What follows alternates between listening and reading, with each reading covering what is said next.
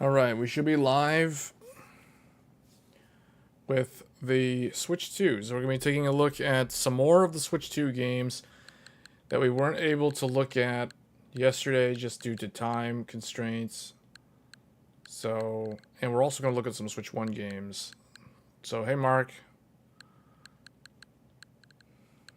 We're going to be looking at Rune Factory, Guardians of Azuma, Bravely Default, Flying Fairy. We may also play a little bit of Mario Kart World again. Maybe the Welcome Tour. And then also some Switch 1 games that have not officially been updated, just to see if they run better on this newer hardware. So that's kind of what we have in store. If we get through all of that, I will probably switch over to Lies of P Overture. We were streaming that earlier today because I was unaware of that game being available until I went back and watched some of the, what is it, the Summer Game Festival thing that happened yesterday, and Lies of P Overture was announced as available. So we're gonna, I don't know if we're gonna look at that again. We looked at it earlier today. We did like a 2-hour something live stream during the day, but now we're gonna go back to the Switch 2 since this week is mostly Switch 2. This is the launch, so we've got a lot of stuff to get through here. So let's go ahead and start with Rune Factory, Guardians of Azuma. The game runs at a solid 60 frames per second. This is probably 1080p upscaled to 4K. Isn't Overture an upgrade? Yes, it is. It's a DLC. It's a DLC to the game. We played it earlier today.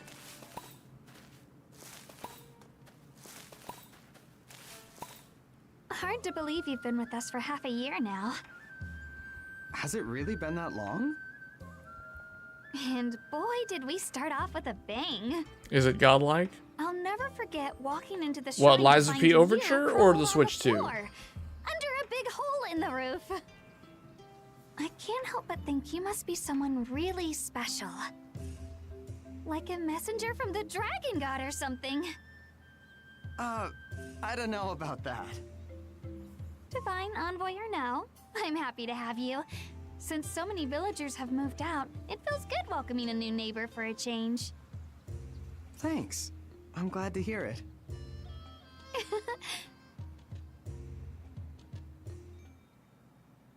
Oh, Switch 2? Well, I'll tell you this. If you're someone who likes to use the game, the console in docked or in portable mode, so handheld mode, this is a massive upgrade over the original Switch. Not only do games load significantly faster, they also run Where are you a going? lot smoother. So we're playing this at 60 frames per second. Now, this game has cel-shaded graphics, so I don't think it's super hard to run. There. Perfect. And I'm sure the god residing here would agree. So, who is the god of this shrine But this anyway? game did not run that well on the original Switch. Good question. All I know is that they're a dragon. What was their name again? I think it's Moko something? That sure is a name. We do have the video up on the channel Anyway, about the they're a Memory protector Express. god, so we So should micro pay our SD respects. Express is required if you want Could to you add more use this storage to the perform the ritual console. prayer and dance? You cannot use a regular micro SD card. So the video that I put on the channel earlier today covers all of that.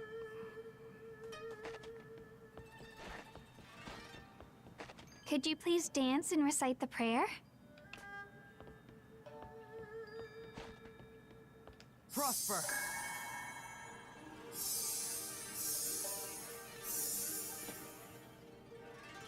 I offer these humble words. Great God of the Dragon Shrine, Moko something, may your Moko divine something. glory shine forth and bless us all forevermore.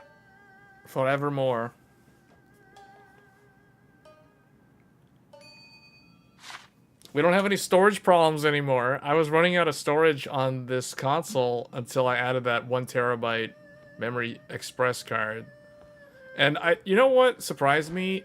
I had to transfer. I transferred all the games except for the NES, SNES, N64, and GameCube classics. Those I kept on the built-in storage.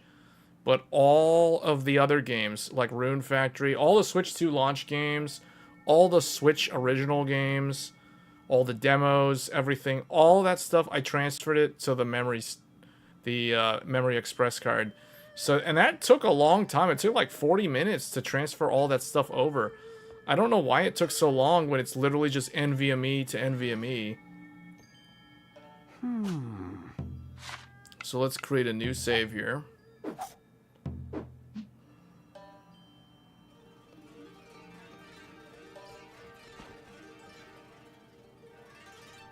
Perfect.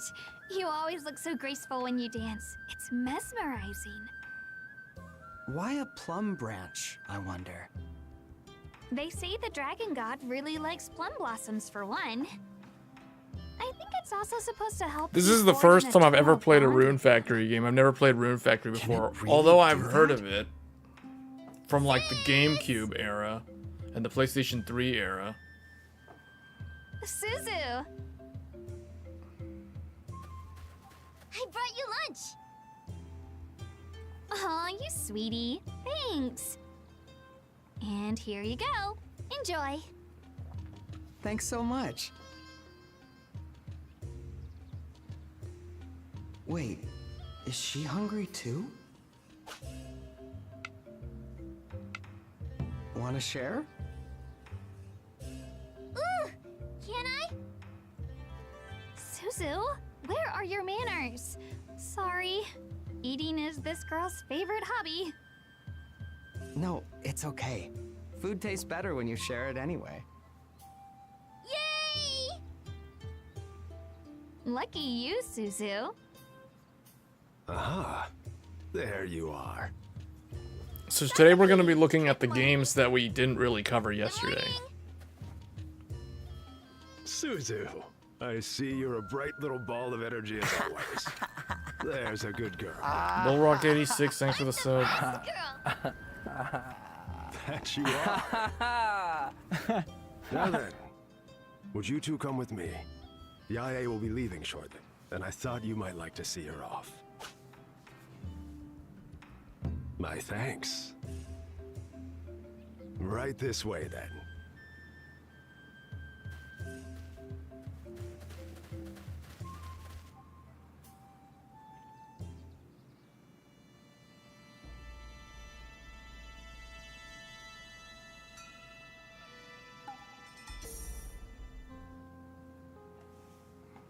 Have you managed to settle in?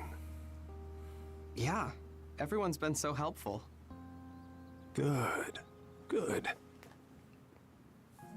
You saw the two Nearly videos? 50 years have You mean the passed unboxing since video the and the memory card celestial video? collapse. Our village once bustled with travelers from all over Azuma. Now, it's but a shadow of its former self.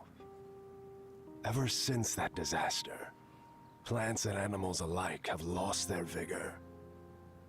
The land itself is starved of runes. Runes? Simply put, the source of all life. And this time we are actually using the Switch 2 Pro Controller. So the new one. Looks like it Yesterday I won't was using bloom the this old year one. either.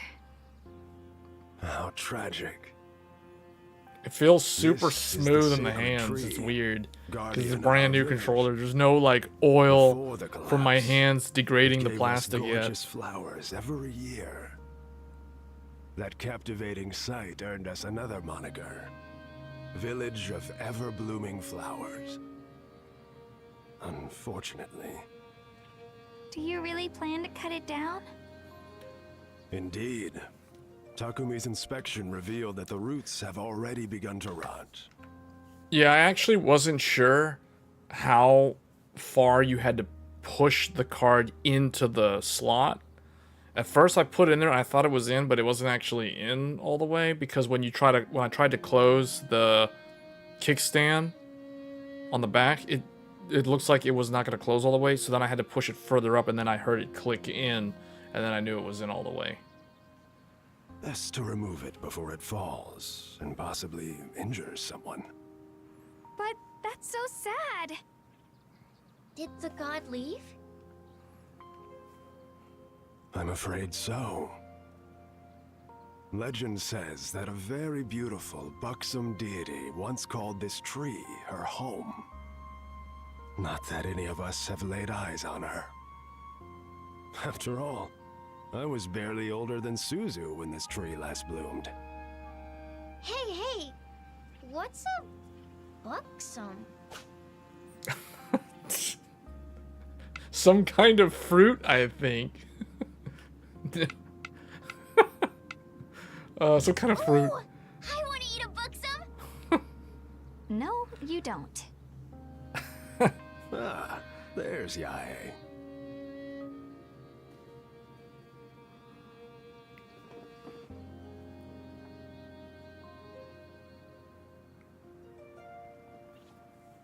And so our population drops again. From what I hear, the rest of Azuma fares little better than our village. I wish her well out there. Yeah, the memory stick. You know, they say the maximum... Ian, if you're listening, I hope The you maximum recover soon. capacity that the Switch 2, at least right now with the current firmware, supports is 2 terabytes. But there is actually no 2 terabyte, to my knowledge, there's no 2 terabyte micro SD express card yet. 1 terabyte is the max size that you can get. And these express cards are not cheap. They are, because the Switch 2 currently is the only device that requires them, they are very expensive compared to your run-of-the-mill micro SD cards, which do not work with the Switch 2. Like, you have to have a micro SD express. It is required, as I said in the video, because of the NVMe and the PCIe. It would be like if someone... It would be like if someone bought a SATA-based M.2 drive and they tried to install it in a PlayStation 5. That would not work. Like, it requires NVMe, non-volatile memory express. So the Switch 2 is using similar technology to the PlayStation 5 and the Xbox Series X, and those use PCIe lanes for the NVMe express. Money trap. Yeah, it's expensive, man. Like, that's the thing. Like, being an early adopter, this new console generation, it is expensive. Like, I was calculating how much money I've spent on the Switch 2, upgrading from Switch 1 to Switch 2. I basically spent the same amount of money as though I would have bought a PlayStation 5 Pro. Like, the PS5 Pro. PS5 Pro is $700. The Switch was $500. And the memory card in that video, that 1 terabyte memory express, that was like $180. $180 for a 1 terabyte micro SD express from GameStop. And that's actually the lowest price that you can get right now for a 1 terabyte express card. So that's crazy. Like, and I pre-ordered that thing months ago. Like, I ordered it back in like April or like late March. So you don't know if there will be enough games for Switch 2 in the near future to even fill 256. My Switch 2 was already almost maxed out on 256 gigabytes. I had 3 gigabytes of free space left. If you go back and watch the video, you'll see in the video, because I show my Switch 2, I show how full the built-in 256 gigabytes was. I had 3 gigabytes of free space remaining. And this is like early days, man. Like, this is like 2 days in.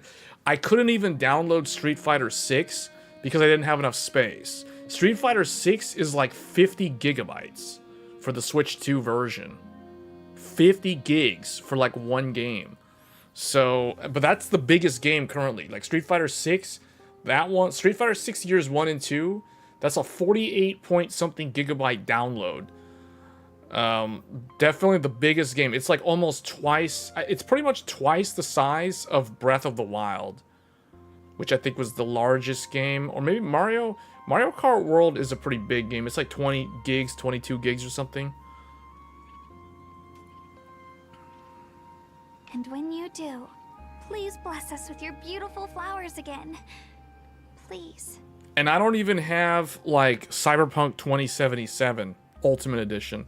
Like I don't have that. I don't have Hitman. I don't have the, I guess, the re-releases of older games that were launch titles for the Switch 2. I don't have those games. Like I only have the newer games that came out this year, either Switch exclusive or otherwise. And I was already maxing like I was at what, like 252 gigs. Or no, 250, I had three left. I was like 253 gigs used on the built-in storage. That does it. I'll be the one to revitalize our village. In fact, I had to delete Monster Hunter Rise.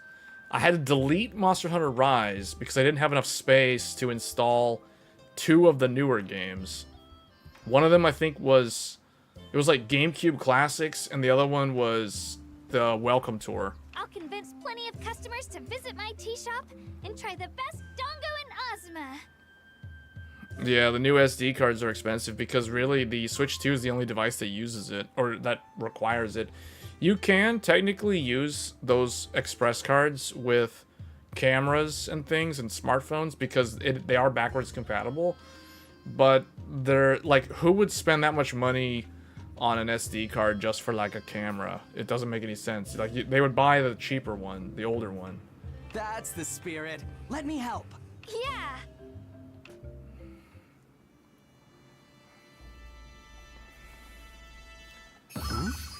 But yeah, I pretty much spent like over $700 for the Switch 2 launch.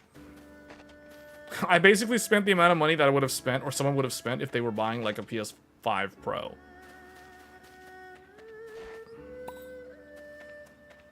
So every time, like all the controversy around the increase in price, because the original Switch was like $300, the Switch 2 was like $150 more, like $450. I bought the Mario Kart World bundle, so I paid like $500. So it was $499 for me when I pre-ordered.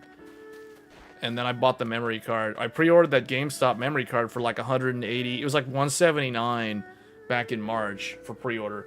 And you look at the same, like if someone wanted to buy the Lexar, I have the link on the channel on that video for the Lexar, because currently the Lexar is the only one that's in stock.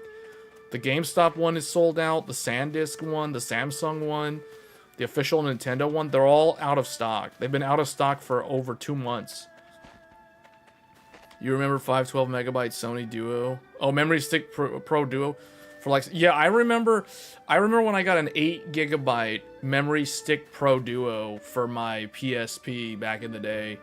8 gigabytes, that was like $75 off of like Newegg back in the day. What's wrong, Suzu? Can I ask a favor? Go ahead. It's $189 So currently. really, Yeah, see they whenever raised I it by play outside $10. the village, I keep seeing this really And it's out of weird stock. animal. Weird. Yeah, all those How? 1 terabytes are out of stock. It's Only the really Lexar. weird. The Lexar on It's like Adorama. just I have the link on that video. really weird. But the Lexar is like $220 for that 1 terabyte. So people are milking the price right now because of the demand, because of those lack of inventory. That's the thing. It's like, it's pretty easy to buy the Switch 2 right now. I don't know how long they'll last in stock though, but the Memory Stick Express, SD Express, is going to be really hard to get. Like if someone wants a 512 gigabyte or a 1 terabyte, good luck trying to find those at decent prices, because the only one that you can find regularly at the normal price is the 256 gigabytes. So it's like 256 gigabyte built-in plus 256 gigabyte external, or I guess like expandable flash. To me, You're paying like $55 to like $70 for 256 gigs. I mean, that you can see why the 1 terabyte at 180 was a good deal.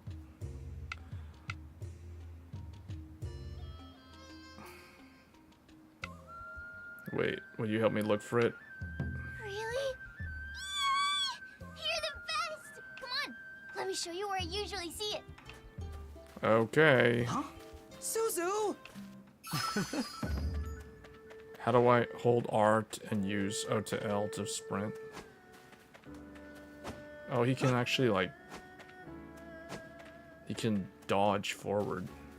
I saw it around here yesterday. Bright white and covered in fluff. White fluff. The GameStop one does look pretty cool, though. Come this way. Like, out of all the micro SD Express cards I looked at, the GameStop one was the coolest looking one because it had the gold coloring. It looked the most premium.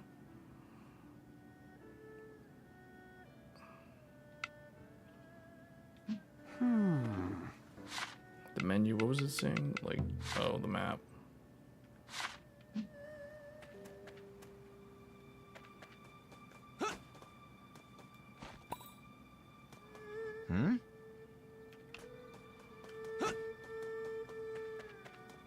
Sorry about Suzu. She's got a short attention span, so just humor her for a bit. A weird animal in the village. Can't say I've seen anything of the sort. Perhaps it hides from all but the innocent eyes of a child.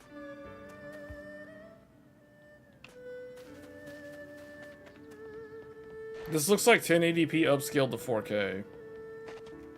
Sometimes I wonder, like, if I was not using a 4K output screen, and if instead I was connecting to a 1080p display or 1080p capture card, if the Switch 2 maxed at 1080, would it look better than this? I wonder if it would. It probably would, because you wouldn't have to upscale. I saw it here 2 days ago, I think. It had super big horns. Curvy ones. Horns? Then it can't be a woolly. Maybe a buffamoo? Not here either. Let's go this way next.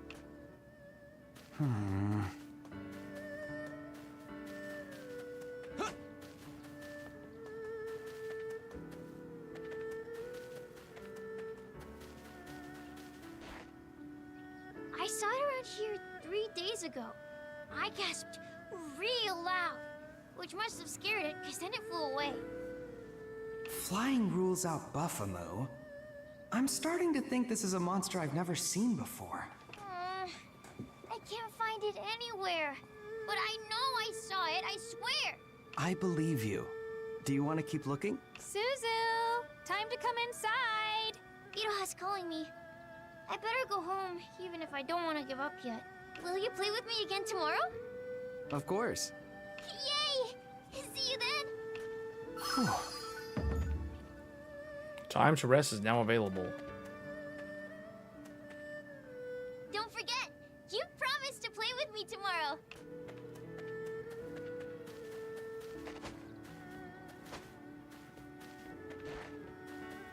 There's no way to interact with the ladder?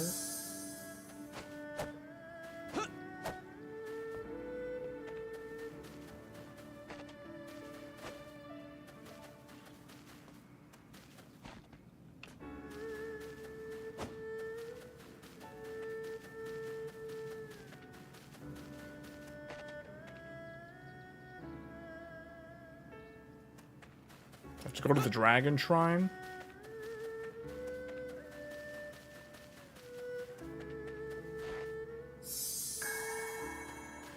Does this give me fast travel? Is there, hold on, is there like a, okay, that's the shortcut for the map.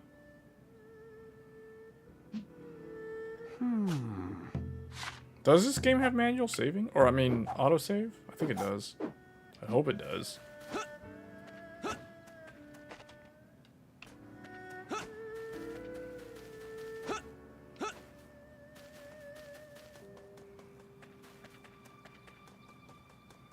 We'll try to spend about, let me see, I'll try to spend no more than like 45 minutes per title.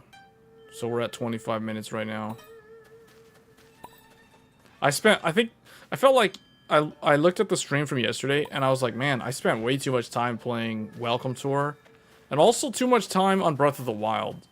Those two games got so much airtime compared to all the others.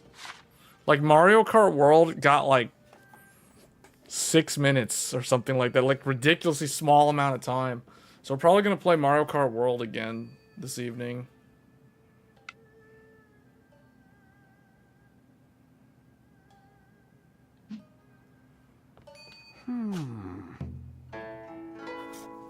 Yeah, it autosaves.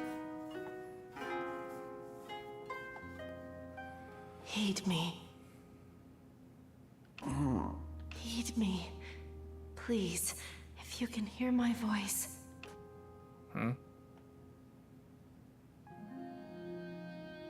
Huh? What am I doing outside? What?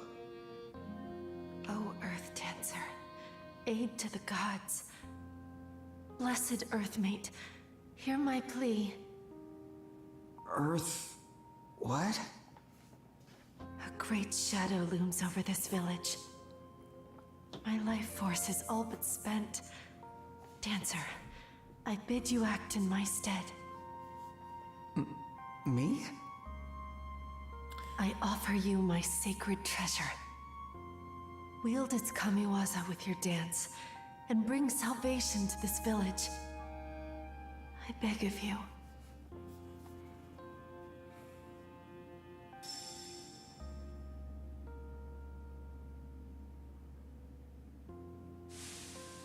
So for those of you that are not planning on getting the Switch 2 anytime soon, Up and at 'em, partner. Come on, let's go. are you guys going to play Dune Awakening? Apparently Dune Awakening is playable right now if you, I think, pre-ordered it or bought it or something. You get early access. Whoa, was that called for? Don't tell me you forgot your own partner. Partner? You're kidding me. You seriously don't remember? Ah, well. Guess it's no surprise you wouldn't recognize me looking like this. Wait, white, fluffy, horned, flying? You're the weird animal! Excuse me? I'll have you know that I am a dragon, a descendant of the Mihoshi Habaki. I am the ivory one who soars the heavens, Mokoshiro. Oh, he's Moko something. Could you repeat that? Come on! I'm not saying all that again. Just call me whatever you want. I kinda like Wolby. What? Wolby? That's your best name for the descendant of a dragon god? You don't like it? It's fine. Whatever. Listen, you and I have a much bigger fish to fry at the moment. We've got to track down the black dragon before it drains. You don't all like the runes handhelds from because the screens are Azuma. too small? What black dragon? No way. Please tell me you're pulling my leg. Why else You don't have did the, I you still have make Switch you 2, an but you Earth want to buy one Dancer? next month? An Earth Dancer. What games are you planning to play on it? Right. And this is that divine I feel like instrument most from my people dream. that get the Switch or any Nintendo I'm supposed to console use it in would some at the sort very of least dance. play the first party titles. You remember now. Great. What I'm always curious to know about you people that are. have Nintendo consoles are We what get trouble. Some kind of shadowy what monsters attacking third party the games do they village. play on it. No. Hey, I'm I not feel done like this talking yet. console really needs the MiHoYo gacha games. Genshin Impact and Star Rail need to be on this system. There's no reason why the Switch 2 can't. Well, I take that back because no, that's not true because the mobile versions of those games run on ARM-based CPUs. What the? The phones are all ARM-based, and the Switch 2 is ARM-based. So I feel like Genshin Impact and Honkai Star Rail and Zenless Zone Zero, those type of games should be able to run on the Switch 2. if a random smartphone can run them, then the Switch 2 Dragon, should be able to it's run the them one too. from my dream. You need to finish. What's TO? What is that? Tears of the Kingdom. Tears of the Kingdom, yeah. I haven't even started, man. I only started playing Breath of the Wild when I got the Switch 2. I didn't even have Breath of the Wild before I had got the Switch 2. So my first experience playing Breath of the Wild was on Switch 2. Switch 2 edition. Even though I have the original Switch, I never played the Zelda games. I've got to tell them its weakness. What was it? There's all this stuff happening in game and I wasn't paying attention at all. The horns! Aim for its horns! Oh, he remembered. He remembered somehow. That guy looked like he's from Rogue Galaxy. Or that one game from last February. Yes! All right! Those two look like they're from that one game. What's that game called? Grand Blue Fantasy Relink, yeah. Those two in the airship look like they're from Grand Blue Fantasy Relink. That's another game that should be on this system. Although that game was actually... That game did not look that good and was very hard to run on PC. So, maybe not. Phew, that was a close call. Thanks for the tip.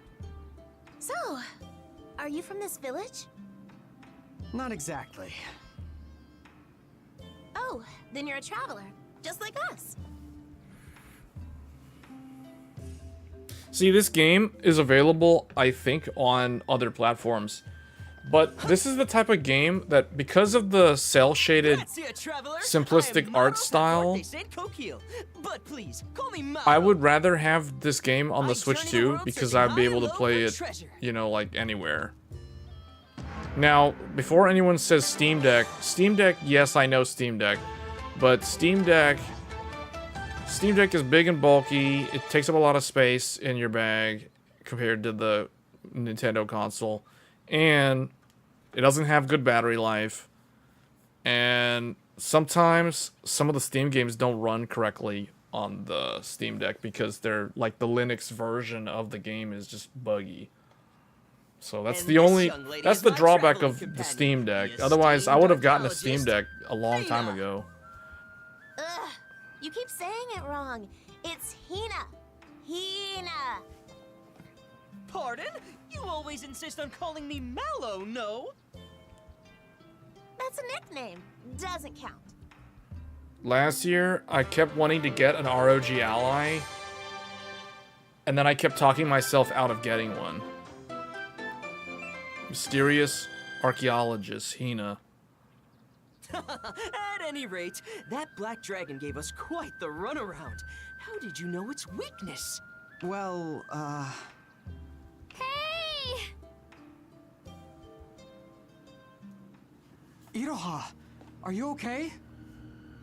Yeah, Suzu and I are fine. But the sacred tree?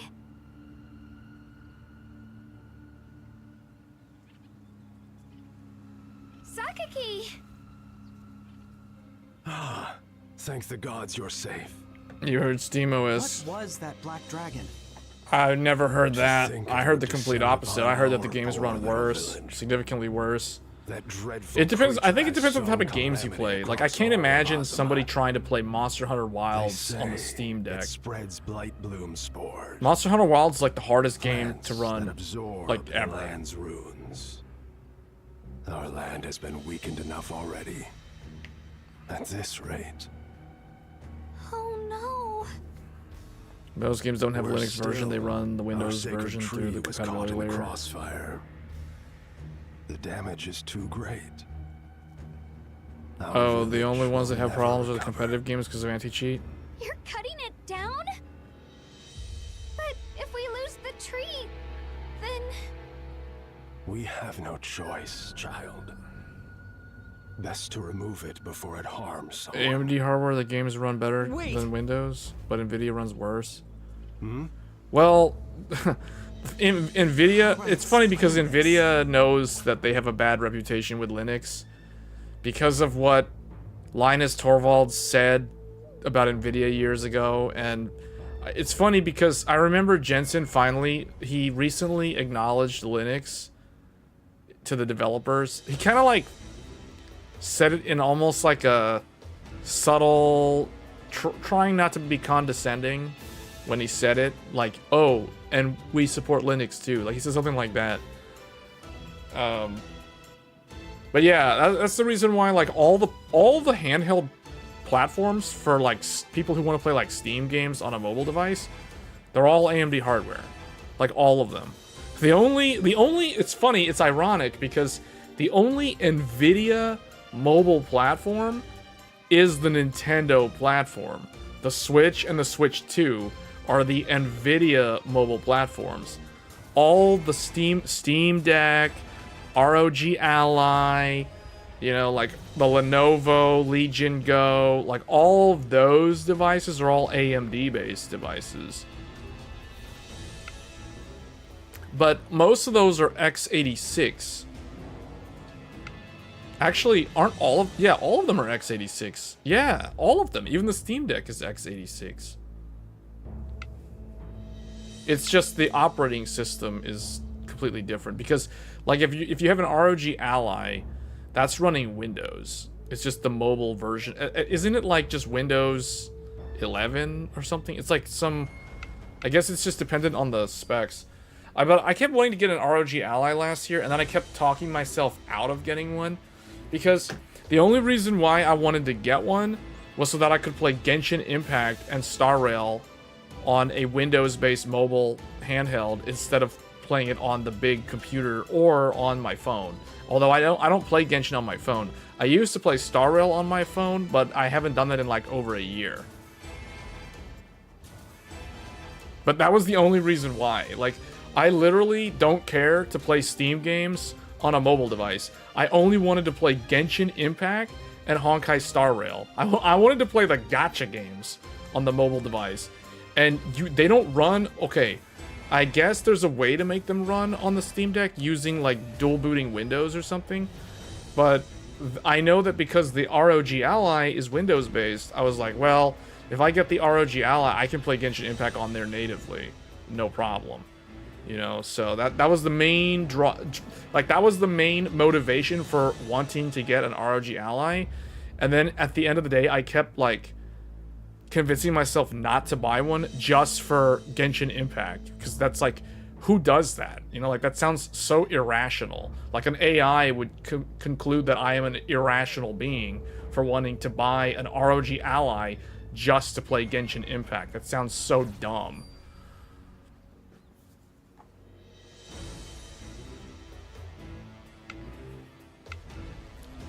Yeah, but MSI is also... the new MSI Claw is AMD based. Problem with Windows is that it isn't optimized for mobile. Its UI is definitely...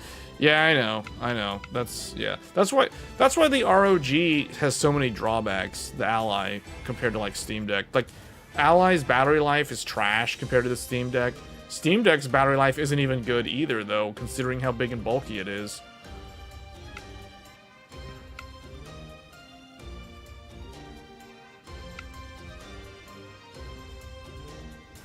Wait, what is this? How do I explain this? The tree's god spoke to me in my dreams. You will? Oh? And just what are you planning? I don't know what the original context of that conversation was. Oh, finally. I just chose the second option. That's it! The weird animal! Wolby! You just ditched me, you jerk! I can't fly very far like this, you know? A talking woolly? Wolby, if you know anything about this, please tell me. You're a divine messenger, right? I want to save this village and its guardian deity.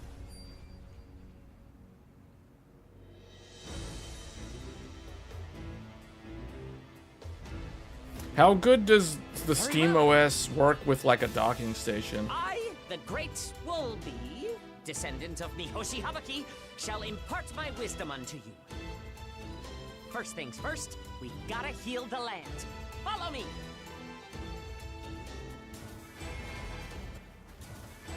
Yeah, I really want an You Xbox said the god gave you an console instrument that in is your like the thing, right? Switch and the Steam Deck. Yeah, she asked me to save this village in her place. Then it's time to put that thing to good use. The god of spring oversees this village. Her domain includes healing and mirth. Let's start by giving these blighted trees a healthy dose of cheer.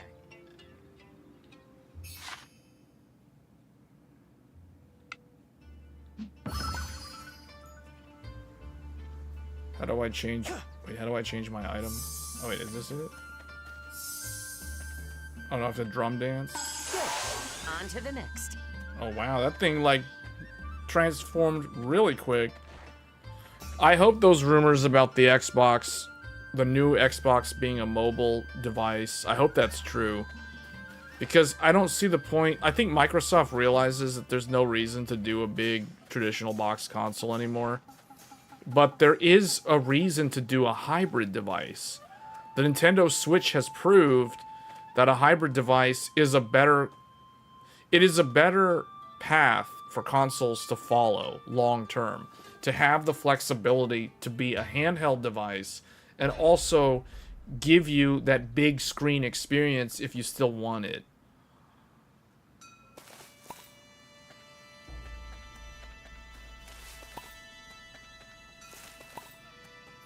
I think if the console people, like if Nintendo, well, now I know there's challenges doing this, but you know how phones change like every year?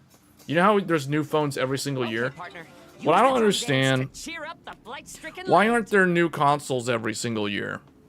Now, that might be a controversial statement, but if no one seems to have a problem with new phones coming out every single year, like the new iPhone gets replaced by another one every single year, the Nintendo Switch should see similar revisions in my mind. Like, they could just keep leveraging NVIDIA's newer Tegra platforms every, maybe not every year, but like every 2 to 3 years. You know what I'm saying?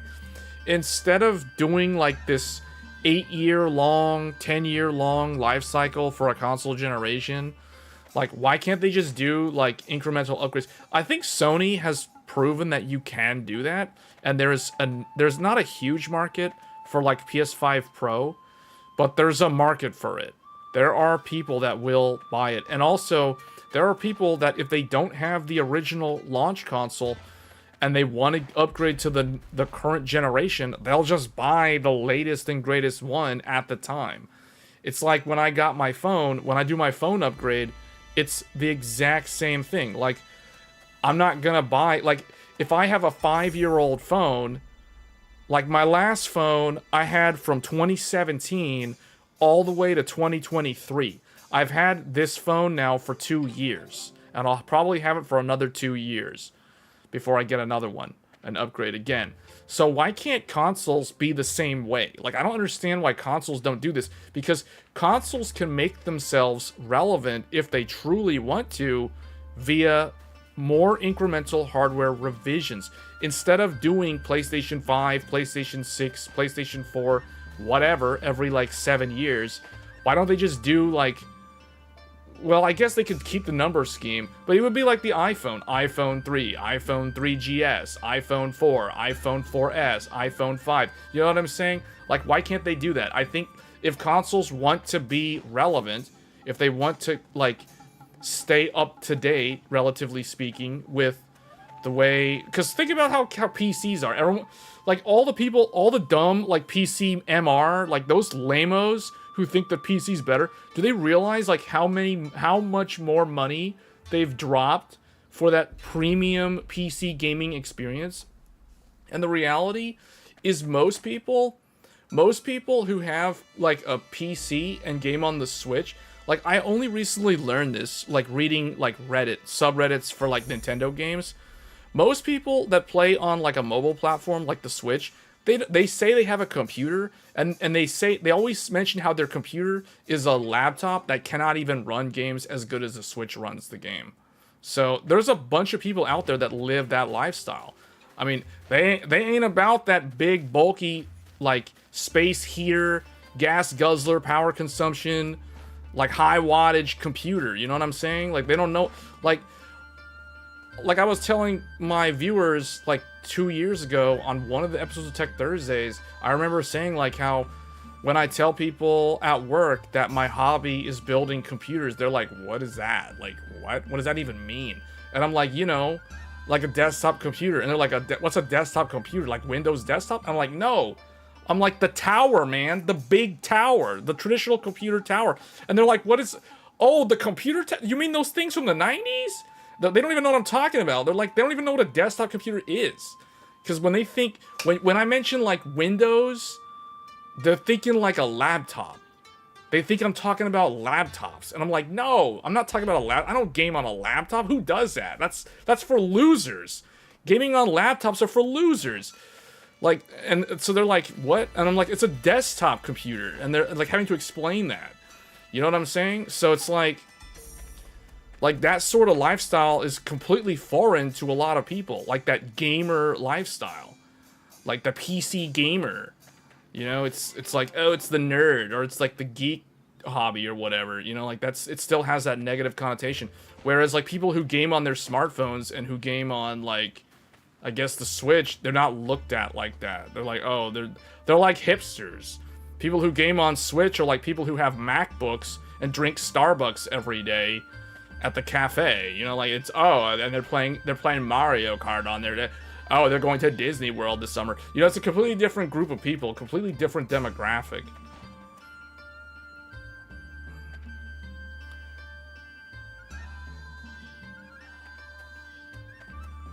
Refresh is all about new production stuff. No, what I'm saying is consoles should do the same thing. There is no reason why the consoles should have as long of a generation as they do.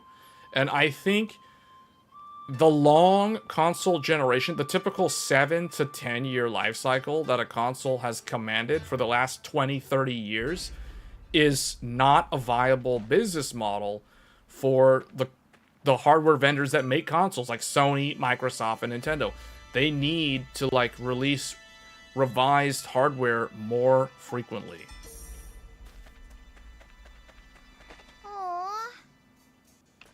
Because think about it, like, all the people who complain about stagnation with computer graphics in gaming, one of the primary argument points that they bring up is that consoles hold back innovation. Consoles hold back innovation. They hold back graphics. They hold the gaming industry back. Well, okay, well, if consoles got iterative updates more frequently, that whole argument would be null and void. It would hold no weight. Even though it doesn't really hold any weight, because the people who are saying that have no idea how video game development works. But still, like, it would give them one less thing to complain about.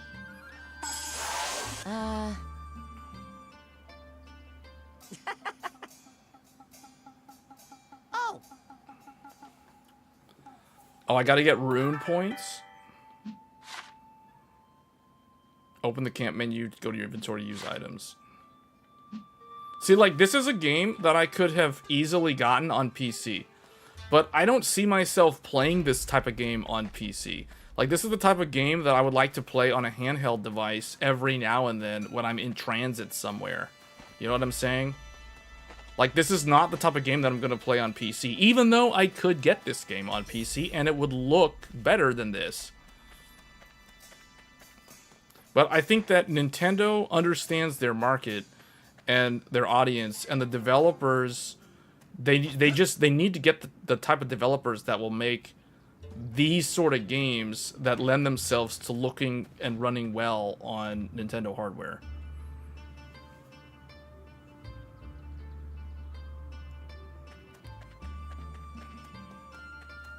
They don't do that because if what?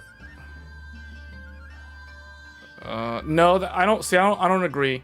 I don't agree with that at all. You know why? Because think about smartphones. Think about like mobile games. Genshin Impact runs like garbage on a 5-year-old phone, or like like my old phone. My old phone that I had in 2017 that phone could barely run Genshin Impact. It could run it, but it ran it horribly. It was like 15 to 25 frames per second on a OnePlus 5 from like 2017. You know what I'm saying? But then I upgrade to a Sony Xperia 1 Mark III, and now it's like buttery smooth. You know what I'm saying? So there's no reason why consoles can't be in the same thing. I mean, no, like, people complain about the PC, like people who complain about Monster Hunter Wilds because they're trying to run Monster Hunter Wilds on their potato pandemic PC from like 2020. You know, like with some garbage RTX 3080. Like, that's not going to handle Monster Hunter Wilds. Like, everybody knows that. But yet, it's like, oh, they're complaining about the game. Well, okay, sorry, but you have a potato GPU. Probably the CPU also is a problem. But the thing is, the developer can get off scotch-free. Well, not really, because everyone's going to complain about poor optimization.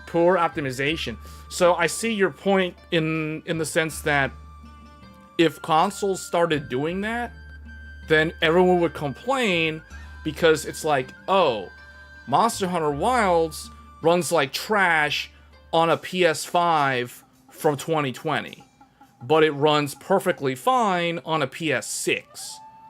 You know what I'm saying? Like that kind of thing would become like a normal everyday occurrence if consoles started doing that.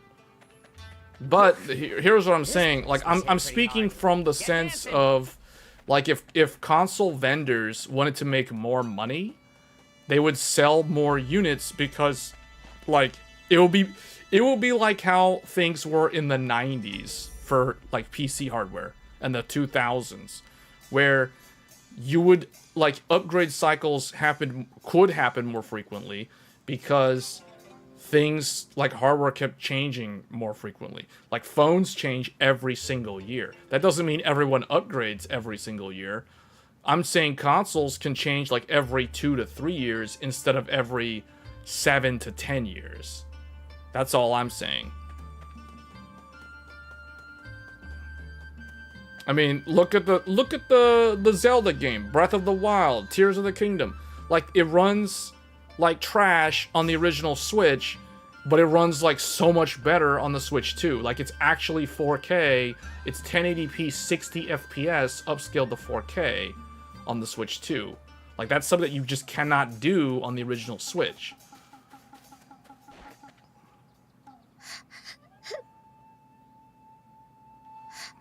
Wait, what? I'll fix it up. There. Why is she all sad? I just fixed up the tree. Yeesh, here too, huh? You know what to do.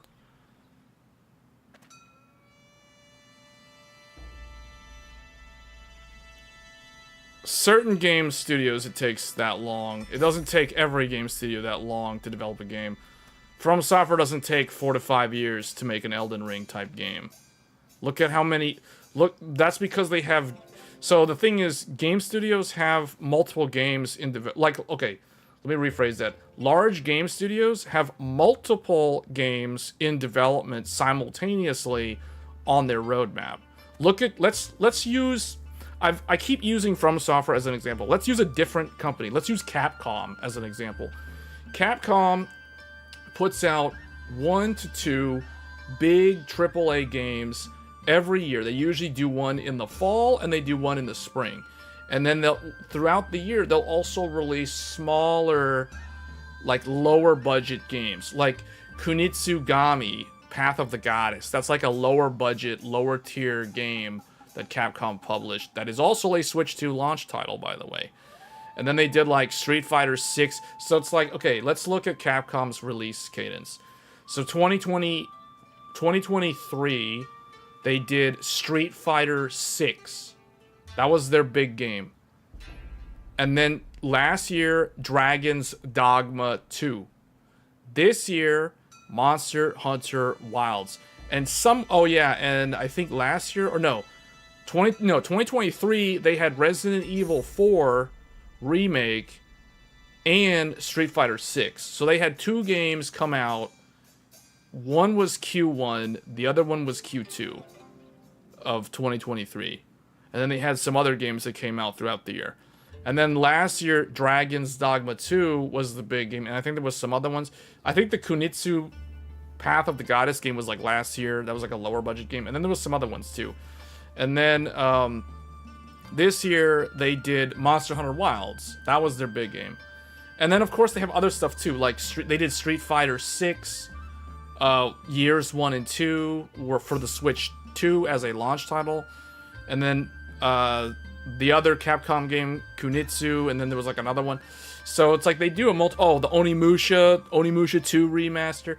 Like, they do a bunch of stuff. Like, they have multiple games in development, and they're not always having to target like the highest end hardware.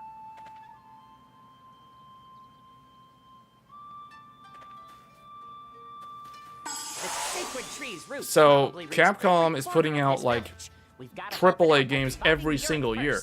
Next year, they're putting out a new Onimusha game, and they're putting out a new Resident Evil game. Resident Evil Requiem is next year. So is the new Onimusha.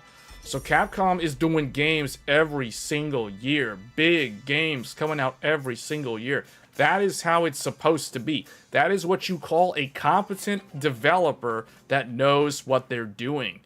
Another example I can give you, we'll use them again, From Software. From Software, 2022, Elden Ring. 2023, Armored Core 6. 2024, Shadow of the Erd Tree. 2025, Elden Ring Night Rain. 2026, The Duskbloods.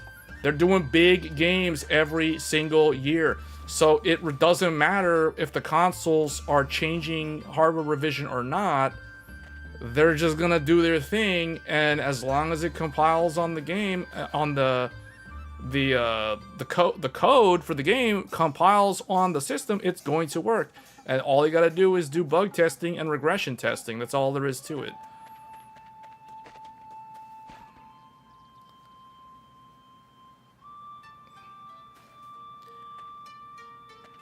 Then you realize, wait, what is this? They have, okay, hold up, let me see. There's a whole bunch of comments. It also gives more unpredictability. Okay, yeah, that's what I just addressed. They have multiple teams, though, working on them. I'm talking about a single team developing a AAA game. A single team developing a AAA game. Yeah. I just gave you a bunch of examples of AAA games. Street Fighter 6 was a AAA game. Elden Ring was a AAA game. The Resident Evil games are AAA games. Those are single studios, by the way. Those are, like, the team that makes Resident Evil is like one development team. The team that makes Street Fighter 6 is another development team. So I'm not sure what that argument is very weak, because it doesn't really. You're bringing up examples of bad companies, like poor performers. Companies that take like 5 years to make a game, to make a AAA game, are like bad in my mind. They're like incompetent. They're poorly managed and they're poorly run. Like Concord, Sony's Concord was a big flop. $300 million, whatever it was, big flop. Waste of money, throwing money in the trash. That is what I call incompetence and poorly managed and not understanding the market. So those are what I consider like incompetent developers. Those developers, in my mind, are kind of irrelevant, because it's like, you know, they can't cope, I guess, with whatever the problem is that they have. But those aren't even technology problems. Those are just like, the fact that it takes 5 years, the fact that it takes Rockstar to take 10 years or more to make GTA 6 is inexcusable. So to me, the longer it takes for a game to come out, the more risk is involved for that company. They stand to lose so much when the game takes so long to come out. You know why? because it drives up the hype. It drives up the expectation for the game to be so perfect. And it gets held to this super high standard that is near impossible to achieve. The longer it takes, that it creates the probability of a negative review goes up the longer the game takes to come out, because there's it just opens the door for unrealistic expectations for reviewers and for people who actually play the game, the retail game.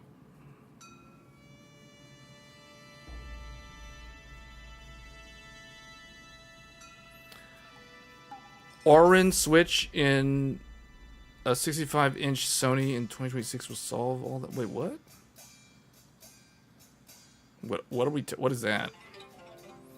Orin Switch in a 65-inch. What does that mean? I don't understand what that's referring to. You're referring to a TV? The TV's not the thing that's rendering the game, though.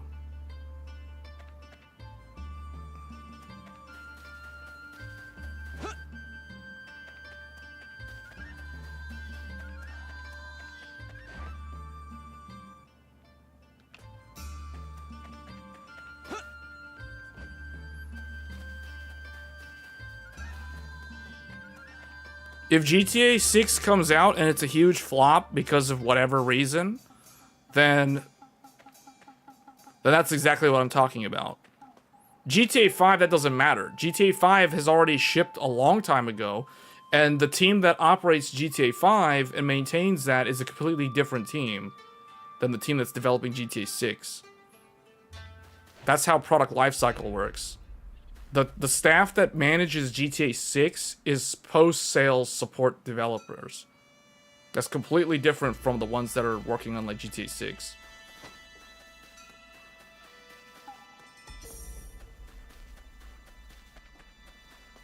So that has nothing to do, like GTA 5 and GTA 6, that's mutually exclusive.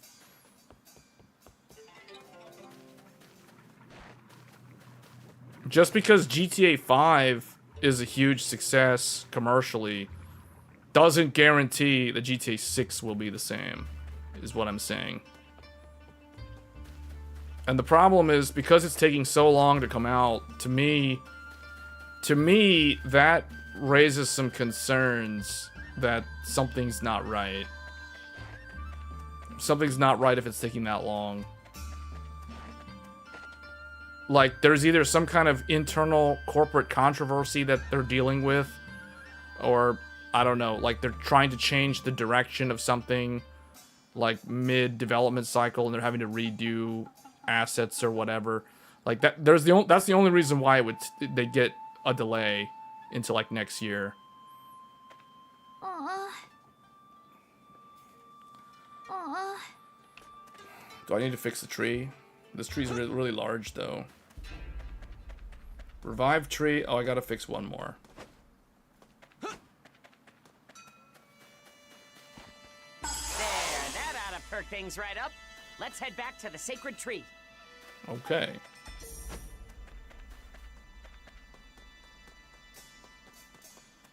Okay, now for the finishing touch. Use the Dance of Bonds to restore power to the god.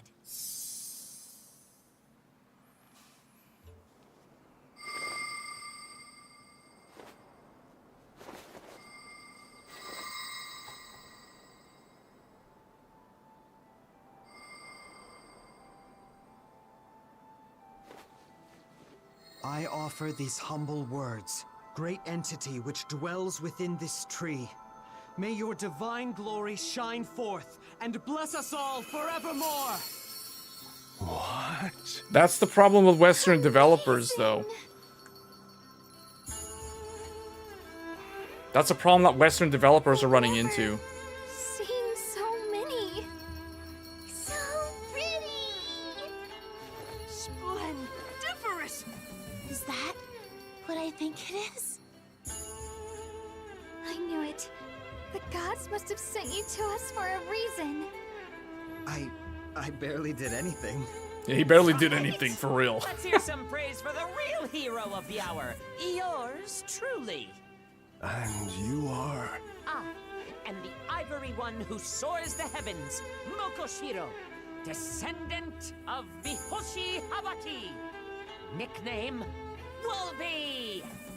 Lord Wolby. You both have my deepest gratitude for your tireless efforts.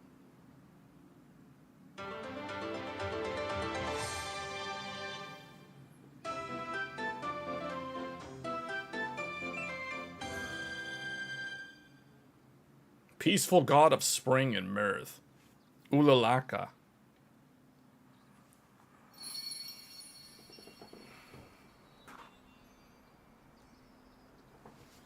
How glad I am to meet you in person. From within this tree, I preside over Azuma's springtime and merriment. My followers call me the joyful elegance of spring. You may address me as Ulalaka. Ah, divine Ulalaka. Forgive my impudence. I had no idea you truly resided within this tree. You are forgiven, Sakaki. I have seen and felt how dearly you care for this village. Were I in your position, I surely would have done the same. You honor me too greatly. Lord Woolby, Earth Dancer, allow me to thank you once again. In fact, might I borrow the drum I bestowed upon you?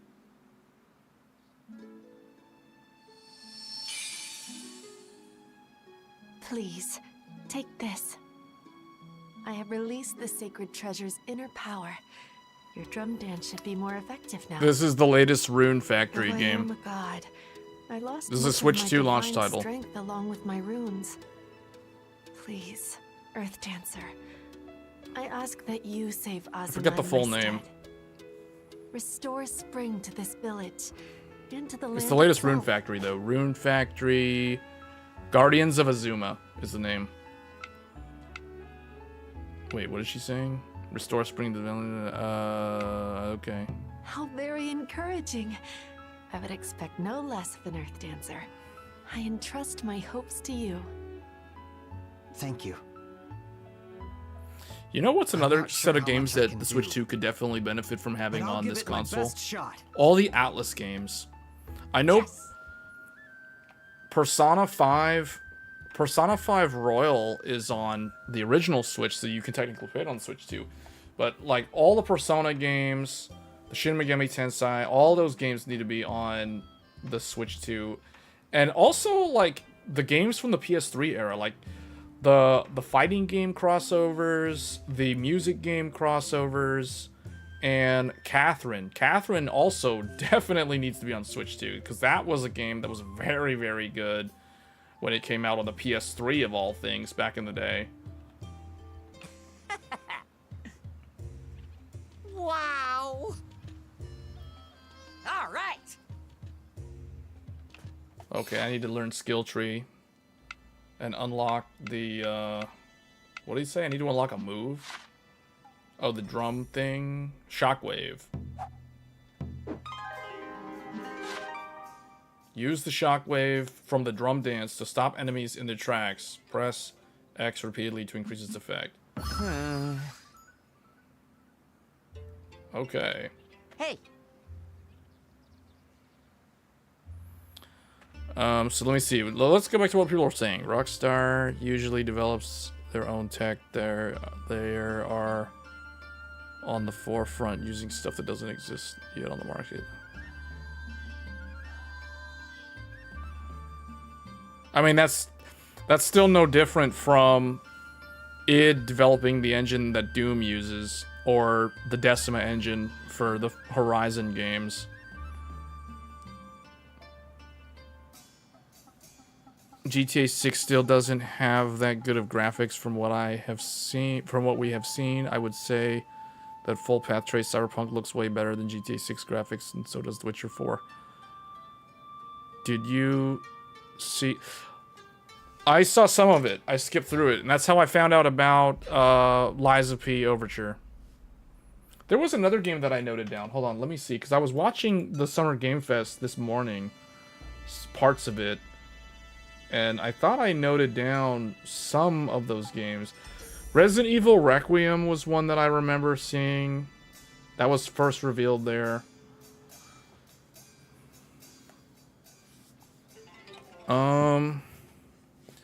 Innovation. Oh, wait. All the new upcoming games have no political... Wait, innovation is an interesting phenomenon between the 2 points of doing something new and addressing all the mongrel claims that follow. What?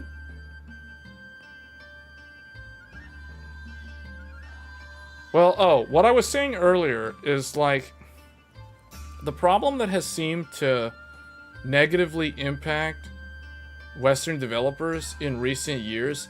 This is something that I noticed kind of started in the second half of the 8th generation, and it kind of continued into the 9th generation. It has affected them because games like Concord were complete failures as a result of that. Meanwhile, you look at a game like Marvel Rivals. Marvel Rivals was a success. That was a huge success. And that was a game that utilized the Marvel IP at its core. But the game design was done in a way that it actually made people enjoy the game. This is the complete opposite of what happened with Concord.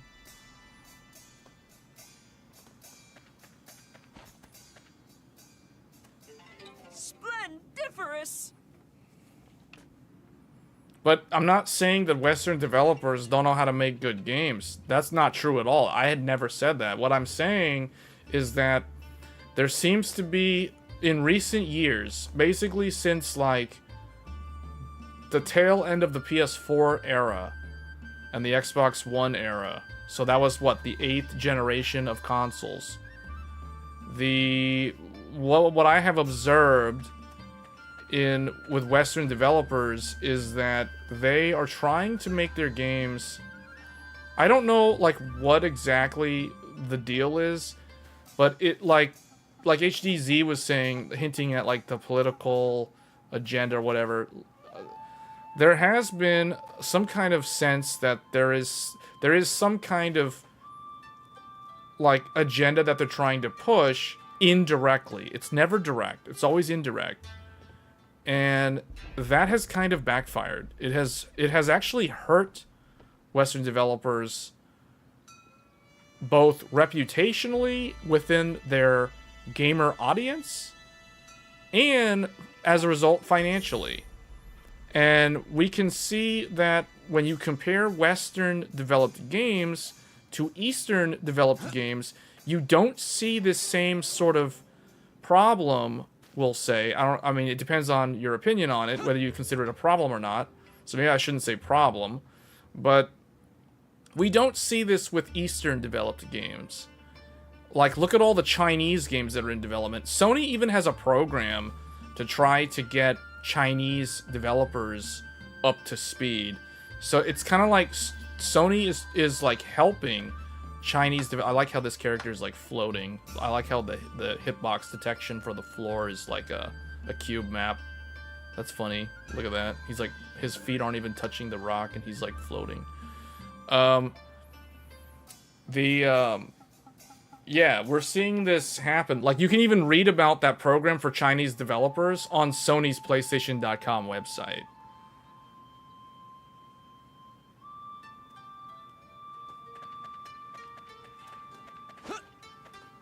But an example of a very good Western developed game, which could potentially win Game of the Year this year, is Clair Obscur Expedition 33.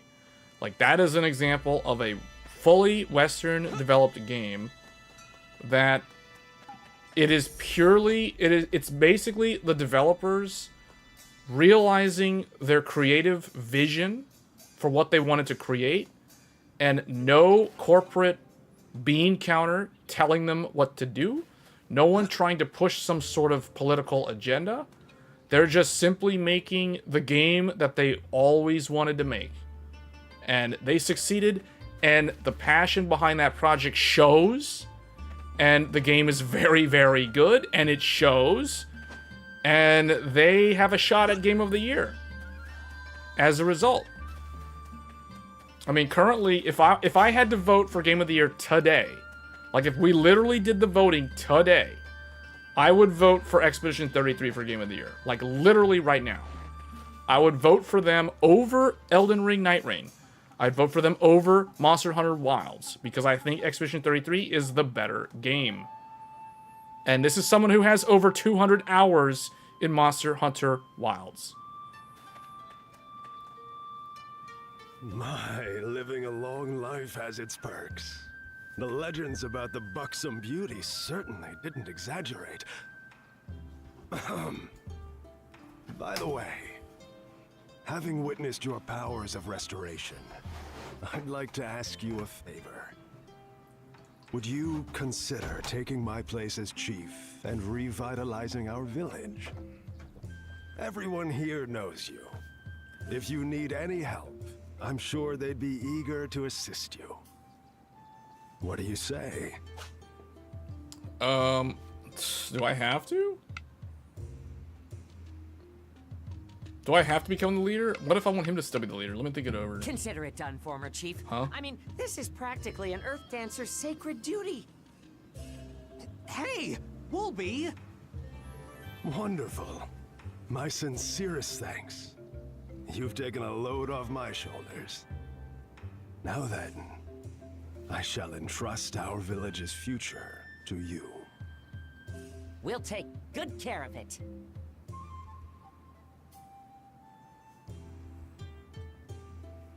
Guess what?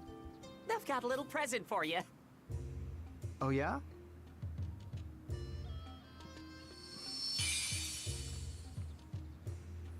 Oh, now What's it's this? now it's really becoming Rune Factory.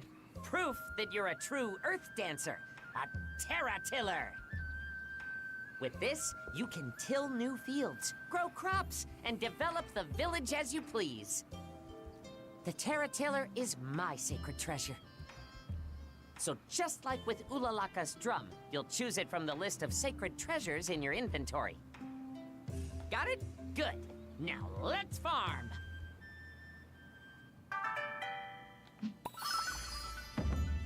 I gotta do farming now. Splendiferous!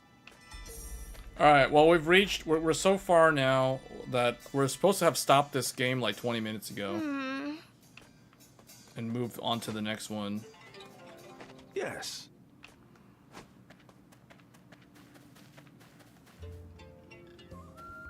We gotta do farming first. Ulalaka? You look unhappy. What's up? Long have I slept. I never imagined that the village would fall in such hard times in my absence. Ulalaka. I would happily offer you my assistance. If only I'd regained my divinity.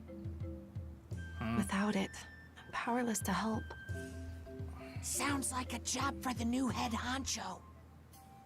Yeah, we need to get the village back on its feet as soon as possible. And I hate seeing Ulalaka so sad. Spoken like a true Earth Dancer. I've already prepared everything you need, so let's hop to it. All right. So we gotta create a farm. Removing objects with a Terra Tiller.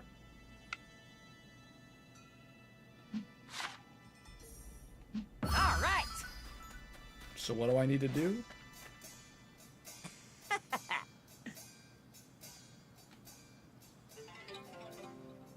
Wait. Oh, I gotta remove this thing? Oh, wait. Oh, I get the material.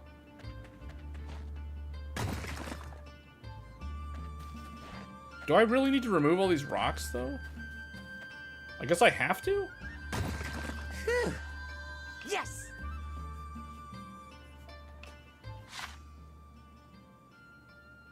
After equipping the Terra Tiller, press Y to bring up the building menu. Here, select what you want to play. Oh! Yeah, this is the crafting part of Rune Factory. Building menu. Let's put something right here. Oh, wait. Oh, it wants me to make a farm. Hold on. This is like a pathway, so I would put one I guess we can make a field right here. It feels like I'm playing Age of Empires 2. Build farm.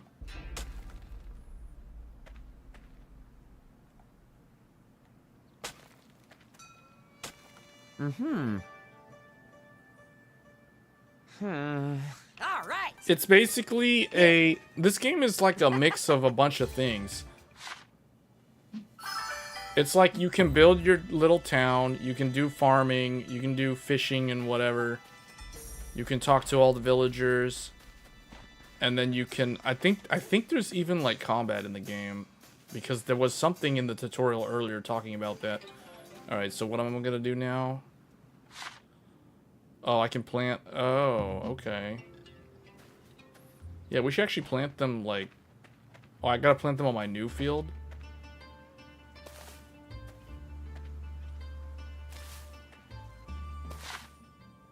First step to a green thumb. Water your fields daily. Okay. Not bad. All right. Just great. Oh, Turnips. Spurring growth with a drum dance.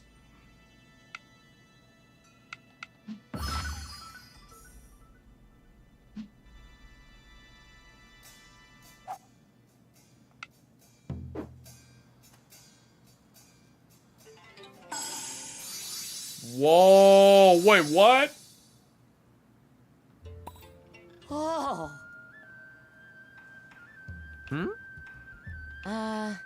You'll get seeds when harvesting crops. Okay.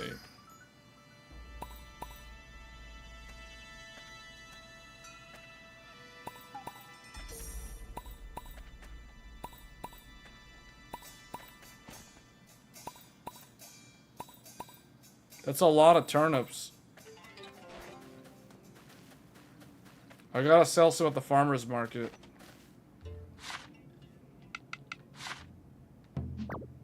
Wait, do I want to sell all of them?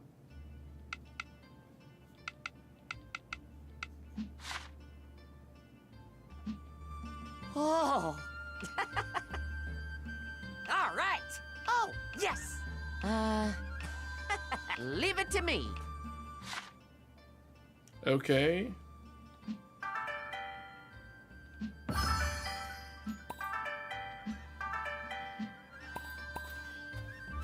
So I can automate it. I can call him to do this. How do I call him?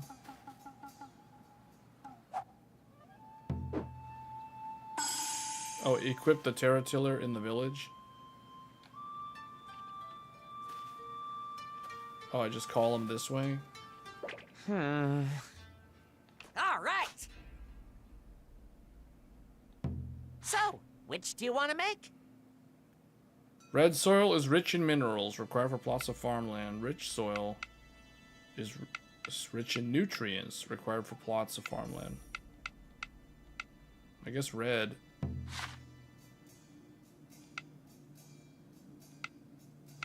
I can do like, oh, I want Fort Max. Let me lend a hand.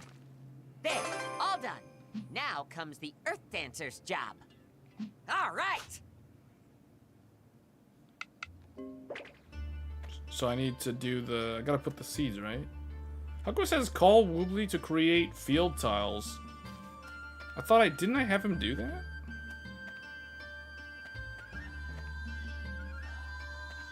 Did I not have him do the right thing?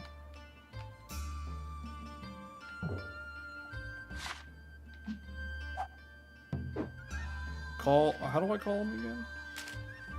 Oh wait, it was this. All right. So, which do you want to Oh, make? he's supposed to create field. Okay, leave the next bit to me. Great. Let's keep working the field Oh, tennis. that's what he was supposed to do. All right. All good. Here.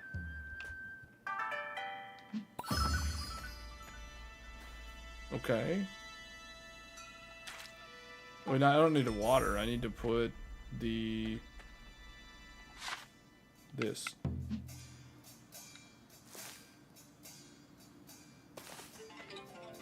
I don't understand. Didn't he put them somewhere? Like, I thought I had that guy, like, the dragon created some stuff, but I don't even see it on the map anywhere, because this was already here.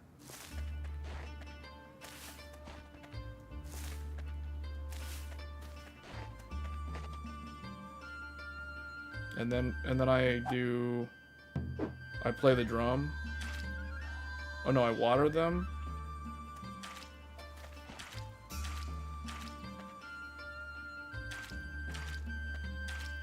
I water them and then I play the drum.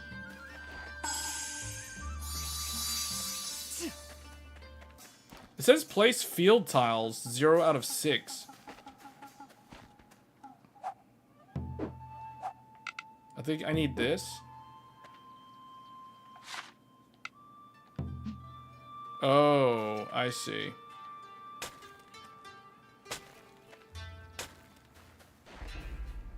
It's mostly intuitive. I feel like without the tutorial, I can kind of figure it out. I figured out how to use the tiller like without the instructions. Really got a knack for this. Oh my goodness. Thank you so much, Earth Dancer. Yes, this might just be enough.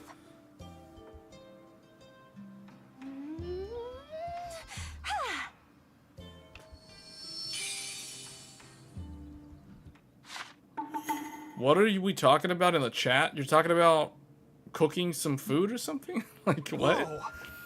I feel Mush, like I just got a huge power mush them up boost. with breadcrumbs and what are we talking about? Like we're planting turnips and you're talking about like Positive that her divinity's cooking back. something? What? Wow. Thanks, Ulalaka. I have another request, Earth Dancer. Adding If you ham or could bacon spare is the good time, too. Would you help me revitalize the For village? planting turnips? That would return my divinity to full strength, What? allowing me to assist you even further. As the new village chief, it would be my pleasure. My humble thanks. I can't express how relieved I am to have an Earth Dancer like Yeah, you. we need... I gotta find the save point so we can switch to a different game. Wait, what do we see? Creating fields and growing crops will revitalize the village, raising its village level. Yeah, this is basically like Age of Empires 2. As the village level increases, the god that watches over the village will regain their divinity and reward you with new blessings. So wait a minute, we're basically doing like... We're literally working for the god, the goddess for free. Hey, I thought I was the leader of the village, though. I mean, the elder voted me to be the new leader of the village. So why are we having to help her get her powers back? Why doesn't she just go on a quest?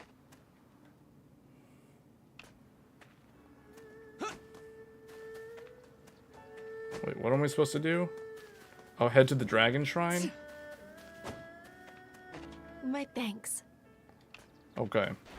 It's north? What about all these people down here, though? Is there like a side quest or something? Oh, No, these guys don't have anything to say. Hold on, what? Can I leave the village? And just go off and do something else? What is this? Oh. Whoa, whatever that is, it's causing me to lose my health. Man, there's a lot of, like, poison stuff over here. Blight. I got negative status effect on me. Hold on, can I attack those things? Weed cutter. Okay, I don't do any damage.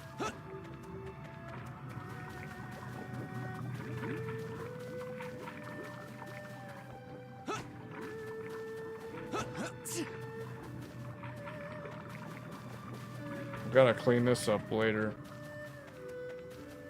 Maybe I'm supposed to use the Terra Tiller on it?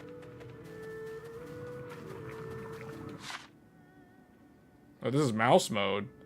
While in Village Builder, you can enter mouse mode. No, I don't need to go into mouse mode. What if I want to build something here, though? It's not gonna let me. Alright, whatever.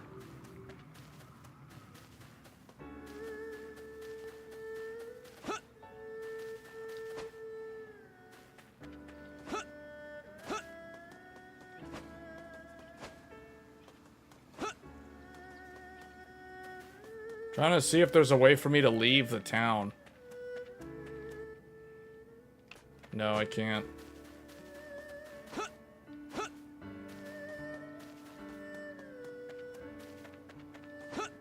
Hey, We're gonna fix that hole in the Lava. roof?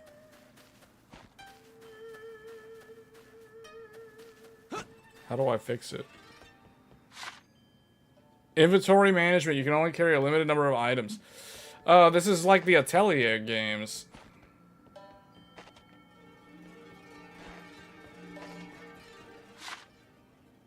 Wardrobe. Oh, I guess you can get unlockable outfits. I don't even know if I need to... I don't think I need to throw anything in here yet. good night.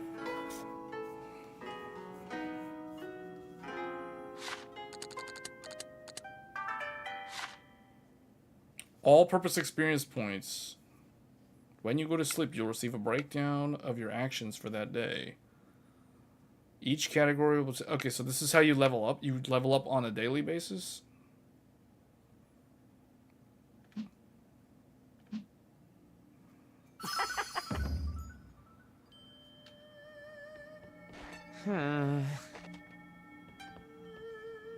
Alright. Let's save here. Alright. So that was... Let's go back to the title screen. That was a look at Rune Factory, Guardians of Azuma. This one definitely seems like it's one of the better... Now, this game is not Switch 2 exclusive. It is exclusive to Switch 2, meaning you cannot play it on Switch 1. But this game is also available on other platforms. So, like, it's on PC, so you can get it off of Steam. I think it's on the other consoles. Actually, I'm not sure if it's on Xbox, but it's probably on PlayStation 5. But it is still considered a Switch 2 launch game. So now we're going to look at... Let me see. Let's look at Bravely Default. Or actually, before we look at Bravely Default, let's try Atelier Yumia demo. Because this game came out earlier this year. Now, this is the Switch 1 version of the game running on the Switch 2. Now, this game ran really poorly on the original Switch. It ran at like 15 to 30 frames per second. So what I want to see here is if the Switch 2 can just, using brute force newer hardware, it can brute force its way through the game and run the game a lot better. Because the entire Atelier series is one that I think it lends itself well to a mobile platform. That being said, the older games in this franchise probably run better on the Switch 2. But this one is like the hardest one to run. Okay, so let's see. Let's see how it runs. I can already tell this is only 30 frames per second. So this... Yeah, this is 30 frames per second. But it looks like it's a solid 30 frames per second. Interesting. So the original Switch version of this game is now able to run at a locked 30 FPS. I just don't like 30 FPS on the big screen. It's possible, like, I could probably tolerate 30 frames per second in handheld mode, but I don't like playing this like this in the docked mode. I just don't like how 30 FPS looks on a 240 hertz 4K OLED. You know what I'm saying? But this game, because it's another cel-shaded anime-style graphics, I think these sort of games are the sort of ideal games for the Switch 2, because they're not like super complex in terms of their rendering style. So the mobile platform like the Switch 2 would be perfect for this sort of game. So it's a shame. Like, this is the sort of game, though, that could benefit from a Switch 2 update. Because this game could probably run at, like, I don't know, somewhere between, like, 40 and 60 FPS on this console at, like, 1080p. I'm pretty sure. What am I supposed to do? I'm supposed to, like, platform my way out of here? Oh, wait. Bayonetta 3 is 60 FPS on Switch 2? Yeah. If Bayonetta can run at 60 FPS, then this game should be able to run at 60 FPS. So this one just needs a patch. Use wall jumping to climb the wall. Oh man, it's got the Devil May Cry jump. It's got the Elden Ring Night Rain jump. This is the Elden Ring Night Rain jump on the wall. Everyone's doing Elden Ring Night Rain and Devil May Cry nowadays. Look at this. I just can't stand this 30 FPS.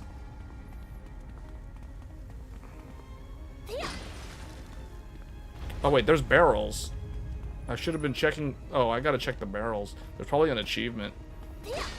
Although it doesn't really matter because this is just the demo. I didn't actually get this game because, and now that I know that it's 30 FPS, I'm not getting this game until it gets a patch because I ain't playing this at 30 FPS. I think there's, knowing what I know about Atelier series though, like you want to break all the barrels. There's probably an achievement for destroying every single barrel in the game.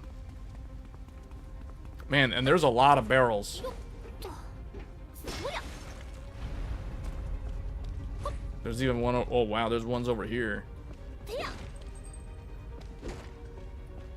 How come I can't get this one? The heck? There, I got it. That was weird. Xenoblade Chronicles X also... Yeah, man. I 100% agree. I am waiting for all of the Xenoblade games. Every single one. Xenoblade Chronicles 1 Remaster, Xenoblade Chronicles 2, Xenoblade Chronicles 3, Xenoblade Chronicles X. All 4 of those games. All 4 of them need a Switch 2 patch. All of them. Wait, are these barrels respawning? I could have sworn I broke all of these already. Are they just respawning after all? Maybe you don't have to break all of them. Okay, no, maybe I just didn't see. There's a lot of them then. That's an awful lot of barrels.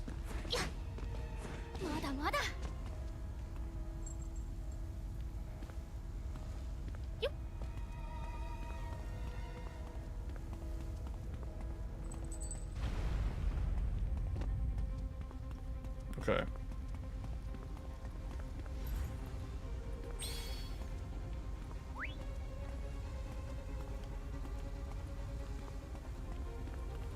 Barrels. Does she have like a, is there like a camera reset?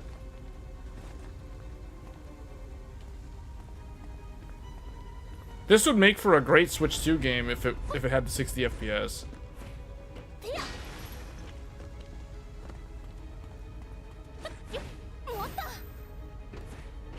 This is the game that we showcased like one time on, I think it was the 9070 XT or something, back in like March when this game first came out.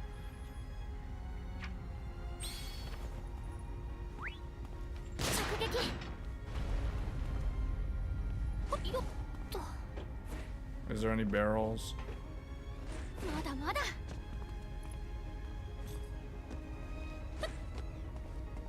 No.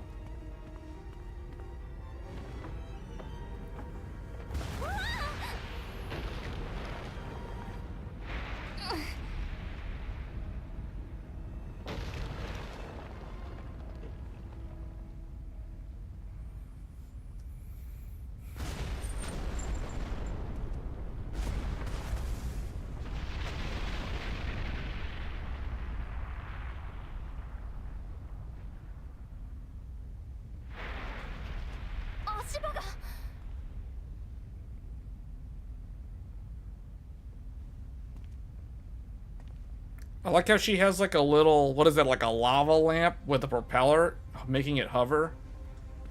Next to her, it's like a flame spear or whatever, and like a lava lamp.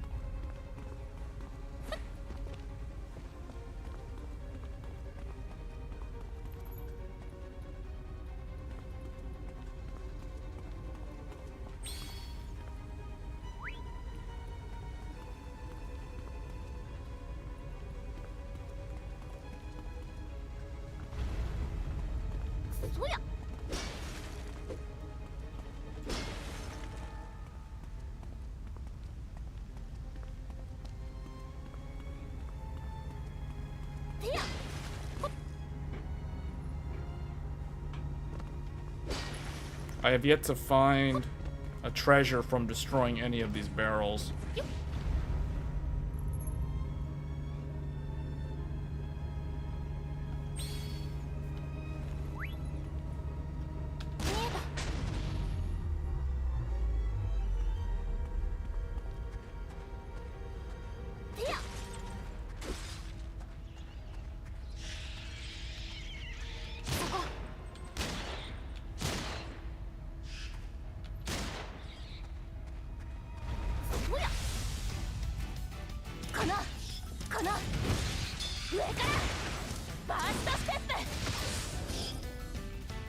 Yeah, if this was 60 FPS, I actually think this game would be really good on this system. Because that combat transition was really smooth.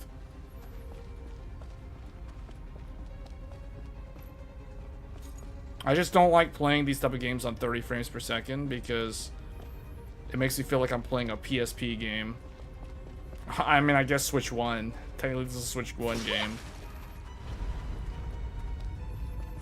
But when I played PSP games, it was always like 30 FPS. So I got so used to 30 frames per second on a handheld. I feel like most people that play a lot of Switch games in handheld mode are probably very accustomed to 30 FPS. 30 FPS, I mean, just long term, especially with all this camera shake, this is gonna give me a headache.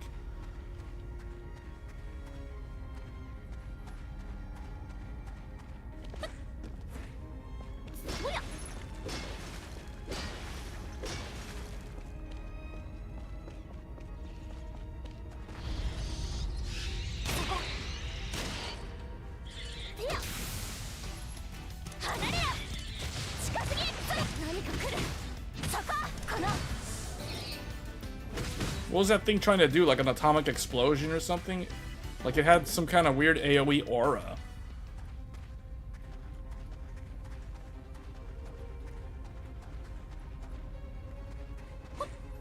I was gonna actually play this game. It's just that one game, Kazan and Monster Hunter like overshadowed this game for me. But the Atelier games in the last like 5 years have all been very good. The Sophie games and the Ryza games are really good. They're real good turn-based RPGs. Wait, what is it saying? The enemy will not be considered KO'd until each foe's HP has been reduced to 0. They are also rather vicious, so be sure to keep an eye on your own HP. ZL puts you in a defending stance. Okay.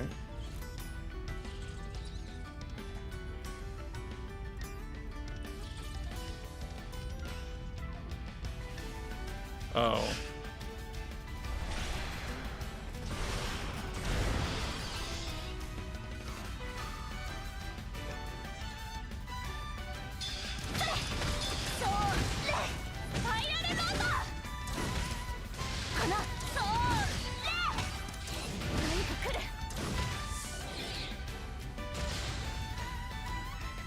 Wait, she killed one of the birds and it killed all three of them?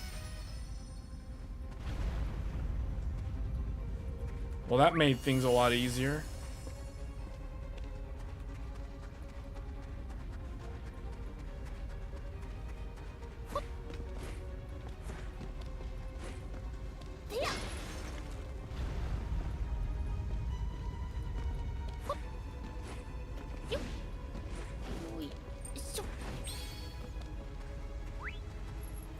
Yeah, this Switch 2 Pro controller is pretty smooth. I like it. It feels really smooth in the hand.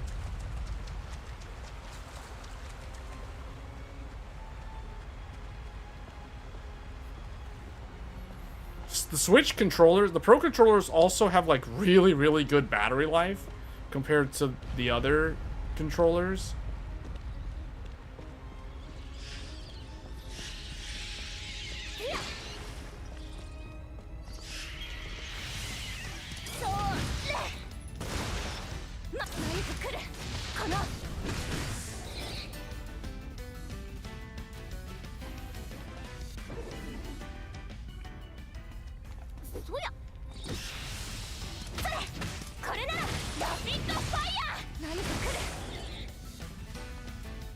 doing those Captain Falcon up A and up B moves.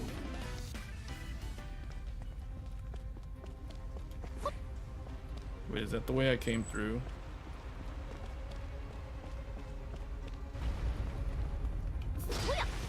Yeah, because I think we have to go up.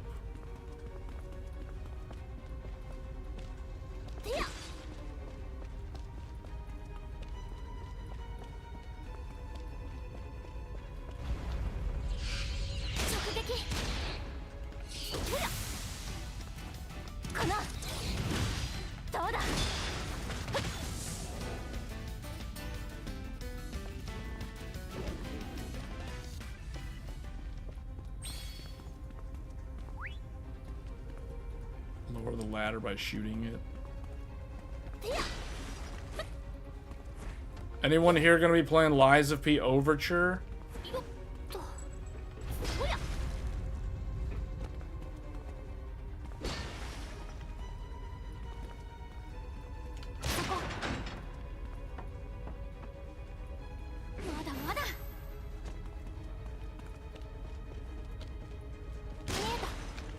Oh yeah, you can also shoot them too.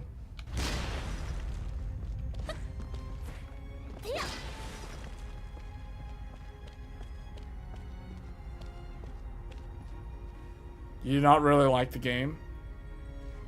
Oh, you played the original one? You just didn't like it? You know, they added 2 easier difficulty levels. Now what was the normal difficulty originally is actually legendary difficulty now.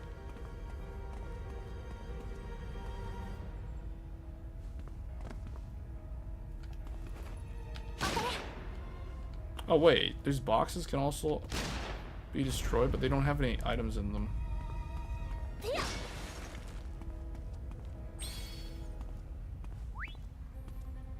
Oh, you just didn't like it from what you saw. I played it in 2023 when it came out, the original Lies of P.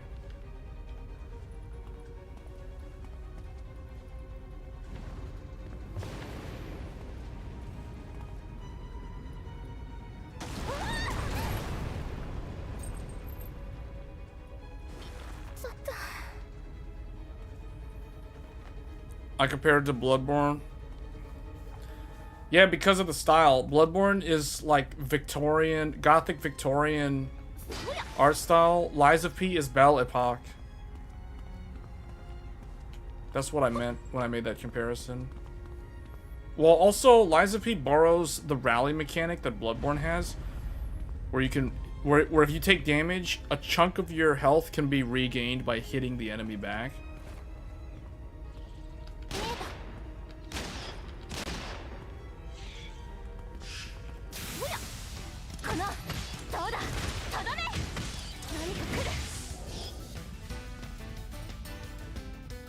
You liked Bloodborne? Yeah, that's a game that needs like a PS5 patch for 60 FPS. That game could easily run at 60 FPS on the PS5. Like, not even PS5 Pro. I'm talking base PS5.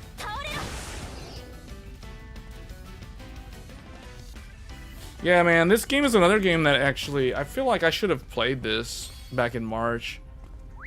I never got around to it because of Monster Hunter, and then by the time I had time to play this was when Expedition 33 came out.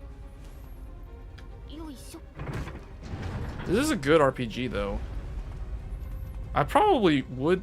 I gotta think, like, when can I get the playtime for this game in? There's just too many other games that have higher priority.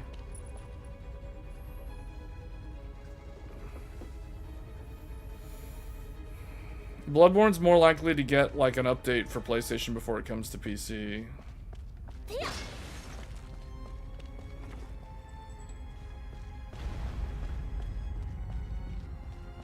Wait, what do I need to do? Oh wait, is there like Oh wait, that would wait.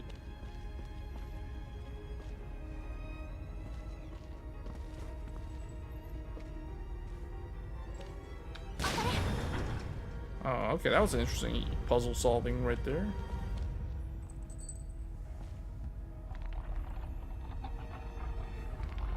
Out of all the From Software games, which ones did you play besides Bloodborne?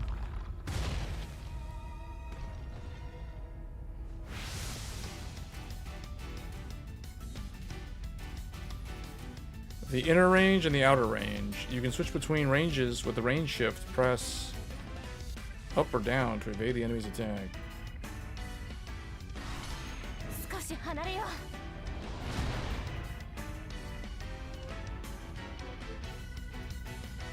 う。 All enemies have physical and magic stun symbol. This is a magic stun. Oh, I see. So you want to hit with... 終わらせる。はっ。外さない。中断の雨だ。直撃。 When the number falls to 0, the enemy will become stunned. 何か来る。バレットストーム。はい。と何か来る。前に出る。それ。 Oh, I see. 何か来る。前に出る。 He's doing the outer range now. Okay, I actually like this combat system. This is unique. I don't think the Ryza series had this combat system. I think this is new to Yumia's game.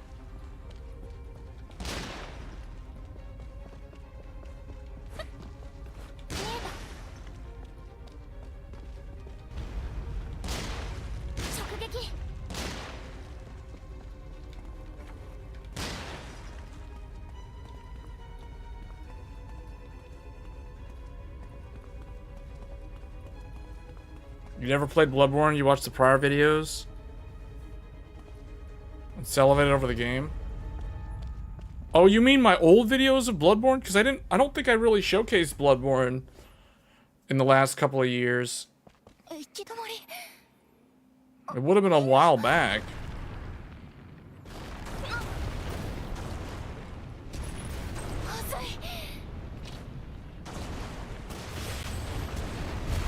When did I play Bloodborne on stream?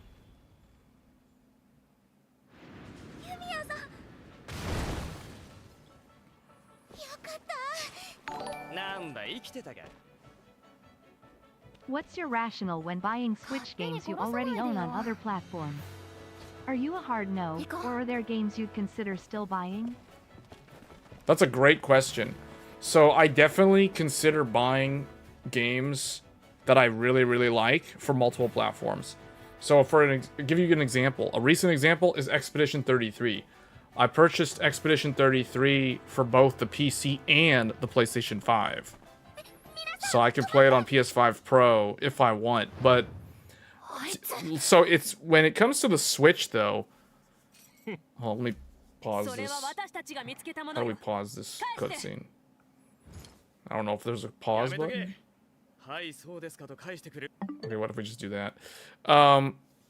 It depends on the game, to be honest. Like, okay, so Atelier Yumia is a good example because this game is a game that I already have. I have this game on the PC, and I actually think, if I'm not mistaken, somewhere back there behind me is the Atelier Yumia Collector's Edition physical game for PlayStation 5. So I have the game on PlayStation 5, but it's the physical copy. It's the collector's edition from wherever. I forgot which was Nisa or whoever. It was either Nisa, NISA, like Nisa, NISAmerica.com, or maybe it was IFI. It was one of those two. So I have the Atelier Yumia limited collector's edition behind me, somewhere over there on that Intel 13900K system back there behind me. So I have the game for PS5, physical copy of it, and I have the digital version on Steam. So I already have two copies for two different platforms for Atelier Yumia, and I haven't even finished the game. And that's just because, unfortunately, the game got eclipsed by Expedition 33 and Monster Hunter Wilds. It was basically sandwiched between the two of them, and I never got around to finishing it. Now, if this game ran at 60 FPS on the Switch 2, I would consider getting it for the Switch 2, but I would only really get it if I knew I had time to play it on this system. So the main reason why we're looking at it is because this is the Switch 1 version of the game. It never received an update for the Switch 2.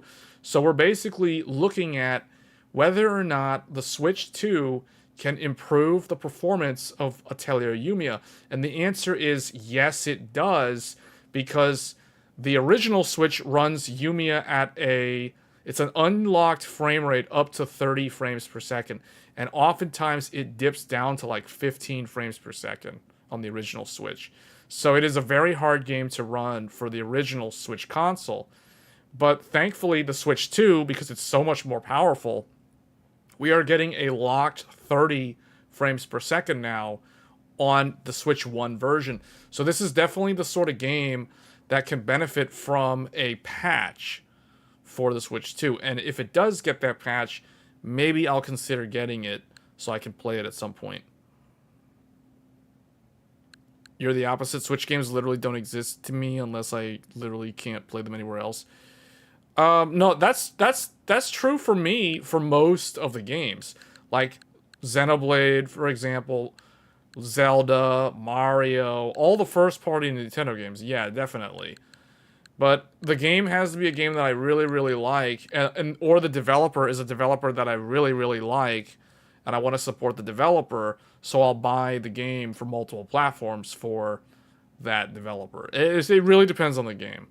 You know, like I'm not going to go and buy Dark Souls for the Switch because that game on the Switch only runs at 30 frames per second. And I don't know if Dark Souls runs at 60 FPS on the Switch 2. I think it's another game that needs a patch. But knowing what I know about From Software has a very lousy track record. This is one of the things that they do really bad. Like post-sales or post-development of their games, they don't do a great job, like going back and updating the game for newer systems. Like Bloodborne is a good example. We were just talking about Bloodborne a few minutes ago. Bloodborne could easily get a patch to run at 60 FPS or an uncapped FPS for the PS4 Pro and 60 FPS for the PlayStation 5. Yet, From Software never did it. So you see what I'm saying? So I don't trust them when it comes to like post-launch of a game. So like Dark Souls is on the Switch, but it only runs at 30 frames per second. It's capped at 30 FPS. And I'm pretty sure if I were to buy it for the Switch 2, it would only run at a locked 30 FPS. So that is an example of where I will not buy the game for another platform because, you know, I don't want to. So it really, like I said, so to answer your question, it depends on the game. Like, how interested am I in the game?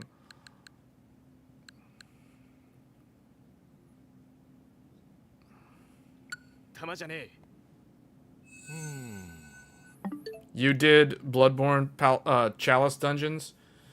Yeah, I know, man. What's her name? The queen, whatever her name, the woman at the bottom of the whatever the Chalice Dungeon, the final secret optional boss.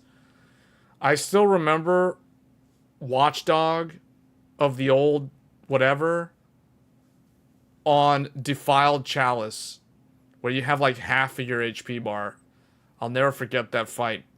And then the chalice after it was the one with the Yarnum Queen or whatever. Yeah, Queen Yarnum. Yeah. I remember that Queen Yarnum fight.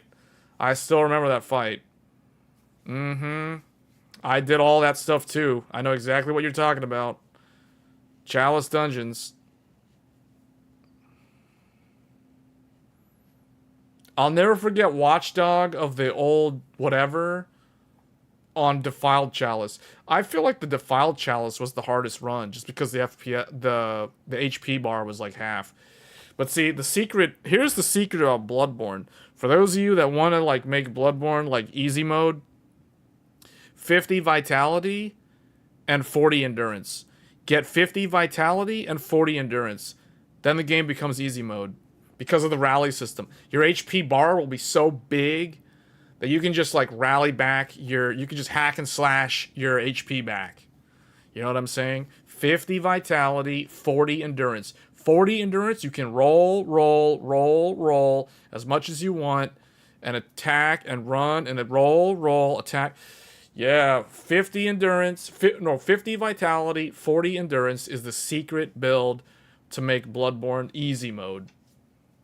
Because I remember 50 vitality and I go into Defiled Chalice, it's like, okay, now it's like I have 25 vitality. So it's a lot more manageable. It's still hard, but it's a lot more manageable. Watchdog of the old... What was it? Watchdog of the old lords or something?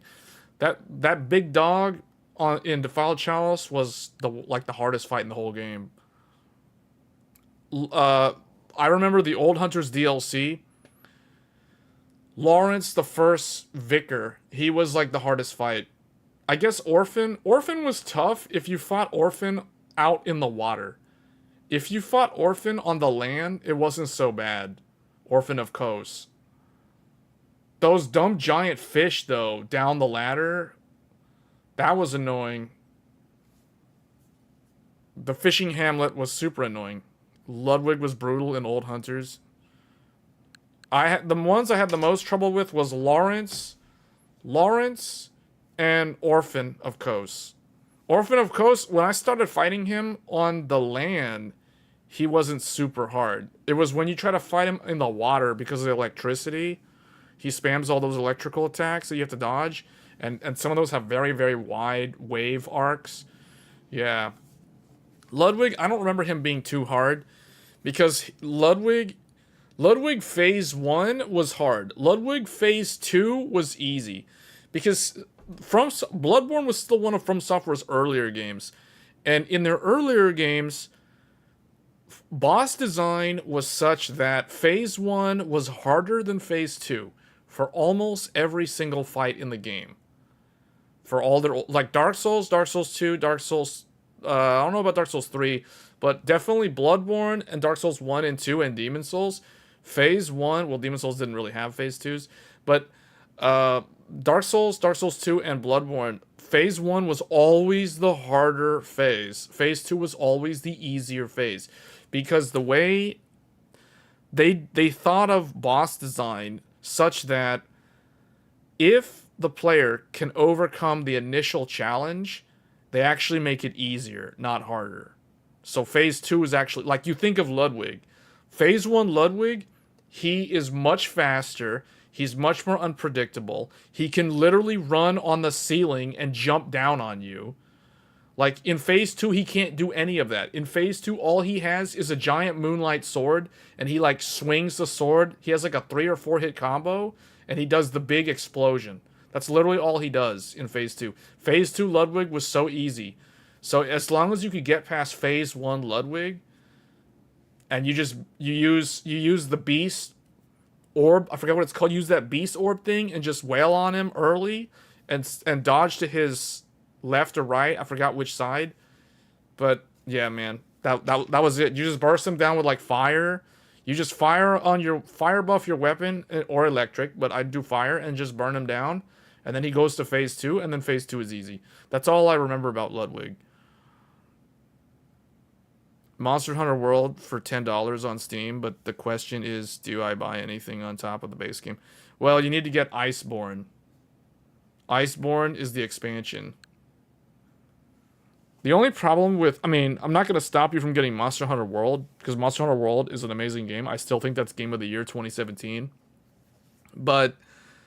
or, no, not 2017, 2018. But the problem is, I think, like, if you want to play with other players, I think the population of people playing online for Monster Hunter World is vastly diminished because of Monster Hunter Wilds.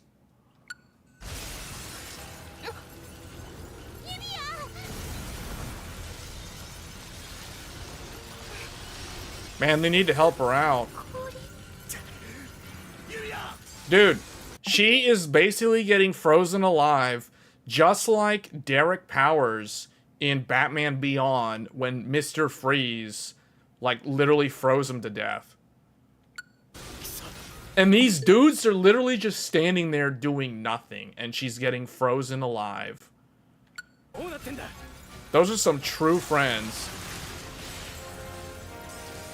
What are they doing? Hey, that's Mr. Freeze. Mr. Freeze is a werewolf? What? Hey, KO can attack! She has KO can attack?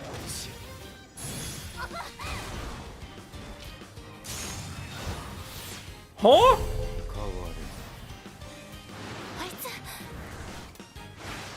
She's a descendant of Goku?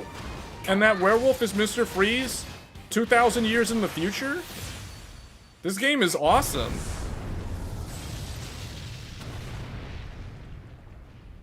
Wow, never would I have thought that I would see Mr. Freeze fight Goku's descendant from like 2,000 years in the future. That is so Dragon Ball Z. He's holding her up by her leg the same way Raccoon pulled Vegeta out of the ground in No Refuge from Raccoon. He even throws her like it's DBZ. Oh man, I want to play this game now, for real. That was so DBZ right there. It was Dragon Ball Z without any Dragon Ball Z characters. She fell right in the water hazard, like when Vegeta threw Zarbon in the water. That was peak gaming cinematics right there on the Switch 2. 困っている人がいたら手を差し伸べられる人になりなさいと母は言った。友達を大切にしなさい。相手の気持ちを I know, man. Claire Obscure is a great game. 整理整頓をしなさい。 One of the best. Might be the best one this year. そして母はいつも最後にこう付け加えた。自分自身で何が No, we're not gonna talk about Claire Obscure. We're too busy talking about Atelier Yumia. And how this is like budget DBZ right here. This is like a ghetto bootleg version of Dragon Ball Z if I've ever seen one. If Goku was a woman.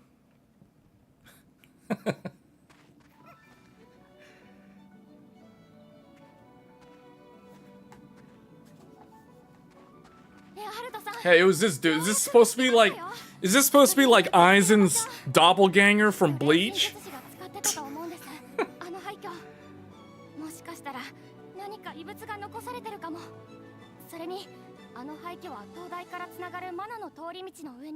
She's just yapping and he's like, calm down. 確かに俺は準備をしておいてくれとは言ったが、あちこち調べ回ってくれとは言ってないぞ。すいません。早く役に立ちたくて。いや、俺がちゃんと言わなかったのが悪いさ。けど、改めて意識しておいてくれよ。お前はこのアラディス調査団の要であると同時に、一応は監視対象でもあるんだ。はい。お前に対する世間の目を考えれば気持ちはわかるが、焦らなくても調査はこっから始まるんだ。Man, all these games need a patch for this console.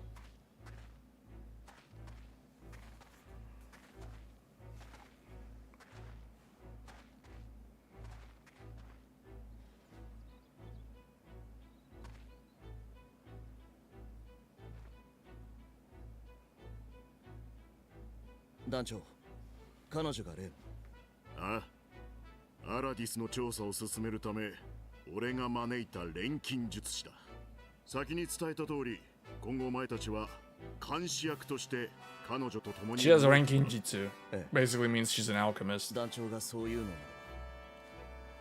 錬金術師。Ranking jutsu. It's like genjutsu. ビクトル・フォン・デューラー。エアハルト団長より聞いているとは思うが、錬金術師である君の監視を担当する。立場をよくわきまえた上で。Your buddy has said for years that Xenoblade is one of the best franchises of all time. It is very good, but I personally, I enjoyed their previous work on the PlayStation 2. There's a saga, there's a trilogy of games called Xenosaga. I personally think Xenosaga is better than the Xenoblade games. Xenoblade games are good. They're all like individually contained games.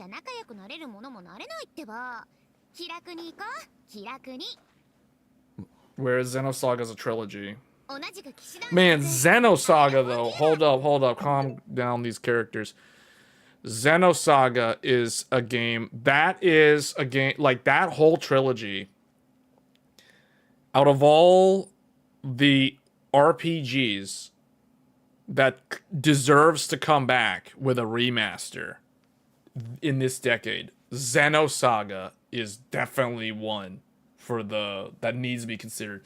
But Harada tried many times, but the bean counters above him kept saying no or whatever, and they did feasibility studies, and they felt like there's not enough of a market for people who would buy the game. Man, it has been so long, and I don't even know who, because the problem is, actually, I think Namco Bandai is the one that owns the rights. But I'm not 100% sure on that, because Monolith was the developer for Xenosaga, just like Monolith developed all the Xenoblade games. But then Nintendo bought Monolith, so all the Xenoblade, that's why all the Xenoblade games, like Xenoblade Chronicles 2, 3, X, 1, they're all Nintendo only. Whereas Xenosaga was PS2, but that was before Monolith was purchased. But Namco, at the time, was the publisher for the Xenosaga game. So I think technically they're the ones that do it. Kind of like how Sony owns Bloodborne and Demon Souls, even though From Software developed those games. So it's the same kind of deal. I think Monolith made those Xenosaga games, but I think Namco has the rights. So, man, they just need to bring those games back. Those games, like, Xenosaga is so old now. Xenosaga 3 was like 2006. Xenosaga 1 was 2002 or 2003, if I'm not mistaken, and Xenosaga 2 was 2005 or 4? 2004 or 5. So, those games, man, every time someone starts talking about Xenoblade Chronicles, I start talking about Xenosaga, because I think Xenosaga was better than Xenoblade.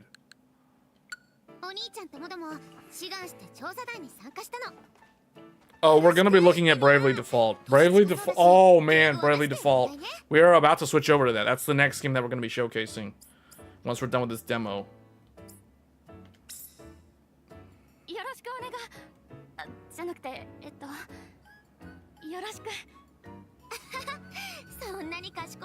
Bravely Default. Oh man, that's another must-have launch title. That's a must-have launch title for Switch 2.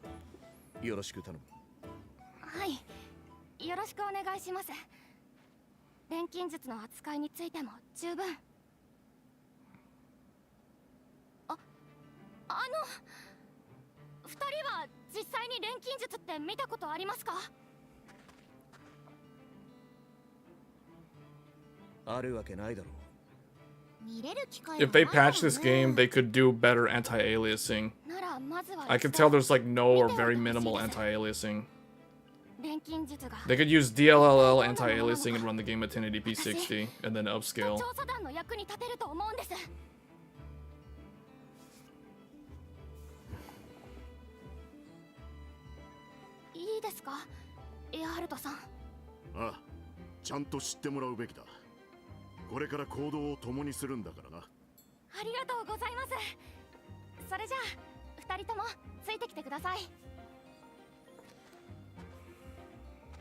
I played Xenoblade 2, most of it, not all of it. I never finished it, and Xenoblade 3 I started and never finished it. And I don't really want to play them until they get a patch for Switch 2. Because they're currently unpatched. Playing Xenoblade 1, 2, and 3, and I guess X, it will be like playing this. They look and play like this. So if you're okay with how this looks and plays, then you can definitely play the Xenoblade games on the Switch 2. Meaning they'll run at 30 frames per second. With a lot of, like, flickering because of the anti-aliasing or lack of anti-aliasing. They're basically the Switch games without any patch update. Wait, what am I trying? Oh. Why do I keep... Oh, because I keep thinking that the X button is that button. You see, it's my muscle memory of the Xbox controller kicking in. Because Switch is like... Xbox, it's like A, B, X, Y. Switch, it's B, A, Y, X.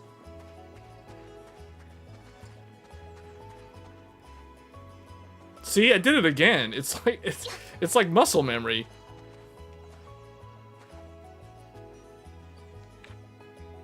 Okay. So, A is crouch. B is jump. X is like interact with something. And then, what does Y do? Oh, Y is your melee attack. Man, this demo is pretty long. You actually have the whole open world available now?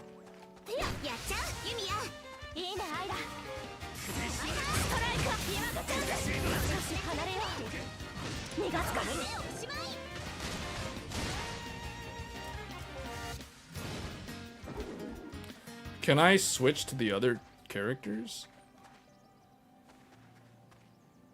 Can I, like, make one of the others the main character on screen?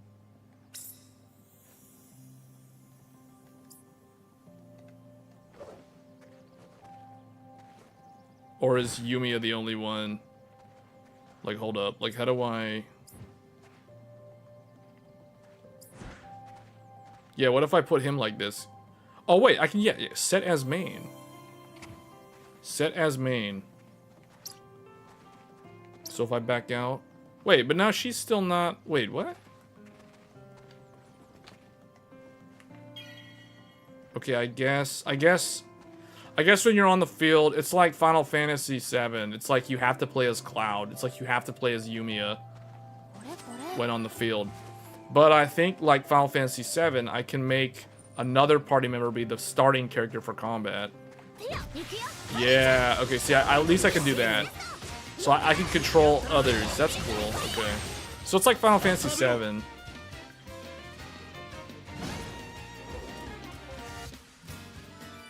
Yeah, this game is legit good. If you like turn-based games with crafting, kind of like that Rune Factory game, except Rune Factory is definitely more like village building and interaction. This game is more like combat and exploration. That's the difference between the two of them. But this is considered an open world RPG. I don't know what it is with Koei Tecmo. Koei Tecmo, the executives at the top are probably like, guys, we need to like make everything open world.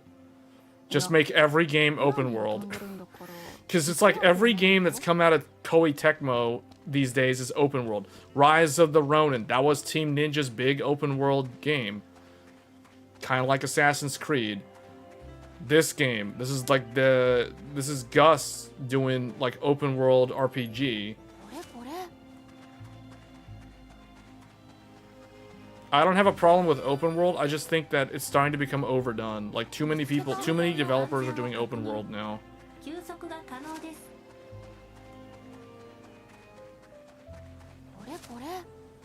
Isn't Y also to collect prizes? Yeah, Y is to collect stuff. Wait, actually no. X is to collect stuff. Like, to collect these things, X. Y is, in this game, is just this. Like, every time I press Y, she just attacks something.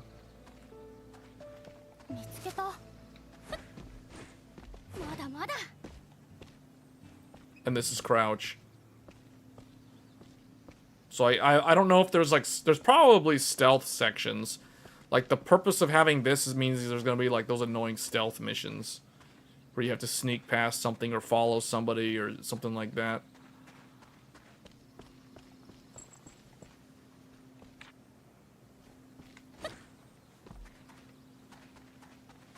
Alright, how are we doing on time? I think it's time to switch to a different game. If this was 60 frames per second, I might actually consider getting this.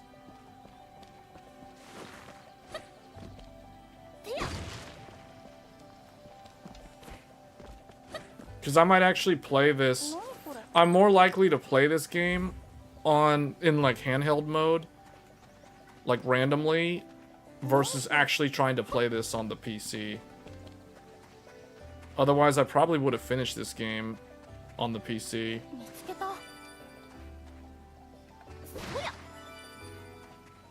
Alright, what am I even supposed to be doing?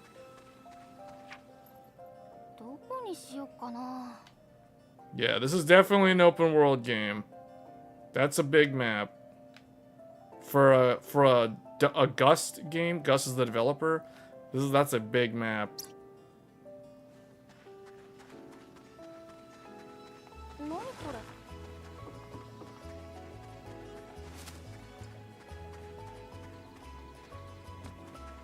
Where am I supposed to go? Am I supposed to talk to someone? No. What?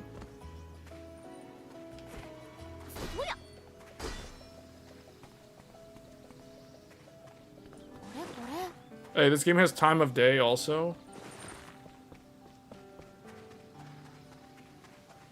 Oh, head to Atelier? どこに向かうんだ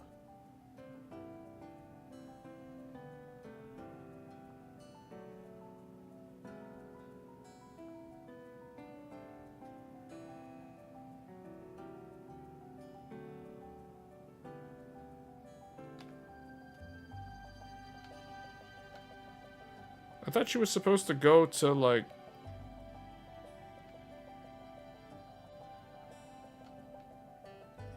I thought she was supposed to go to her house.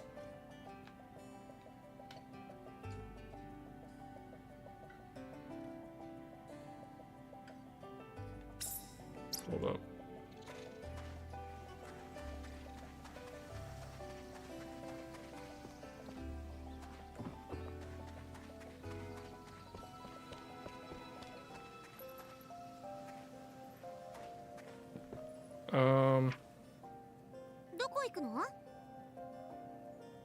I guess she's supposed to go here?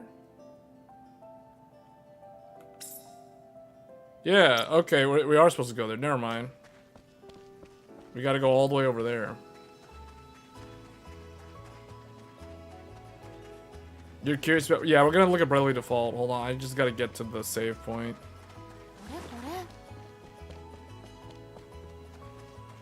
Actually, I'm supposed to be able to use that zip line.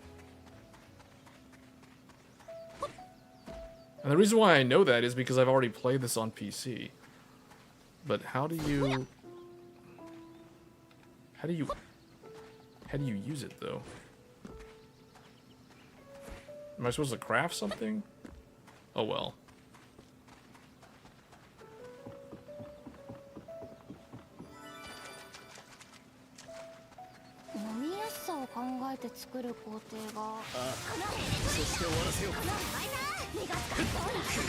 Can I switch to a different character during combat?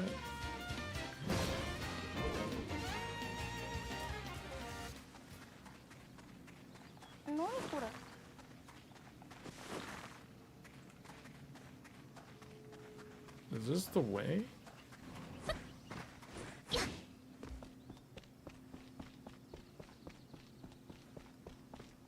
I don't know if this is the right way.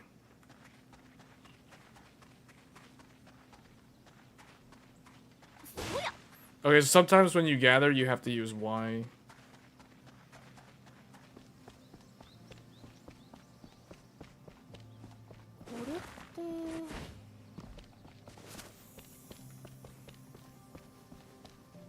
Yeah, that's weird. It doesn't work. フラミーのような超高性能自立型探索補助装置もアラディスには存在したのでしょうか。当時は今よりもすごかっただろうから、超高性能なフラミーみたいなのがいたかも。フラミーは数百年前の装置に負けるようなやわな作りはしていません。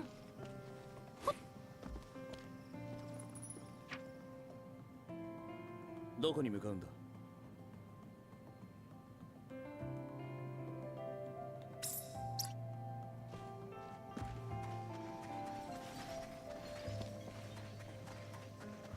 Somehow, I gotta get up the mountain.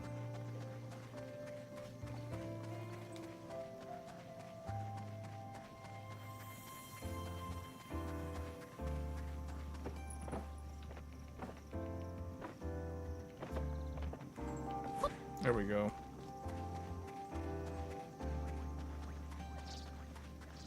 Maybe I gotta go up here.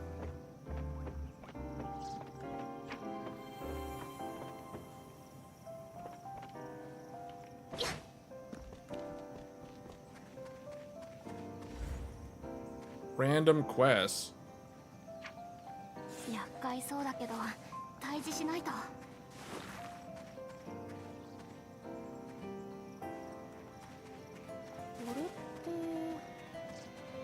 There it is. 来ますよ。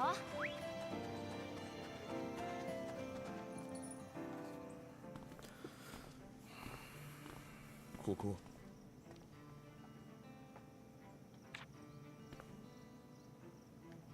私のアトリエということにしました。たった今から。アトリ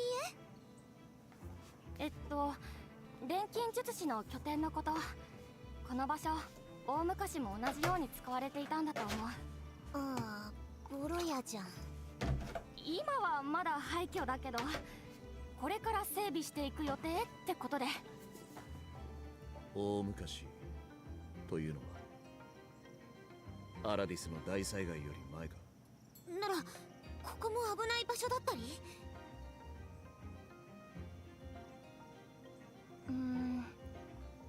So the thing about Bravely Default,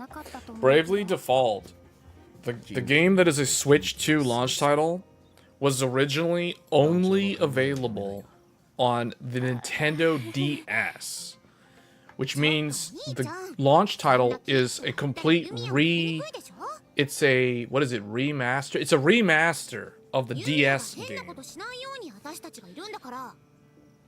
And it's really good. Like, it's really good. I watched the opening cutscene yesterday.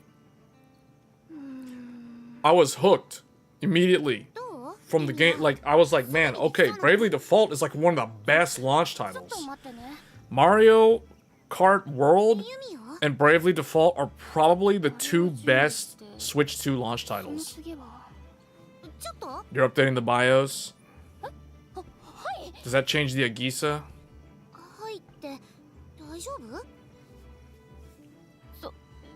そうだね。あと何個か準備が終わったら始められるかなというところで。手伝おうか。でも二人は監視役って立場だし。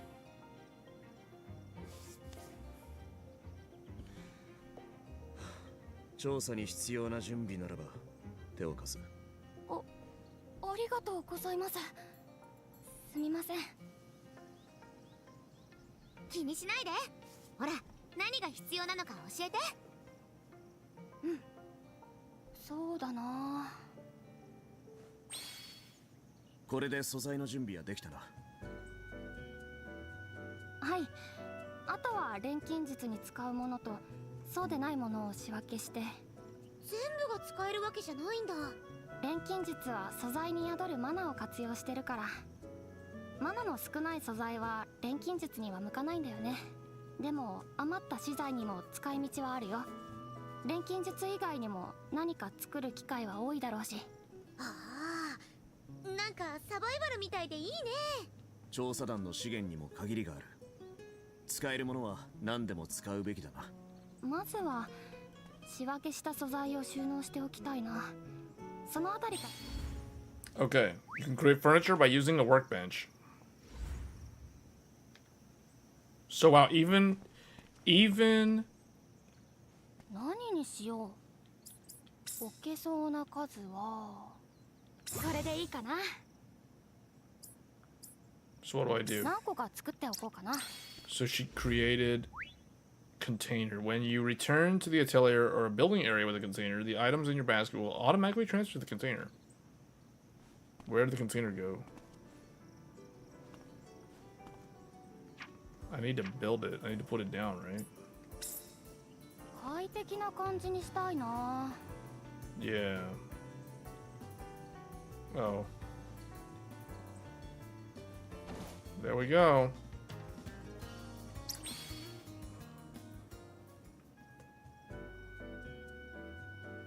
今置いたのって収納用の箱？うん、ひとまずはこれくらいなら簡単に用意できるよ。錬金術はとにかくたくさんの道具とか素材が必要になるから、今はまだ作れるものもその資材も何もかも足りないけど。逆に言えば今後任務を進めつつ。 Oh yeah, the next Atelier game was also announced, I think, a few days ago. And it said that the PlayStation 4 version will only be a Japan exclusive. And when I read that, I was like, okay. I don't think anybody cares about PS4 anymore. It's like super old. It's like 12 years old. It'll be like 13 this fall. Is that right? No, it'll be 12 this fall. So it's like, I don't think anybody cares if the game's not going to be on PS4 anymore, unless it's in Japan.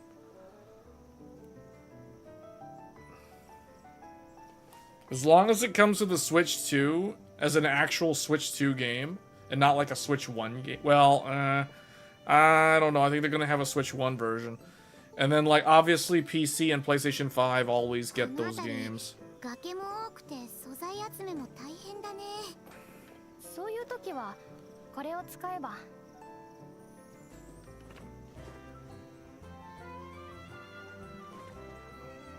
So her staff doubles as a gun. そんなことに銃弾を消費していいのか。肝心な場面で弾切れを起こすぞ。いえ、銃弾くらいなら。いつでも作れますから。 So you just make more bullets. 外で作れるのは本当に簡単なものだけだけどね。銃弾は簡単なものなのか。現地で素材を集めて現地で作ったりできるんだよね。探索もはかどりそうじゃん。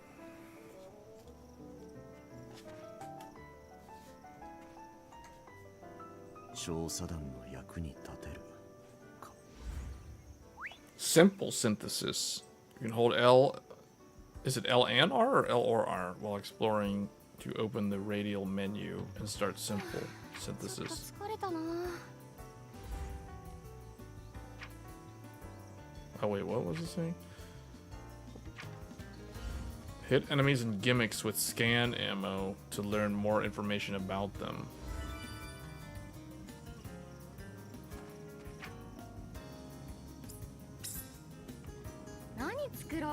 So we can make some bullets. Wait, what is this? She can make... Oh, a tool for using zip lines. Yeah, we need that. Oh wow, it's like she's online shopping with a pocket watch. Allows you to flee from combat. We don't really need those things. So that's why we couldn't use the zip line. I didn't have the item. The basket has nothing in it.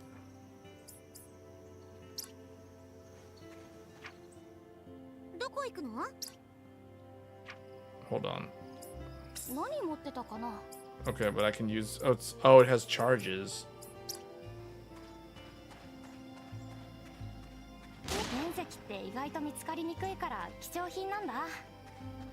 How do you use scan ammo? It said something about scan ammo. So if I do scan, if I just shoot it, it does that. How do you do the scan though?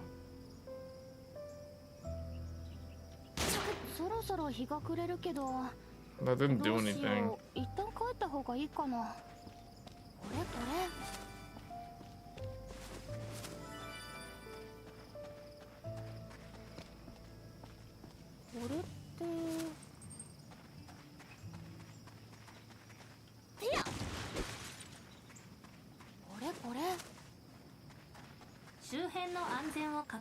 Oh, I gotta make regular ammo.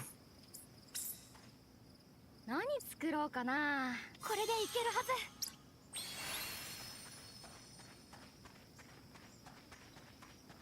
何これ。ほっよっ。これこれ。そりゃ。罠じゃありませんように。Healing 1. 何これ。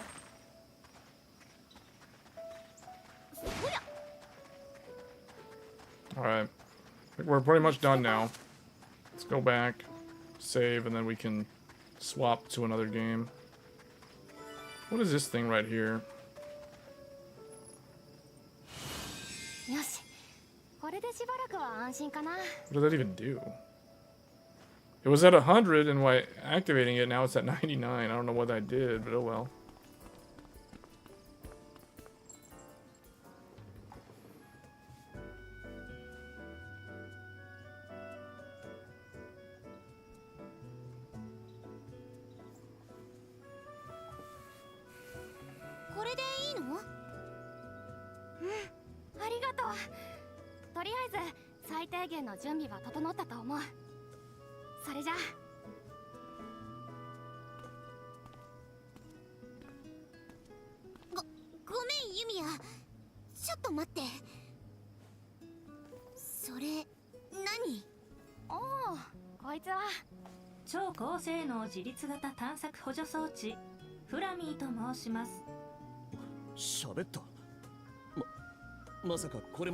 Anyone here planning on playing Dune Awakening?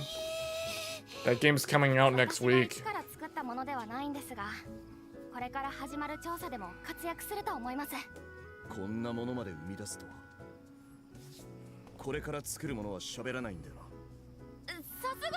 You're not.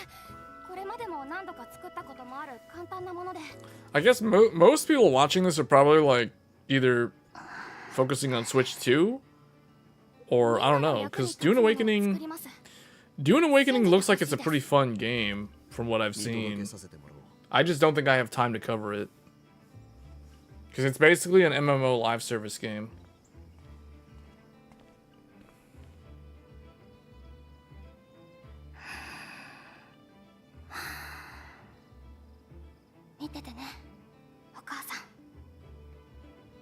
You have 6 games to catch up or start. What are those games? Wait, what do I need to do? Oh, synthesize loof.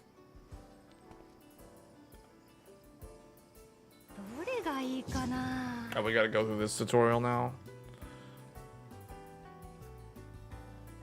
Alright. Loof.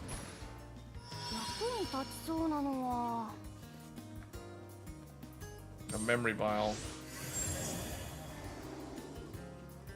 The memory has been accessed. She has to get an alchemy thing. What? Wait, what did you say? You must first activate the core by providing it mana from certain ingredients.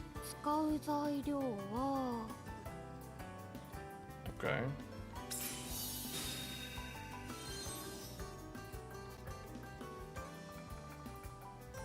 The alchemy slot. Like cores, slots can have ingredients added to them.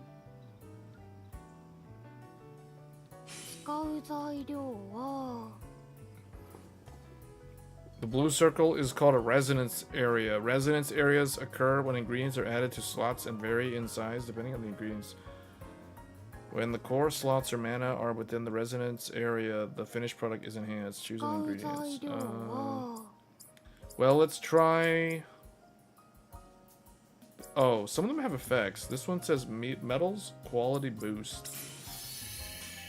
Quality boost 1. The core and slots have been also resonated. They aren't acquired like mana, but by causing them to resonate, the hidden powers of the synthesized item can be unleashed. So basically, the higher quality the synthesis, the better.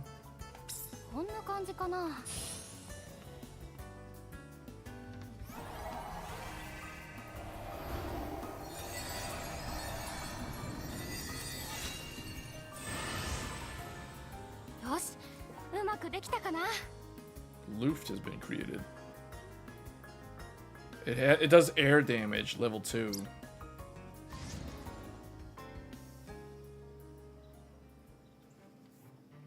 Ninja Gaiden, Monster Hunter Wild start, Expedition 33 start, Wukong, Doom start, Elden Ring, Night Rain start. When you say Ninja Gaiden, are you talking about the UE5 Ninja Gaiden 2 that came out back in February? Or was it January? I think it was February. Yeah, it was pretty much February, I think.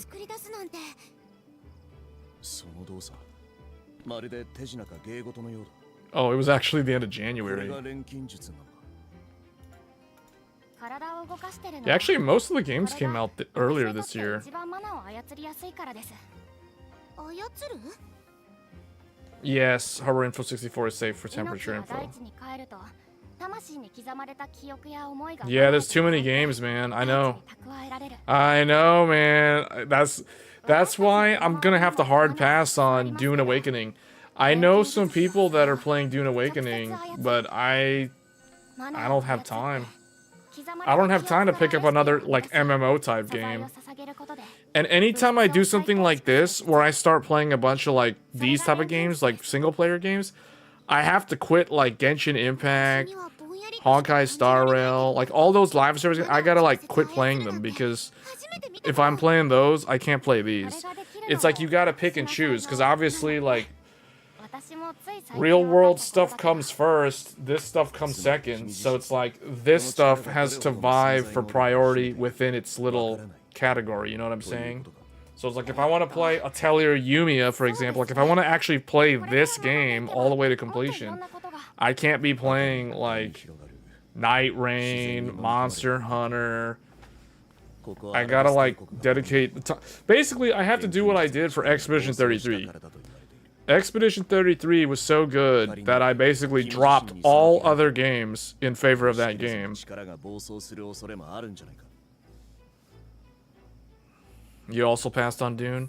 Dune does look pretty fun, though. Not gonna lie, that game does look pretty fun. Yeah, Ninja Gaiden Black 2. I did play it earlier today, super googly. It would have been nighttime, your time, was when I streamed it. We covered it about 10 hours ago. Yeah, I was streaming Lies of P Overture this morning, which would have been your evening time.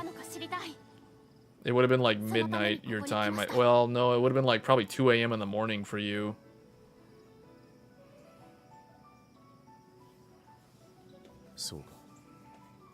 I didn't finish it though, so I may play more of it on stream.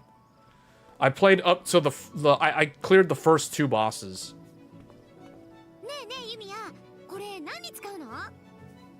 And got like 2 new weapons. And a quartz and some other stuff.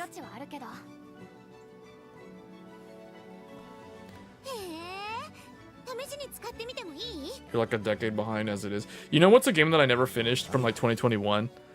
Scarlet Nexus. I never finished Scarlet Nexus, and I always wanted to finish it and never did. That was a pretty unique game. Oh, that was the game. That was the game that got announced or revealed for next year at the Summer Game Fest. Code Vein 2. Code Vein 2. Oh man, it's the return of Anime Souls. Code Vein 2 is going to be a day 1 purchase for me. I like the original Code Vein. It's coming out next year, I think.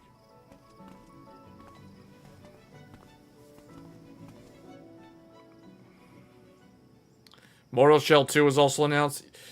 Yeah, I wasn't a big fan of the first Mortal Shell, though.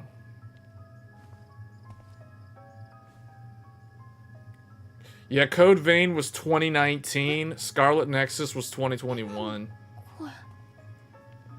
I finished Code Vein. I never finished Scarlet Nexus, though. I only got like probably like 3/4 of the way, maybe 80% of the way on what's her name, Kasane's story. I chose the girl to play through her story. I never played through the guy's story. All I know is Bandai Namco spent so much money on like trying to market that franchise. They even have like an anime miniseries for that, or even I think it's like a 12-episode anime of the same name.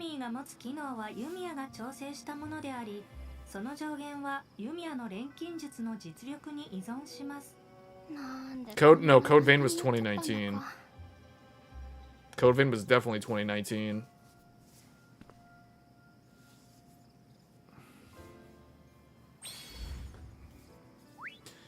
You can equip the items. You know why I know?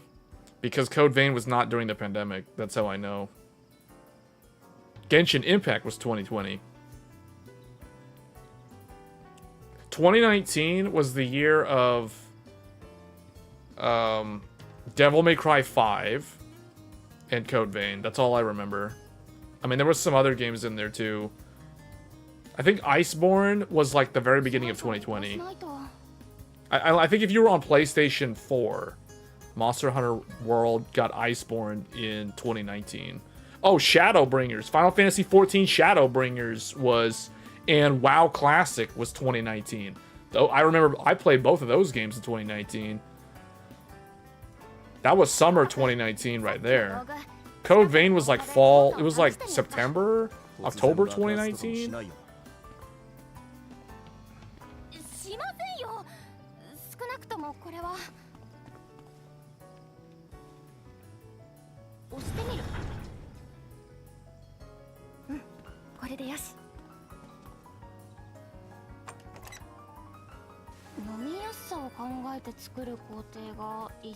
Yeah, RE9 does look good. Yeah, okay, so here's the games that I paid attention to. Actually, hold on. Where's the save, man? I've been trying to get out of this game for like 40 minutes. We were supposed to switch to Bravely Default like an hour ago. But I can't. Where's the save?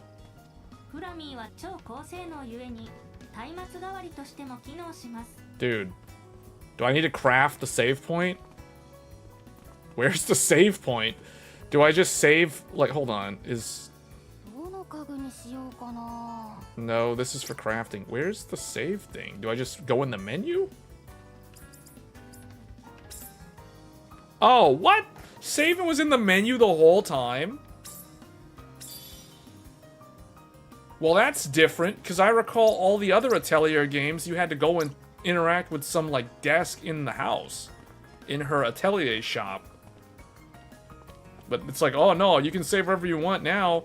Oh, you know why? Because we're doing open world, because all the games need to be open world. Alright, anyway, that was... This demo's long. I thought we were going to get to, like, a thanks for playing, please purchase the game.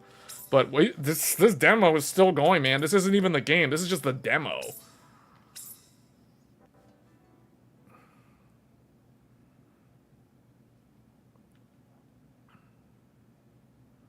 Oh yeah, Fantasy Life I is a must play. You are absolutely right. I went and looked at that. I have not bought it yet. But now that I have that 1 terabyte memory stick in here, I've got so much space. I got so much space now. It took me like 40 minutes to transfer all the games onto the memory card, or the micro SD Express. I can never bring myself to say that naturally. Micro SD Express, that 1 terabyte from GameStop. So now I've got all the space. But yeah, you're absolutely right, man. Hold on, I gotta make a note of that so I don't forget. That's a must-have. That game. Okay, I'll tell you guys. The games to get. Hold on, where's the web browser? Okay. I'll tell you my recommendation. My top recommendation for Switch 2 launch games. Okay. Mario Kart World, obviously, if you purchase the bundle, you already have Mario Kart World. Cyberpunk is a hard pass. Nothing against Cyberpunk, but I just think, like, this game... If you've already seen this game on PC, like, you're going to be very disappointed. I mean, you might not be disappointed. It does actually look and function totally fine on the Switch 2, but I don't think this is the type of game that I would play on the Switch 2. Welcome Tour is very good if you want to spend $10. It's actually pretty entertaining, surprisingly. Fast Fusion is pretty good. It's not that expensive, but there's not a lot of content there. If you like arcade racers that are very, very fast, this game does run at 120 frames per second. So this is basically a 120 frames per second tech demo. I shouldn't say that. It is a full game. If you have the Zelda games, you have the Zelda games. Deltarune is also, from what I heard, is really good. I think this is made by the same developers that made Undertale. It's also not that expensive. I think it's like $20 or something. But yeah, definitely this one. Okay, so here are my top recommendations for must-have launch titles. Number 1, Mario Kart World. Number 2, Fantasy Life I, The Girl Who Steals Time. This game, I plan to purchase this game probably tomorrow. And we will probably live stream this one at some point this week. Because, yeah, this is good. This is like a must-have. This game is made by Level 5. The people who made Dark Cloud and Dark Cloud 2 on the PlayStation 2. The OG RPG from Level 5. They also made White Knight Chronicles and White Knight Chronicles 2 for the PlayStation 3. Those are some OG, really good action RPG games. Like, legit good games. This game is made by the same developers. This is a must-have for the Switch 2 launch titles. The other one is this one, Bravely Default, which we are about to look at. Bravely Default Flying Fairy HD Remaster. This is basically the original Nintendo DS game completely remade for the Switch 2. So you've got Nintendo, Level 5, and Square Enix. So you got 3 big name Japanese developers. And if you want like another game, okay, if you like fighting games, Street Fighter 6 Years 1, 2, Fighter's Edition. On the Switch 2, this looks almost as good as the Xbox Series X and PlayStation 5 version of Street Fighter 6. It doesn't look as good in terms of shadows, but it looks almost as good in terms of like the character models and the clarity of the image. So, and this is Capcom. So we got Capcom representing, we've got Square Enix, we've got Level 5, Nintendo, again Nintendo for this one, and then also Sega. Yakuza 0 is a very good game. If you've never played Yakuza and you want to get it on the Switch, it looks and runs great on the Switch too. I'm not going to get it because I've already played enough Yakuza games recently that we don't need to get this again.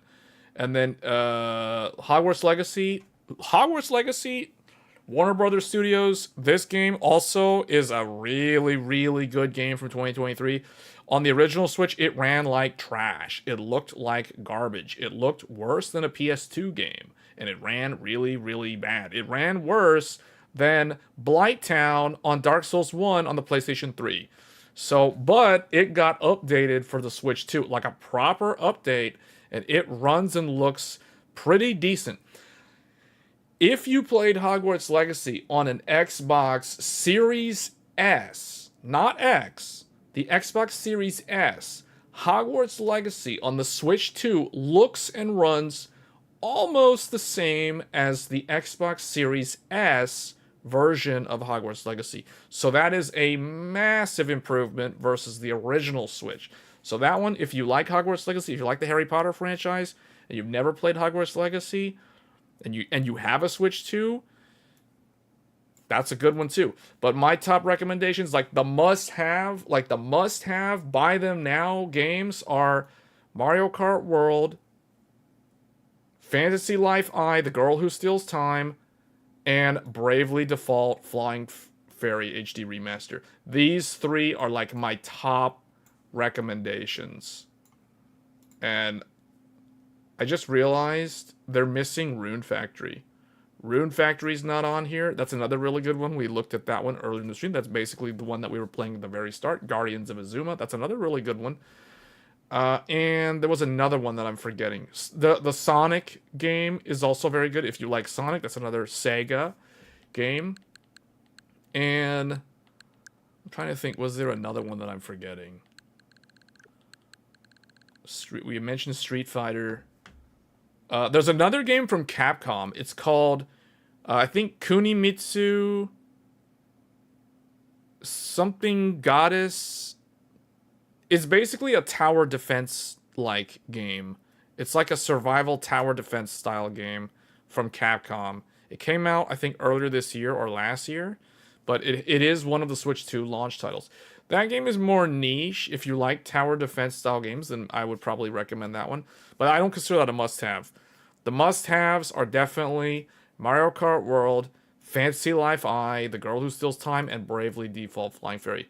Those 3, like if I had to choose like gold medal, silver medal, bronze medal, Olympic style, gold medal is probably Mario Kart World. Silver medal is probably Fantasy Life I, if I'm being honest. And I don't even have that game. But that game, I've looked at the gameplay and I've realized, oh, this is level 5. This is legit. This is good. Bravely Default, though, looks so good. Like, let's just get into it. Let's just get into Bravely Default right now. It looks so good compared to the DS version. It's just incredible. So here we go. Here's another must-have game. I wish I could just, like, replay the beginning for you guys, but I already have a save file now. So overall, the launch lineup is pretty strong.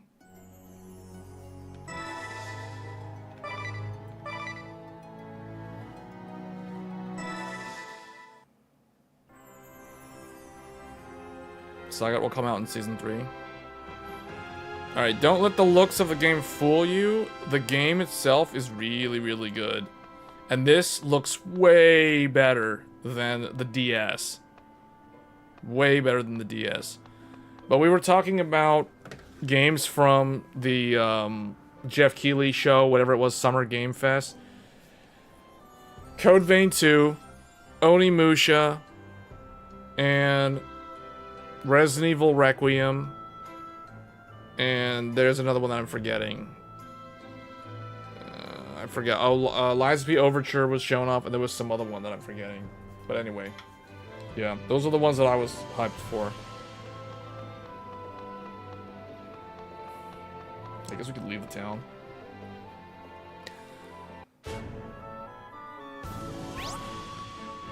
Okay. Wait, what is it saying? The key to that growth lies in jobs and abilities. This is basically, for those that don't know what this game is, so I try to use reference points from other games so that people get an idea. This is basically like a modern Final Fantasy V. So if you ever played Final Fantasy V, you'll feel right at home with this game. Everyone begins as a freelancer. Freelancer just like Final Fantasy V. But as the story unfolds, you'll acquire powerful new jobs. This game is also Square Enix, so it's going to be very, very similar to Final Fantasy. How do I level the jobs? I practice them through combat and your job level will rise. Each job has its own set of special abilities. You'll learn a new job. One with every... So, okay. I never had a Nintendo DS. So I've never played the original version of this game. But if you look up like a side-by-side, Bravely Default Nintendo DS versus Switch 2, oh man, the difference is night and day. The difference is night and day. They kept the original art style, but that's basically the only thing they kept.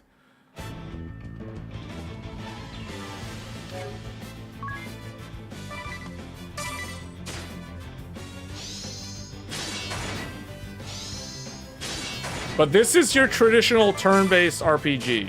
Like this is the premier turn-based RPG as a launch title representing for the Switch 2.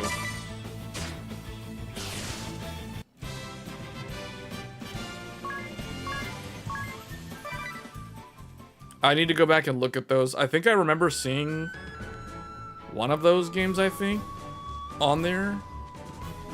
Wait, where am I? I'm not going the right way at all. This is going completely the wrong way.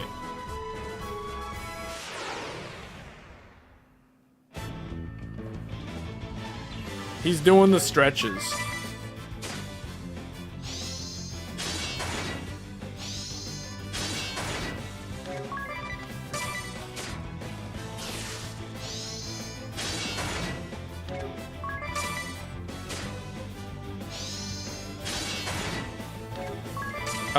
No, this game is not on PC. You're thinking of the second one. Bravely Default 2, the sequel, is on PC. This is the original one. This one is not on PC. No, this is the original So this was originally a DS game, and as you can imagine, the DS game had the dual screen system. So they had to like redo a lot of how that game functioned. I'm supposed to go, I guess, up here? I'm supposed to go to the cave?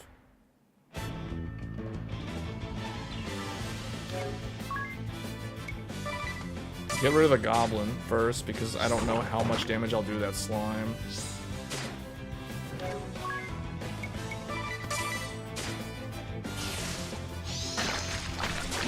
And he's a freelancer, so he doesn't have... Does he have an ability? What does this do? Actually, don't even bother. Just attack it. Oh, he does the same amount of damage, even though it's like a slime.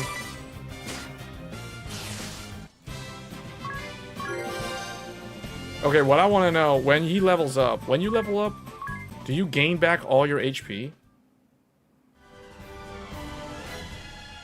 That would be very good to know. Okay, so you do not recover.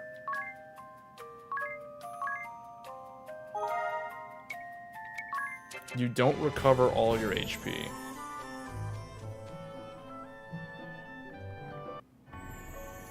Yeah, so the only way to play this game is to either play it on Switch 2, or you have to have played it on the DS. Like, look up like a side-by-side comparison of the DS version of this game and this game, and you will see exactly what I'm talking about. It's night and day difference. Wait, to Brave or to Default? The series take on classic combat. Default to store up power, then Brave to unleash it on your foes. By declining to act during a turn, you can store up Brave points, which allow you to carry over that action into a later turn. Default also lessens damage taken. Oh. Interesting. Okay, that's an interesting concept. Use the turns you banked or take future turns in advance to perform multiple actions in a single turn. Cool. Taking an advance on future turns will drive your BP negative. You'll recover 1%. Oh. It's a high risk, high reward. Use it wisely. Try using Brave It to attack twice.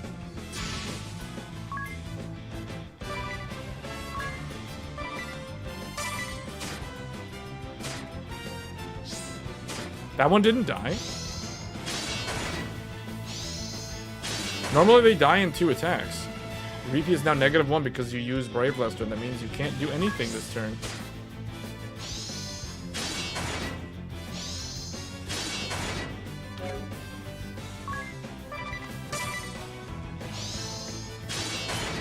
No one. Okay, now I understand the name of the game.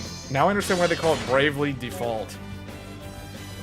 Using Default adds 1 BP to your reserve. That means you can use Brave once and still act the next turn.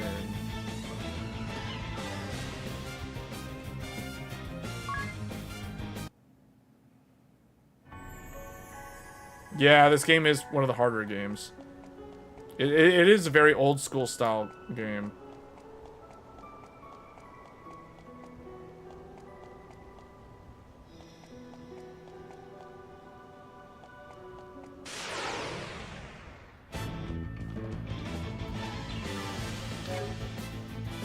-1. Let's do default.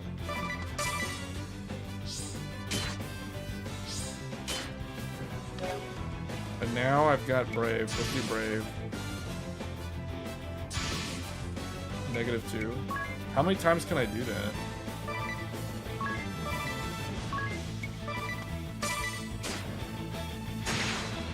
Crit that guy. Crit the other one. Oh. Well, he crit me.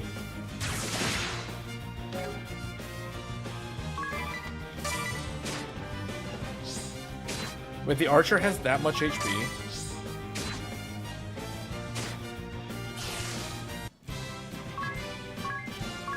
I'm gonna have to heal.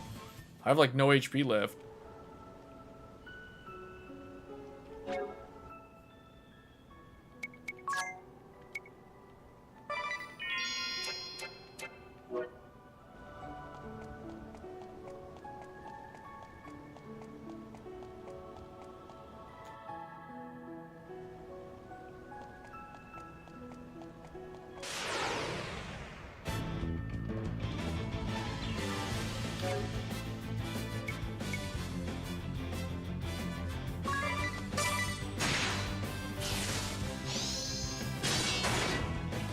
I think in these early ones, I don't really need to use the default mechanic because I can just do this.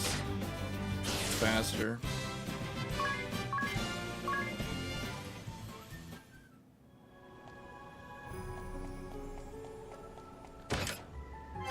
Wait, there was a treasure chest over there?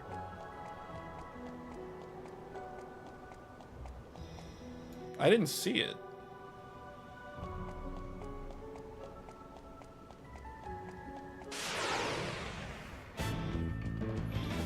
One franchise that's missing on this console is the Tales of games. There's only Tales of Grace's F on here.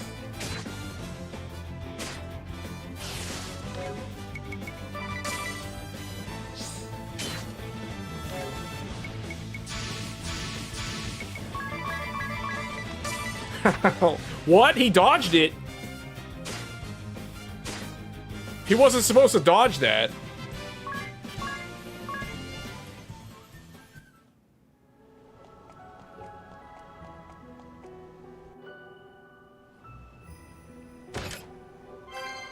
Oh, I need that potion. You know the game is challenging when you're happy about getting just a potion in the treasure chest.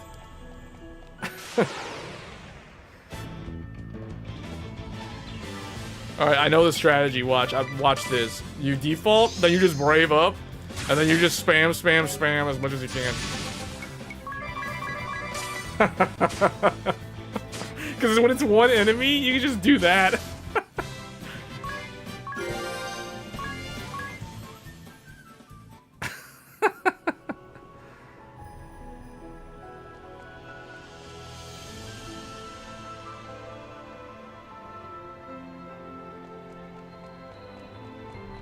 Yeah, I don't know if that would work because this is a Switch 2 game. This is not a Switch 1 game.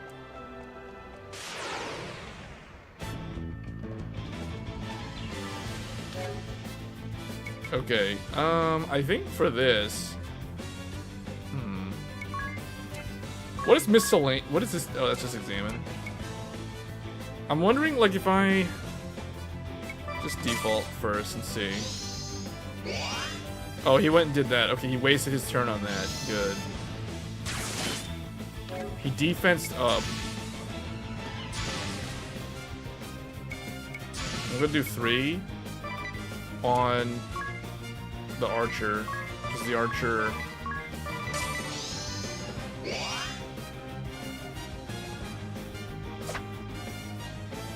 Just in case.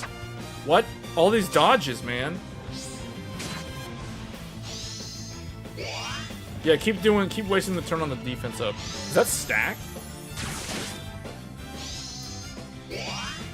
Does that defense stack? I'm probably gonna do like no damage to that guy.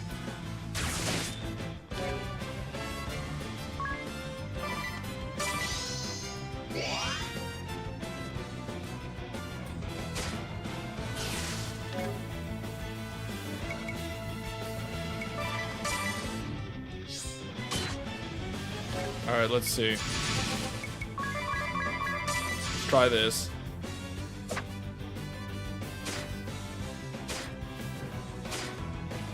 All that defense up didn't really do much.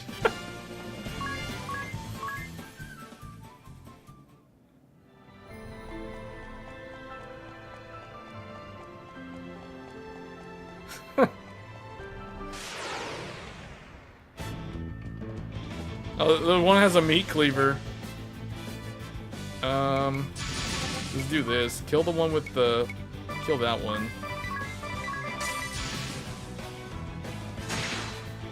Okay. Wait a minute, what? Okay, hold on. Just brave spam at the beginning, man. These things are, like, easy. I don't even need to use the default against those guys. Oh, this is the dude who lets you save. Yeah, I need to save. How do you rest in a tent? Stay. 5 PG. Yeah.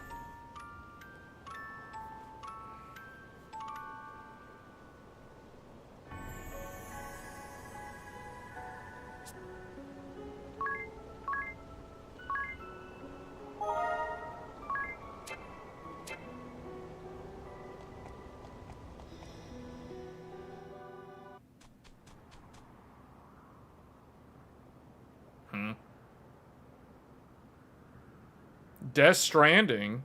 Someone cratered out.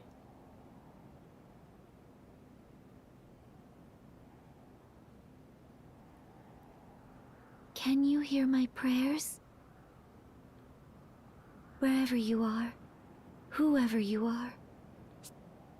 Can you see the wound torn open before me?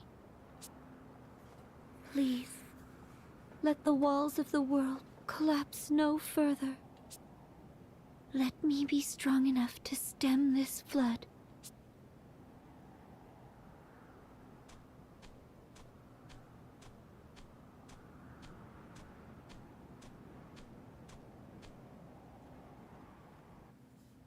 You there.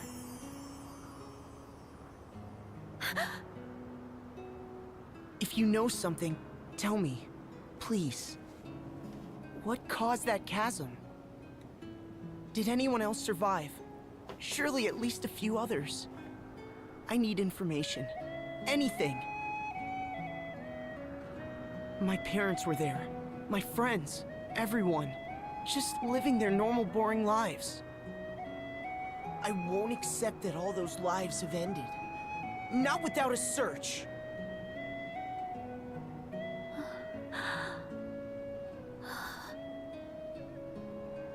You alone survived. I am sorry.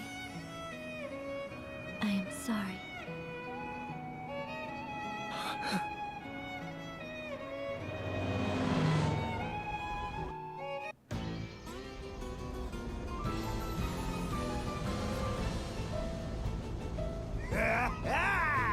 I found you! You've been found! I've the eyes of a hawk! And the nose of 7 wolves! 7 wolves that wasted the last week sniffing at dead ends. Now stop yapping and go fetch. I know, woman! And I take no orders from you! No orders! An Eternian airship? The Sky Knights! I thought I'd covered my trail. Go, now! It's me they want. What? Why? I'll not involve an innocent bystander.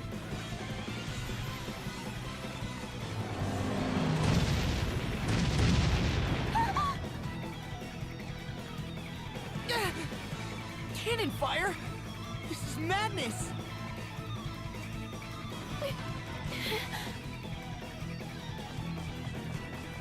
This way!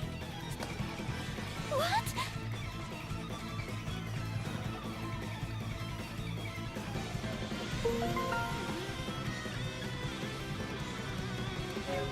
Wait, so now...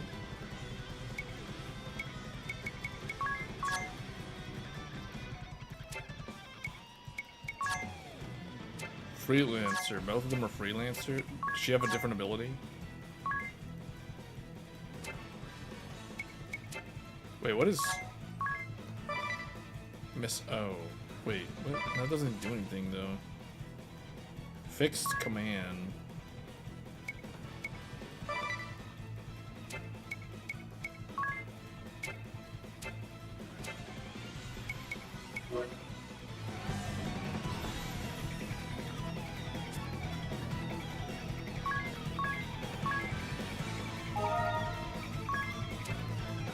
Okay, now we just need to leave.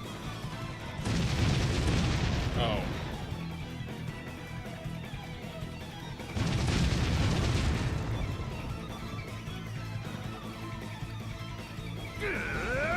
Quit darting about! Taking covers for the weak! Stand your ground! There are only two tactics a real warrior needs. Frontal assault and death by frontal assault! The game kind of reminds me of Final Fantasy IX.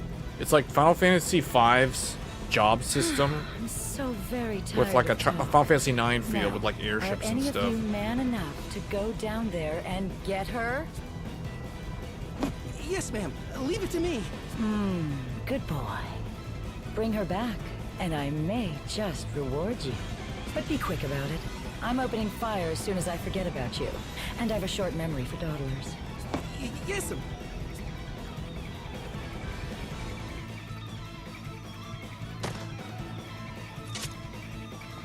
This boy has nothing to do with me. Let him go. They don't seem like the type to listen. Here they come!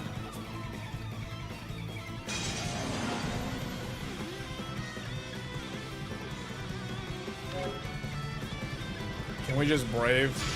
Just brave and attack him. And then what does she have? I know that doesn't do anything. Just spam.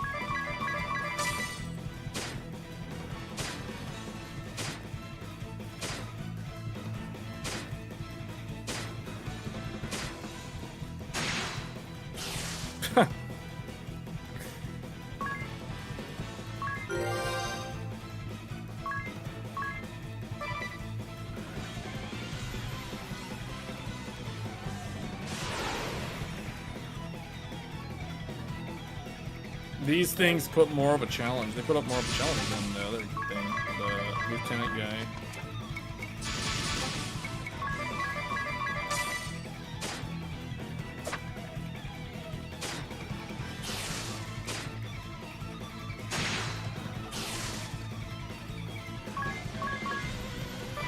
Ooh, that one dropped a high potion.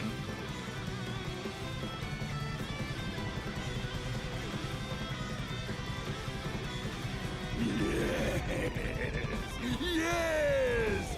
Body clashing against body, muscle against muscle. This is real combat.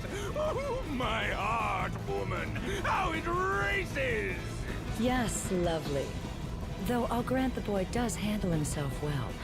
I'm less bored than I was a moment ago. Whereas you lot are a massive disappointment. Honestly, are there no men here capable of a satisfying performance? On my way, ma'am!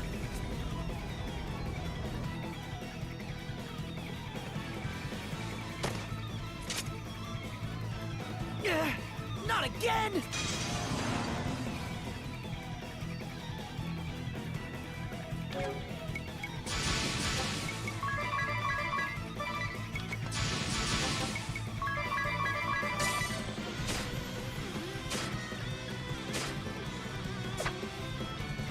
Hey, okay.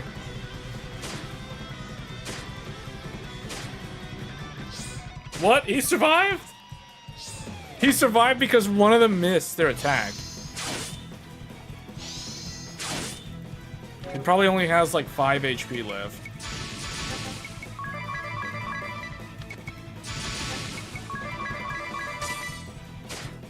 See, I told you, I knew it. Because he dodged one of their attacks. That's the only reason why he survived.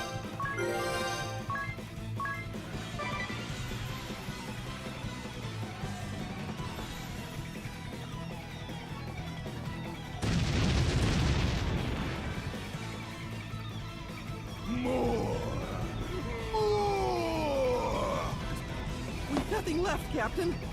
What? We're spent? Already? Isn't that always the way when you're all passion and no finesse? The great Barris Lair, quickest cannon in Eternia. The 2 deadliest guns ever made are still right here. Where steel fails, muscle never falters. Show them what the Sky Knights are made of, boys. Get down there and frontal assault. Yes, sir.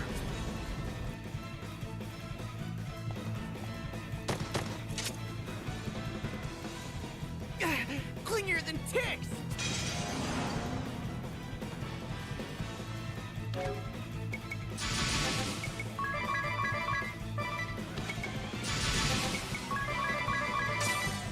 Now one of them is gonna survive. Oh, see, now both of them are gonna survive. Unless he gets a crit. Yeah, there we go. Alright, that helps a lot. That helped a ton.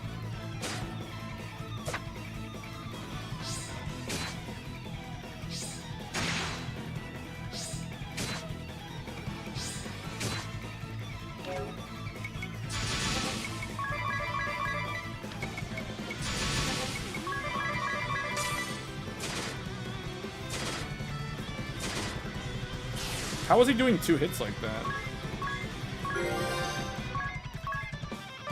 Phoenix? Wait, Phoenix down? Phoenix down. In a non-Final Fantasy game? Weak and flabby. I'll go myself. I knew he was gonna be the boss. I knew this guy was gonna be like the first boss. Like our airship? You're the only one who can steer this boat, you dumb ox. Holly White! Must you dash all of my dreams? Fine, you go get it in. Me? Go crawling down in the dirt like a filthy henchman? In these white robes? Please. Now turn us around and let's be off. There will be plenty of time to play with her again once we've resupplied. All of my dreams, Holly White.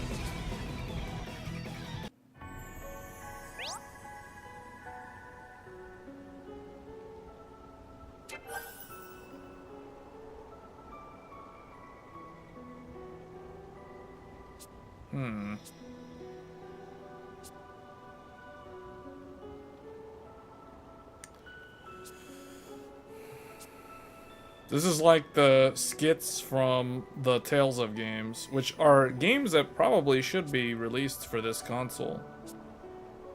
At least up to like Tales of Exilia, I think could run on the Switch 2, no problem.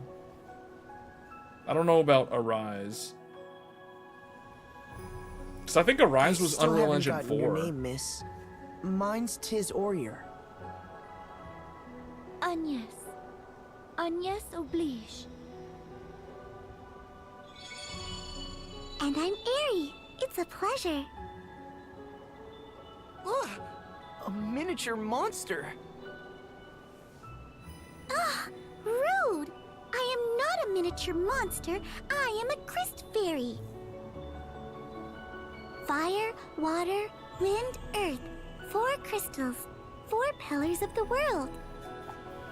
Agnes is the Vestal of Wind. She tends the Wind Crystal. Vestal of Wind? Priestess, bride, and servant to the crystals. A weaver of prayers who ensures their eternal glow. The Vestal's rites purify the crystals, warding the world from natural disaster. The crystals reveal the way to the Vestals, and the Vestals pass that on to the people. They guide the world. In times past, perhaps. But now the crystals go forgotten, and the Vestals with them. And what purpose should bring a Vestal here? That chasm, a week prior, at the same time the ground parted here.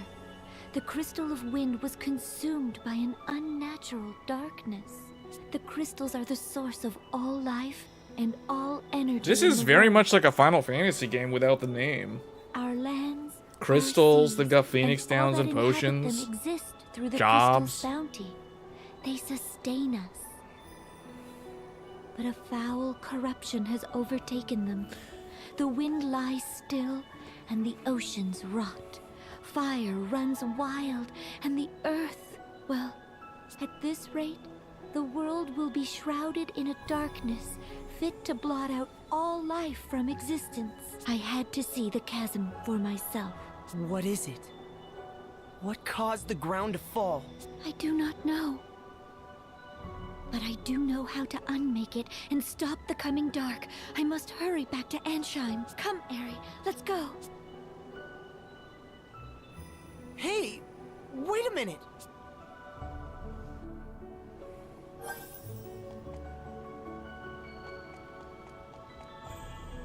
Is he alone now? Whoops. He doesn't have the party member? Oh no, she's still there.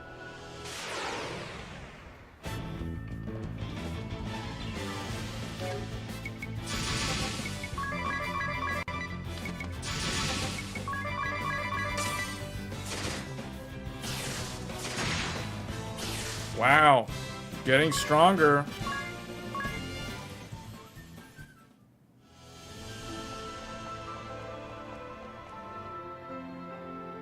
You said you could unmake it. Do you mean to say you'll repair that giant hole? I will do what only I am able. Purify the crystals and release them from the darkness. Once this blight has been purged from all 4 of the world's crystals, order will be restored. It is the only way. Vestals have been pouring their prayers into the crystals for generations. Agnes is going to release all that at once. The flood of light that comes out of them should be more than enough to wipe that big hole off the map. I can't even imagine. Agnes, please, let me help you. My task is not your concern. It is my concern. The chasm, it just swallowed up my village, my family, my friends. I lived the same routine all my life, and that was just stolen from me in an instant. I'll not allow anyone else to suffer the same. I'll do anything. Anything you need. Please, you're a light. My ray of hope. And I want to help. Well, Agnes? I cannot accept. This burden is mine alone, and alone is how I'll see it done. But why? Please! I shall see you back to the city, and there our paths will part. You are not meant to carry this load.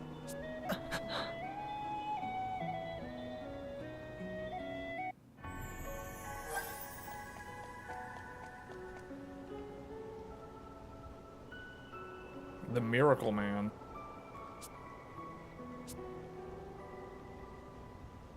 This isn't the place to go charging alone. The crags are dark even by day. It's always been a nest for monsters. Eri, are you truly certain this boy is the Miracle Bringer? Absolutely. Right time, right place. He's your Miracle Man. I bet my wings on it. He saved your life, didn't he? Just like my prediction said he would. I call that a pretty darn miraculous. Yes, but... Mr. Tease, was it? Tiz? Tiz then, was it you that my prayer reached? I don't know about reached, but I heard you say it anyway. He's the sole survivor of a village swallowed up whole. How much more miracle do you need? That was no miracle. There was nothing miraculous about it. My family is gone, all my friends, everyone. That was no miracle.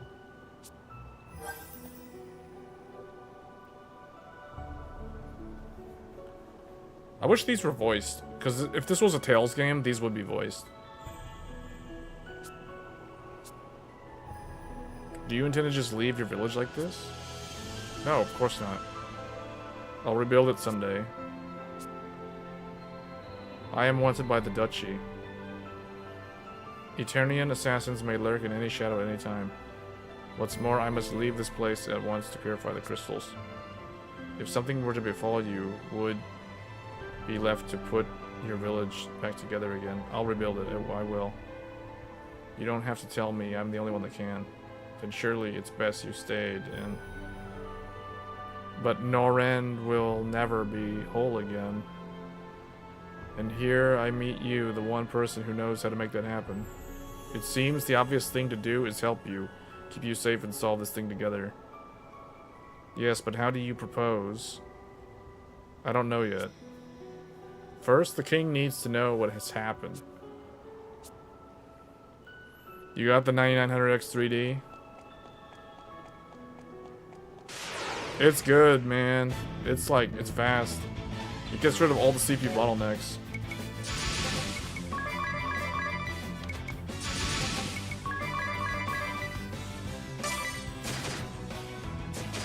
How come he's hitting twice like that? That's cool. Even as a freelance, he's doing 2-hit.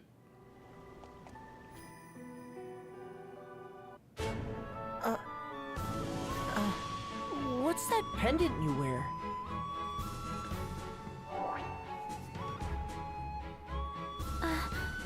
This? You have it paired up with the 7900X Given TX. to me by someone Man, 700X TX special. is going to be relevant for a very long time. Because it's 24 gigabyte GPU. Yeah, that's going to be good. Sorry. Until like the That end of sounded next daft. year, that GPU It's will be very like pretty. super relevant. It suits you.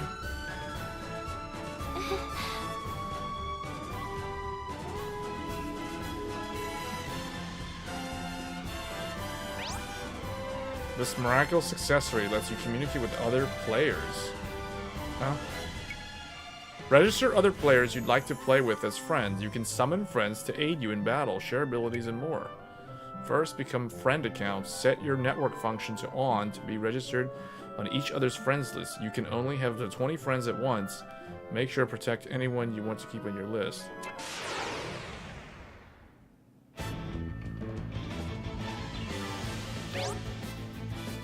Other players' characters can be summoned to aid you in battle. Your affinity with friends' characters will rise with each. So this is like an asymmetrical multiplayer thing? You can set which character will perform what action when other players summon you. Show them the ultimate ace in the hole. Try using send this time. Summon friend.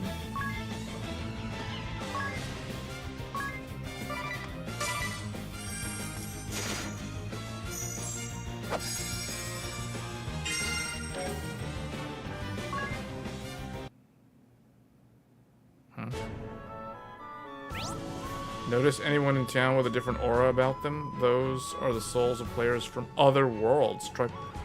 Oh man, that's cool. Okay, so I don't know if the original DS version had this. This reminds me of when they did asymmetrical things with Lightning Returns Final Fantasy 13 back on the PS3. That's pretty cool.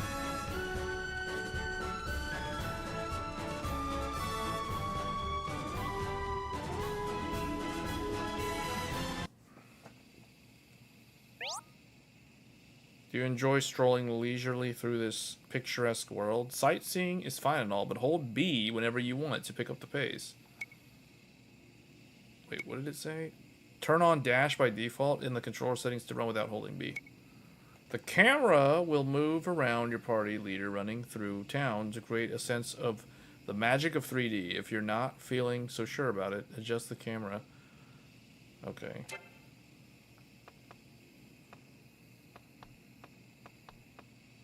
Oh, I see.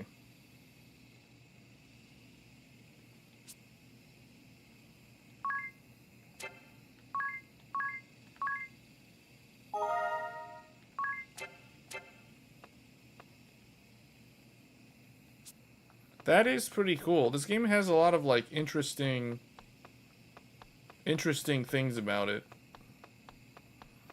It makes me feel like I'm playing like a Final Fantasy game from like early 2000s or late 2000 or late 90s. Like it has this feel that makes me think of Final Fantasy 9. It was because the characters look the way they do, but the combat is more like Final Fantasy 5.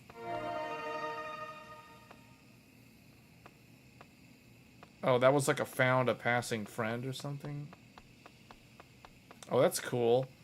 So you can basically like send friend requests to other players.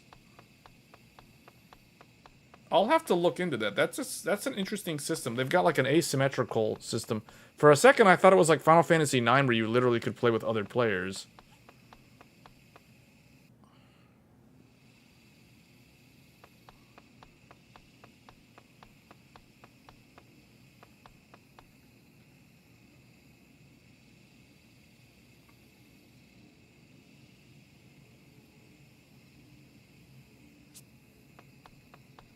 Does anybody have healing magic? No one's got magic. We don't have any jobs yet. They need to get some jobs. Wait, what did this guy say? Wait, okay, I see. You know you can save your game from the world map. Oh, I didn't. Okay. Yeah, man, this is definitely like one of the old school, like Final Fantasy 1 through 9. Hold on, I need to adjust the settings. I need to make it so that it automatically runs.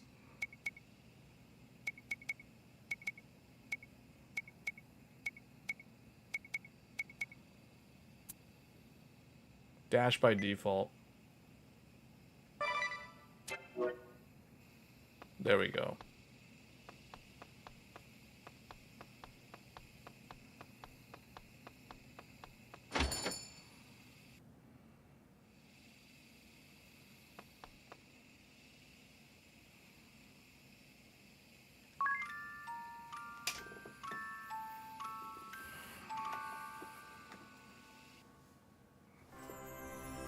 I thought you already got off of that CPU.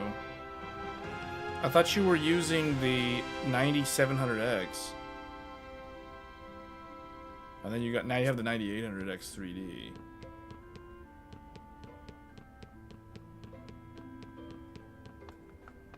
What's over here?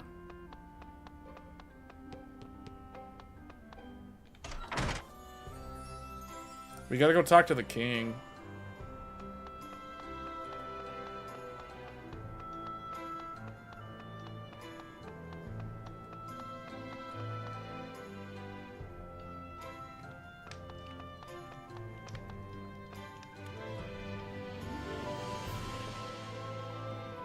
Ah, 'tis.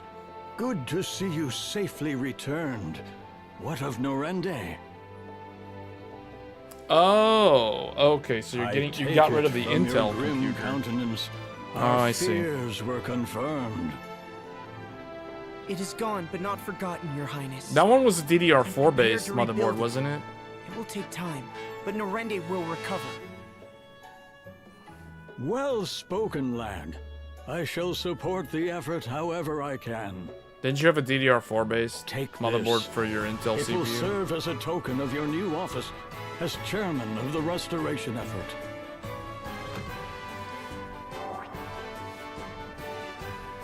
It's an honor. Oh, it was DDR5? Your Highness. So what did you... Isn't Oh, there okay. any So way you're to drive reusing the your Eternian military DDR5 from with the your borders of your kingdom? 9800X 3D? Tis. Ah, they've been a curse upon us all of late. And never more than this last week.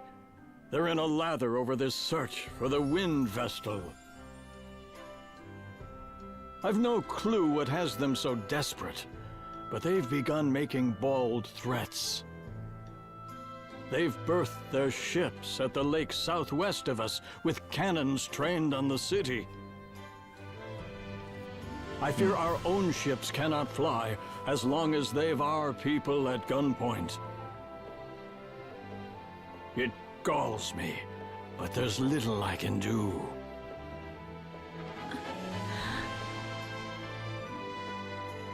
Your Highness, I offer my humblest apology for the ordeal I have forced upon your kingdom.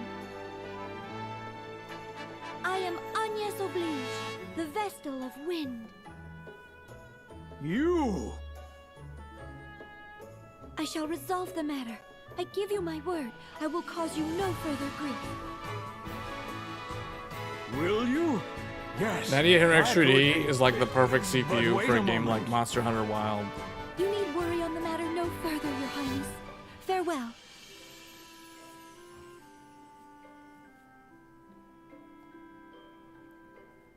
Wait! I'm coming too!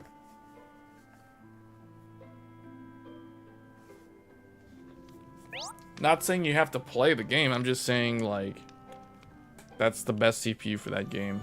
Well, I mean 9950X3D. Basically Zen 5X3D. Use this to open the map.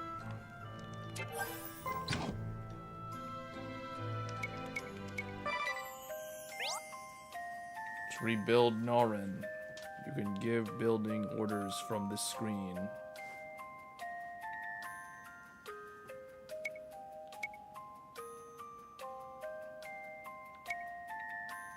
This game has the ability to play it with like the mouse controls, with the Joy-Cons.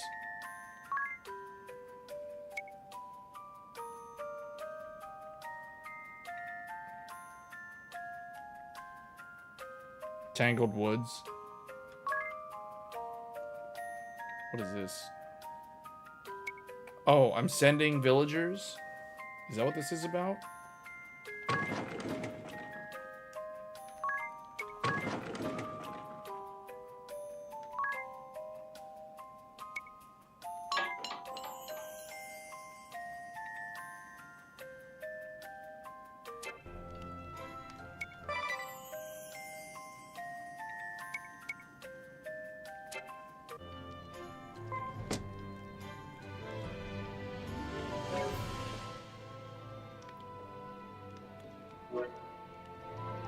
How do I... You will have an ice cream sandwich. The music is ice cream. Really? It's an interesting way to describe it.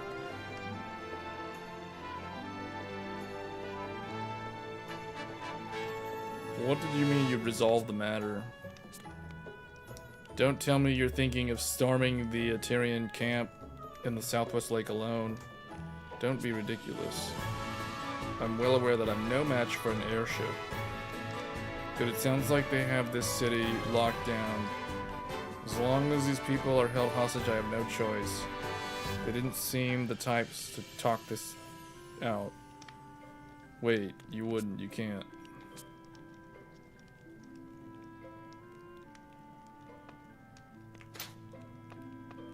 Oh, that's cool. So wait, what was the button? Because it was like, oh, you just pull this thing out. It's like you can open the drawer.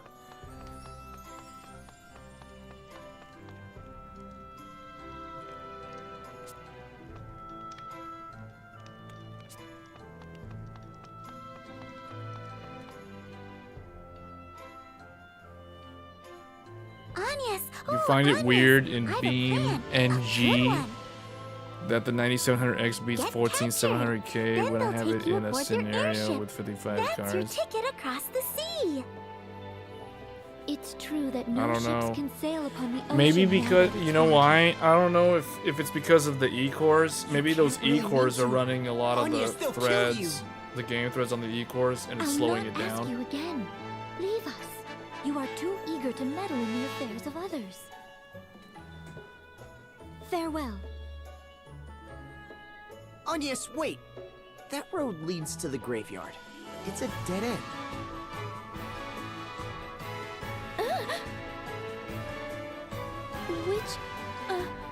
Which way is the lake? It seems you've need of a guide. At least let me show you the way there. Unacceptable. I think it's a grand idea. It could take weeks with Agnes' sense of direction. Airy? Very well. Then I ask you to serve as our guide. Only as a guide. And only Well, remember, as far Zen as the 5's lake. newer Is that than clear? Raptor Lake. Raptor Lake is As a the same crystal, age as leave it to Zen me. 4. Even if it's 14th gen, it doesn't matter. It's still Raptor Lake. So as far as I'm concerned, that's like a 2022 CPU. So you're talking about a 2022 CPU versus a 2024 CPU.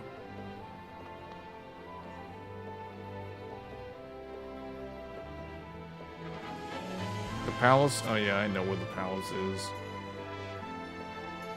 Lots of these ATBs. Your sense of direction is so bad, it's almost magical, Agnes. What? Surely it's not so... How many times did you get lost in that ravine? There was only one path. Then it took you 2 hours to find me at the top, despite perfect visibility. The canyon path was very twisty. I'm certain it's a maze, even to the locals. Not really. But at least this way I have an excuse to tag along. Stay close. The lake we make for is said to be unreachable by any but the most knowledgeable. What do you plan to do? That is no concern of yours. I have no choice. Not as long as they have the village surrounded.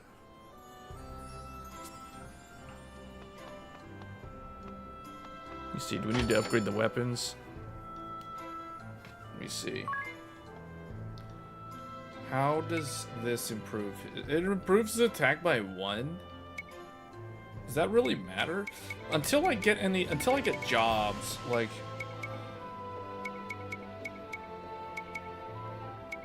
Apparently I already have one of these things. Hold on a second.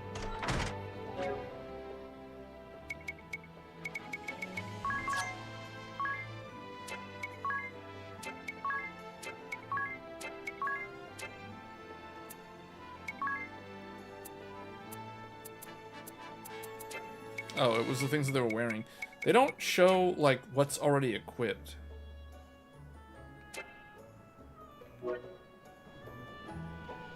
You tested with the Expo on both the computers. The only difference was one of it is in Gear 2 and those ones is Gear 1. I don't really think that makes much of a difference though, to be honest. I've tested Gear 1 and Gear 2 and it doesn't really make much of a difference in everyday usage.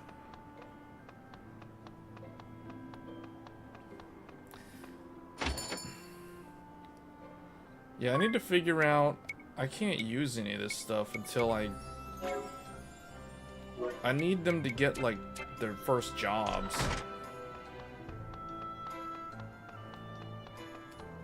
Am I supposed to, like, find the jobs randomly, or what?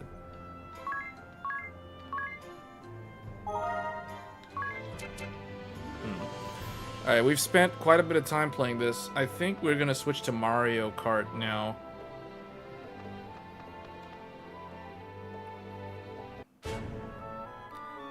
This is a really good game, though. He said they need to go southwest. Is there, like, a way to...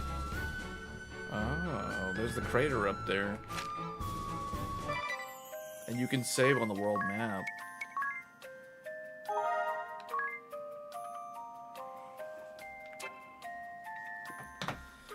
You're starting to get tired of the big hardware YouTubers hating on everything NVIDIA, ASRock, etc. Yeah, there's nothing wrong with ASRock. I mean, I understand why they're complaining about NVIDIA. ASRock, I don't understand that because, yeah, as far as I'm concerned, there's like no problem with ASRock. All these people complaining about ASRock, dude, I've been using the ASRock Nova with a 9800X 3D since I got the Nova, and I have no problems. And I wasn't even on the latest BIOS for the longest time. I only recently updated to the latest BIOS like 2 weeks ago. And I never had any problems. So I don't know what these people are doing with their computers to screw them up. But usually stuff like that is people messing with BIOS settings, not knowing what they're doing. They're setting stuff like 1.3 VSOC or whatever.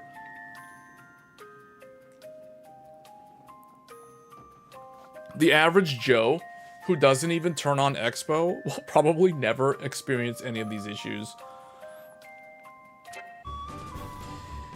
Oh, and they wonder why pre-builts don't enable Expo or XMP. Because they don't have to.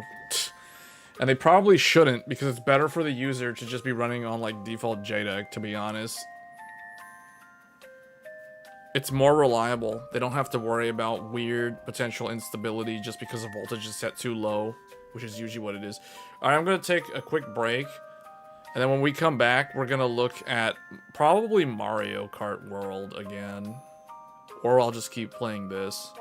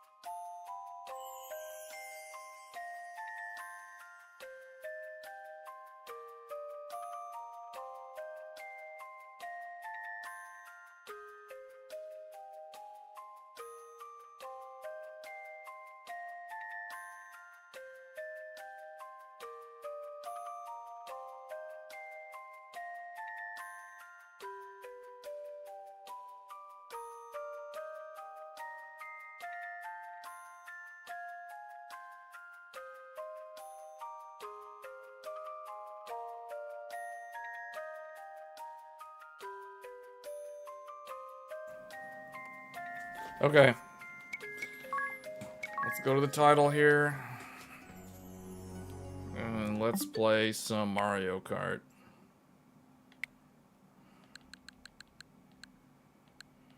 Or do you want to play Fast Fusion? Fast Fusion, I think, is for like Beam and G type people. I don't know. I'm just thinking like maybe Beam and G and Fast Fusion have some stuff in common. Welcome tour. You guys want me to play? Nah, let's play Mario. We didn't play Mario Kart enough yesterday.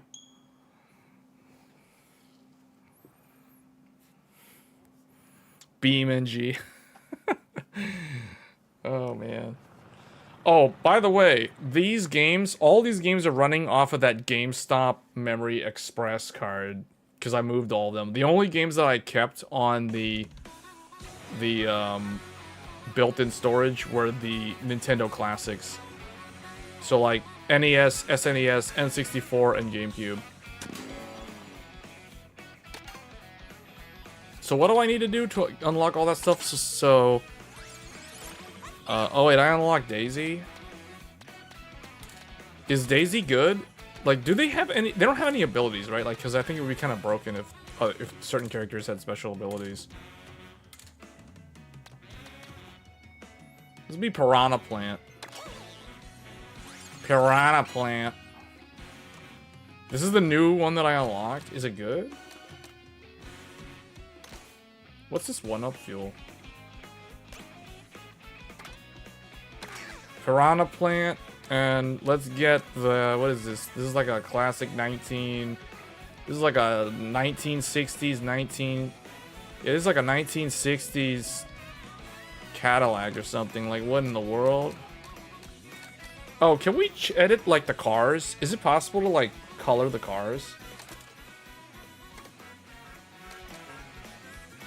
Rally cart.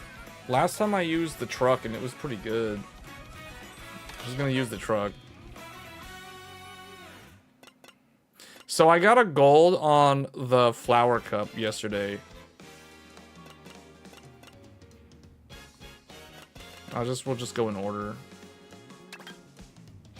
So someone was saying 150cc. I don't know if I'm good enough to handle 150cc. You guys don't understand. Like, the last time I played Mario Kart, it was Mario Kart 8 on the Wii U, which was like more than 10 years ago. So I don't know. I'll try 150cc. Like, hold on. What was the thing? Like, if you did the first 2 cups in 150cc earlier, if you clear 150cc, it clears the lower 2. What do you get for clearing 150C? Like, it just cleared all. I'm just gonna do 100 for right now. We'll see how I do on 100. I did 100 yesterday and got gold. But I got silver on the very first one at 100cc.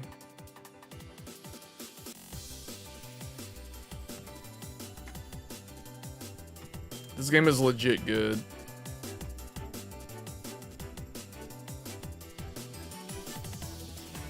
This is probably the best looking Switch 2 game. Which means that once, like, actual Switch 2 games start coming out, instead of, like, remasters of Switch 1 games and random ports from, like, older games, things will get better. Oh, burnout. I did something wrong. I did something wrong there.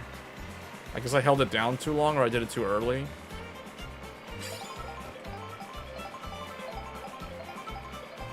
It's got like some kind of Christmas music playing or something. Oh my god. Piranha plant! Oh yeah.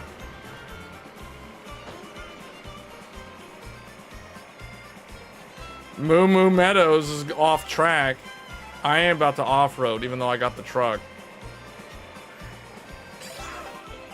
Do some stunts. Stunt track driver, 1990s. Uh-oh.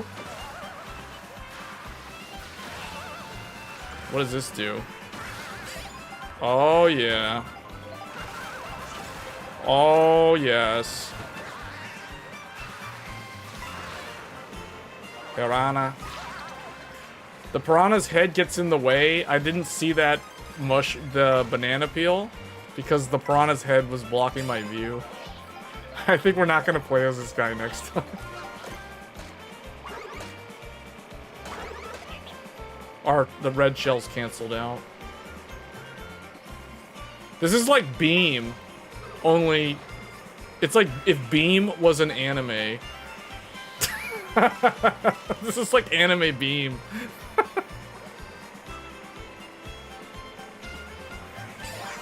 The thing is, like, this game also has like off-roading.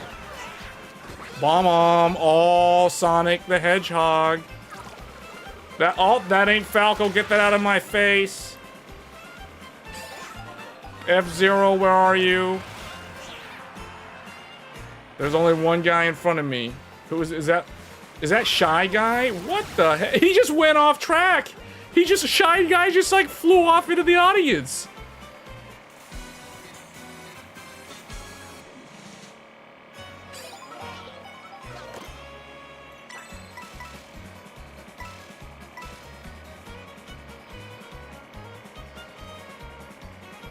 I'm driving like an AI right now.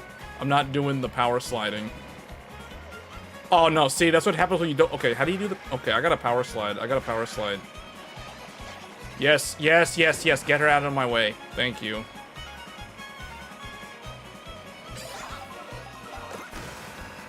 I am the piranha plant.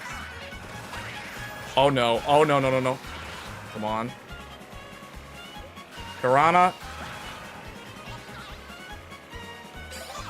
Just drive like you're on the Amazon rainforest.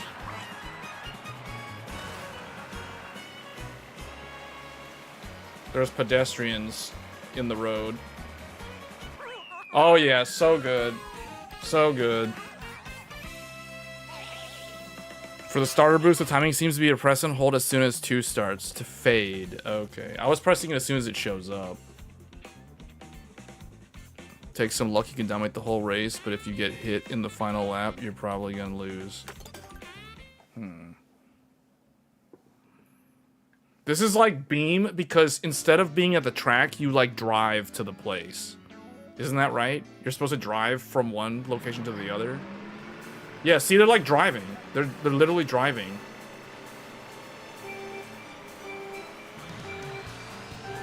Oh, that didn't work for me. I didn't do something right. At least it didn't burn out, though.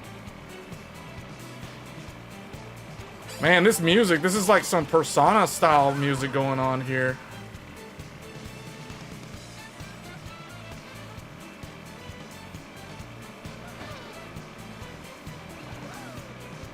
I just realized something. Mario Kart 8 was a Wii U game that got like re-released for the Switch.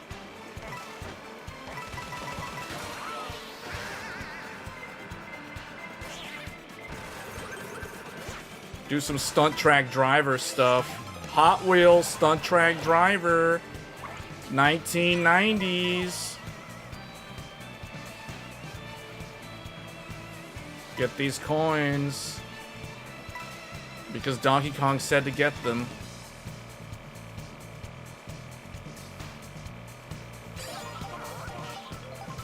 Oh, who threw that at me? I'll throw this back at them. Oh, well, we're going up. We're going way up. Don't fall down.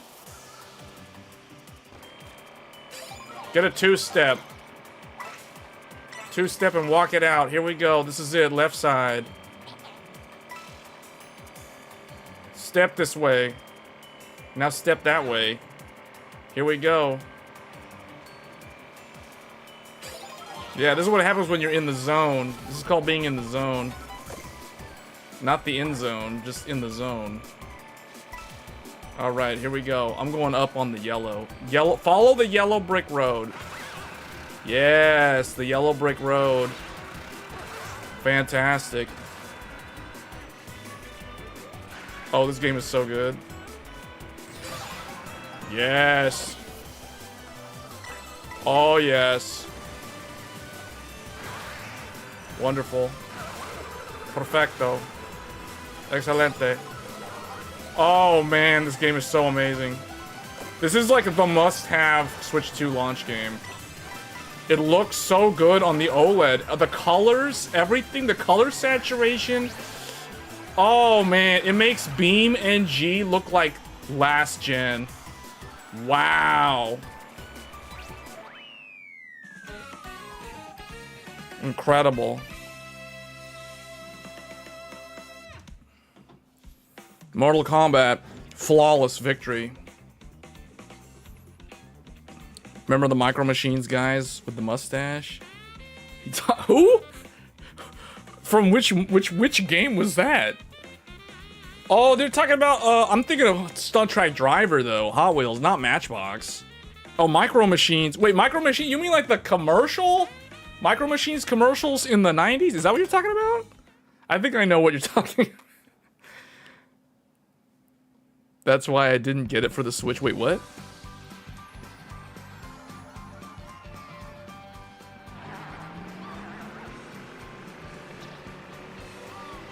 No, I'm talking about Stunt Track Driver. Stunt Track Driver is a game.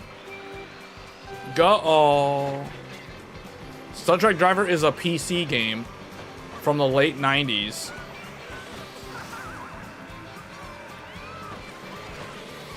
I'm using my big wheel. Drive like an AI. I got the grip. We got those snow tires equipped. Snow tire. Get this motorcycle off of me. He doesn't have the snow tires. He can't win. I have the high ground. Oh, yes. Get out of my way. Oh, no, no, no, no, no, no, no, no. Okay. AI driving right there. That's called AI driving. AI, machine learning that. Dodge those fireballs. Oh boy. Ice cubes. Man, I gotta get ice cream after this. Sony. I call that Sony because I see like the Sony controller icons. That's why I say Sony.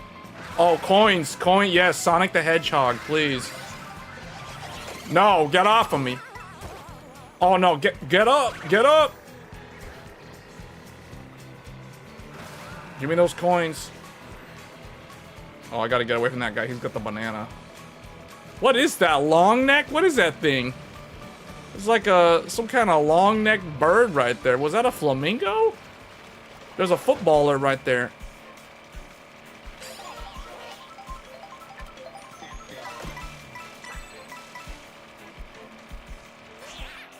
Stunt Track Driver.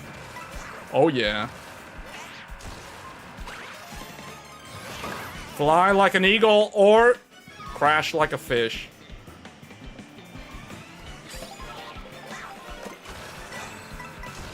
I'm going on the high ground. Oh boy. Oh, pro moves, pro moves. Beam and G needs to learn from this. They need to learn some stuff.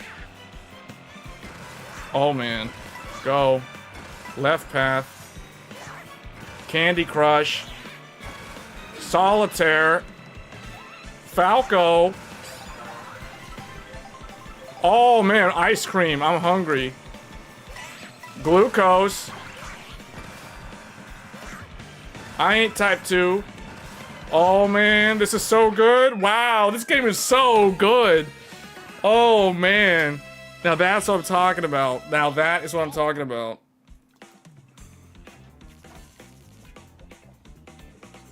Beam has some competition now. So does Minecraft.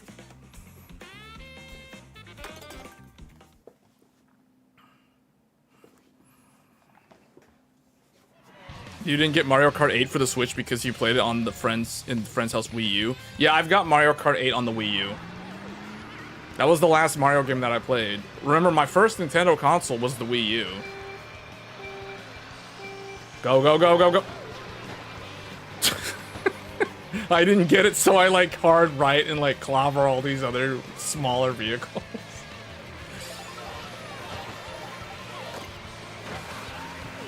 Get out of my way. Stunt track driver.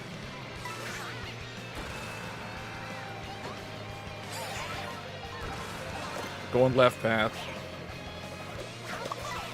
Get that boy out of my way. Get out of my way. What's this random Digimon on a little two-wheeler?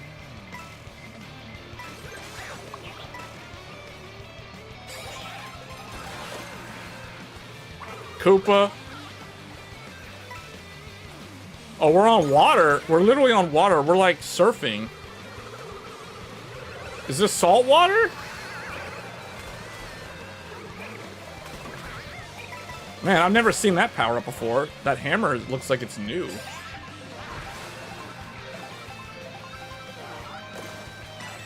This is all cube mapped water. Digital Foundry, where are you at? I don't see any RT in this game.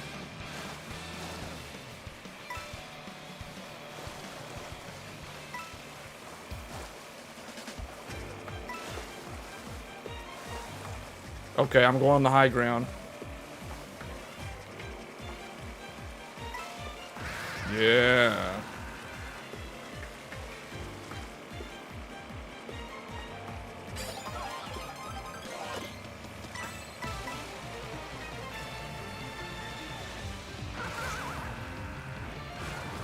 I can go up here.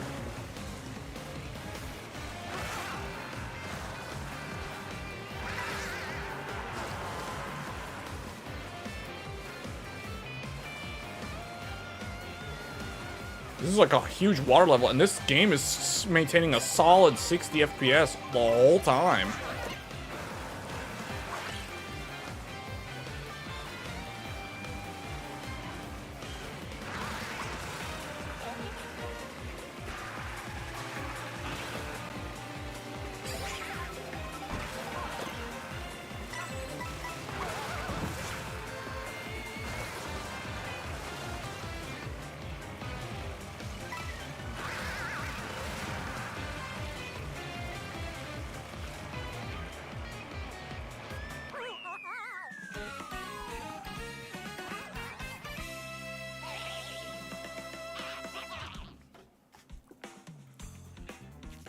Wow. Piranha Plant's pretty good, man. I don't think this is the first I've ever done like first place in like all the races. Cause I think I finished first in 3 of them on the last one, on the Flower Cup, and I came in like 3rd or 4th on the 4th one.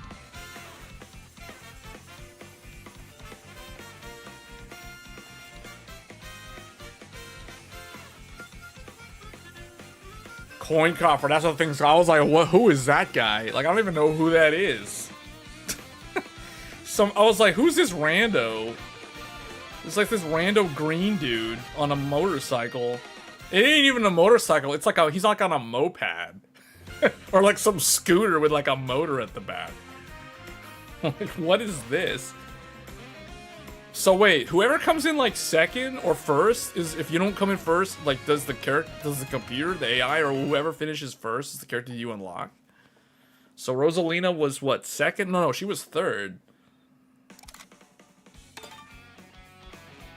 Is it completely random?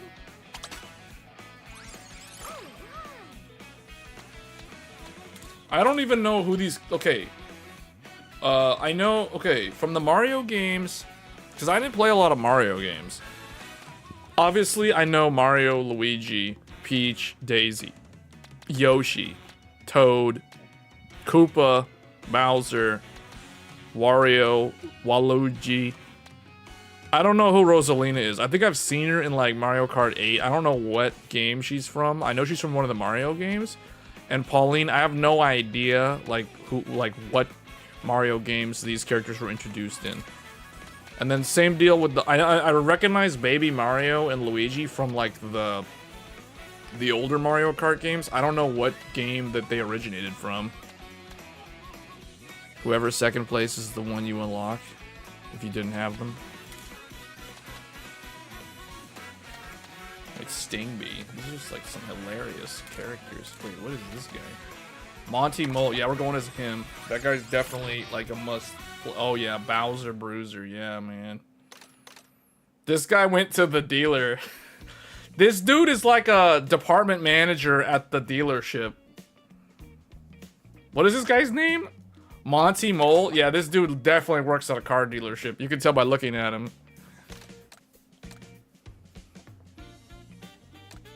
I kind of... Okay, he should probably drive this thing.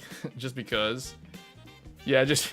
He's at the dealer, man. He's gonna drive the Mercedes. Okay, here we go. Rosalina was from Mario Galaxy. Yeah, I didn't play it. I need to play, like, Mario games. I've never actually played the modern Mario games. Mario Galaxy was, what, Wii U? And Mario Odyssey was Switch? Is that right?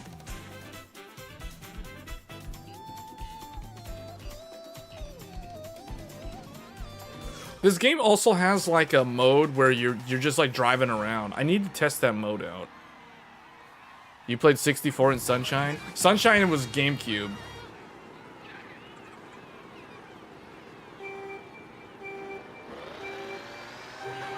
What the heck? How do I screw that up? Alright, let's go. Show them how a car dealer drives. This is how a car dealer drives. Yeah, get that power up. This is chaotic. I like this track. The soundtrack in this game is so good, too.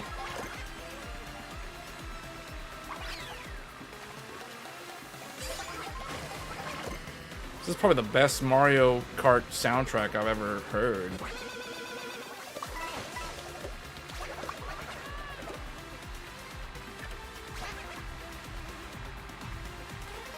You can't beat the dealer. The house always wins. Oh, this is awesome. Look at that. Look at those stunts. Look at those stunts. Flourish. Oh, yeah. Wait, what am I doing? I thought there was a shortcut over there.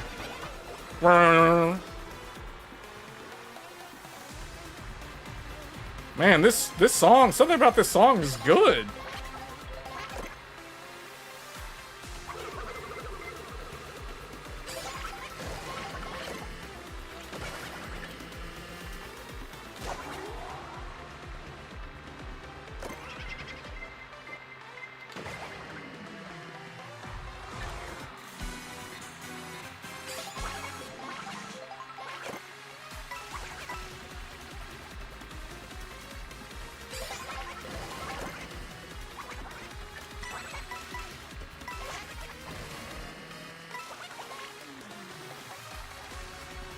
Did I almost loop them? Who are those randos that I'm catching up to? Oh man, this dude's awesome. Monty Mole is so cool.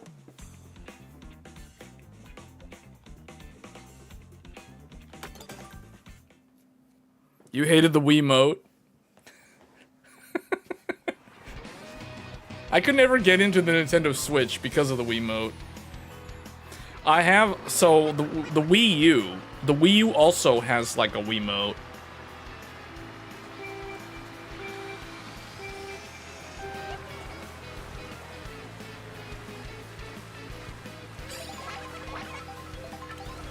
Oh, you see like this big old wad of people coming up behind you?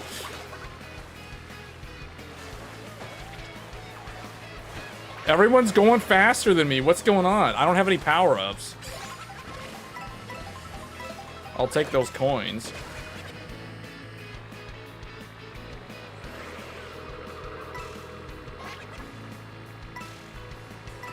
Somebody went off-road.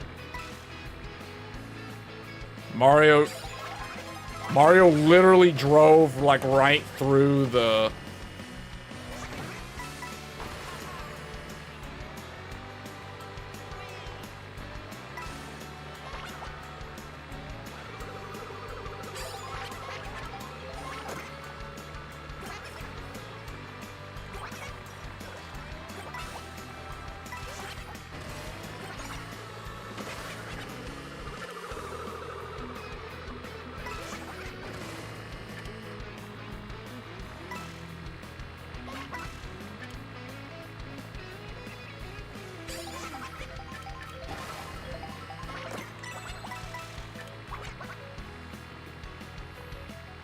If you have the mushroom, you can do the same off-roading. You can do some off-roading.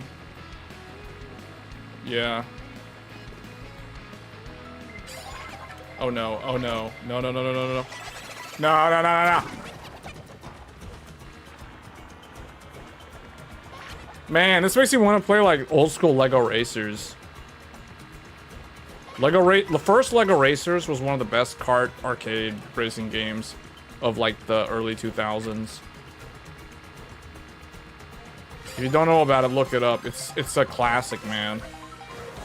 Lego Racers, Captain Redbeard, King Kahooka, Rocket Racer, all those characters. That was like Lego's. That was like Lego's answer to Mario Kart, essentially. It had like broken power-ups though. Like it had warping and teleporting around the map, which was kind of messed up. Because high-level play was all about just abusing the teleport power-up. So you can just keep warping around the map. Oh boy, I think you don't want to... Wait, I'm confused. You don't want to fall in that hole, right? Okay.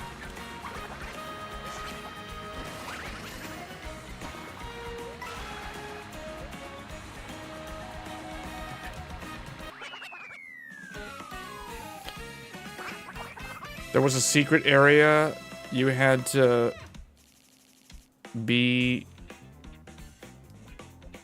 It was the first kart racer to have boats and planes. Which one? Diddy Kong Racing was... Oh, yeah, yeah. I've heard of that game. Yeah. Yeah, Diddy Kong? Yeah, yeah, yeah. I remember. I never played it. I mean, okay, I saw gameplay of it at like a friend's house or something, but I never actually played it.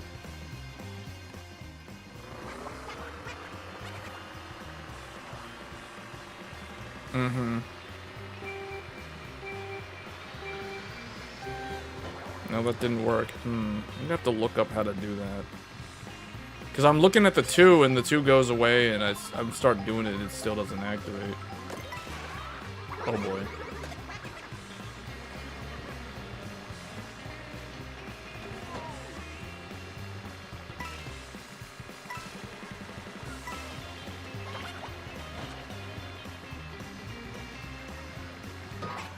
Oh, I was trying to get that power up that was going across the road.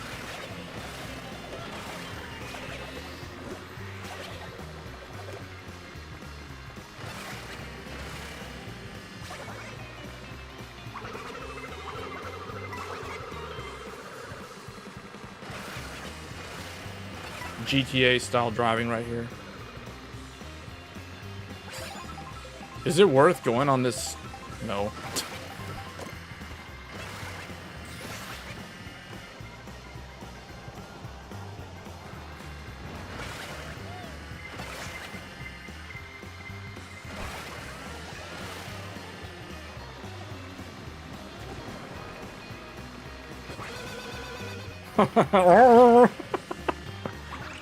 Is it the banana power-up is like the oil slick in Lego Racers. The cool thing with the Lego Racers power-ups where you could actually like power them up. There were these bricks that you could get that would change the power-up. So like a base one projectile was like the cannonball. And then if you got a power plus brick, it would turn the cannonball into a grappling hook. And then if you got a level 2 power plus brick, it would turn it into a lightning beam, like a magical wand. Like Kirby's star power up thing. And then if you got the level 3 power plus brick, you would get 3 guiding rockets, which are basically like homing missile, kind of like the blue shell in this game. Only there would be 3 of them. So it would be like the red shell, actually. It would be like, imagine having 3 blue shells. See, like, that's like 1 blue shell. Imagine having 3 blue shells, though. That sounds kind of busted. So that's what I mean by the power-ups in Lego Racers were kind of broken.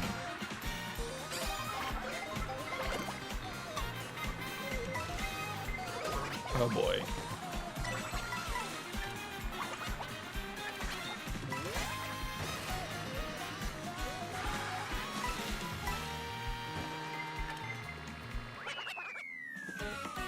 If you go up the ramps, you get a speed boost. Are you talking about doing like the skateboarding? The wheelie? I like how he drove right through that intersection and he almost got hit.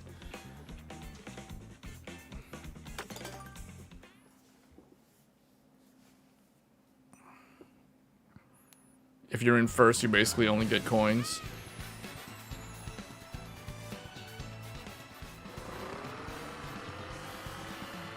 You should look up Lego Racers 1 and Lego Racers 2. I'm pretty sure there's like a documentary. Oh, I finally got it. I'm pretty sure there's like a video essay on those games. Lego Racers 1 was awesome. Lego Racers 2 was controversial. It was not as good. I mean, it was an interesting, it was like open world. It was like Mario Kart World, actually. It was way ahead of its time. It ran like garbage because it was so hard to run. I could never finish it on the PC because the PC version was so like busted. I ended up getting the PlayStation 2 version at some point a couple years later, and then I ended up like playing that version of it to completion.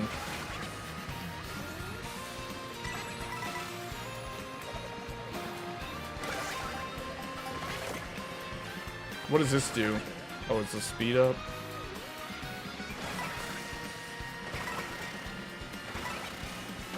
Oh no.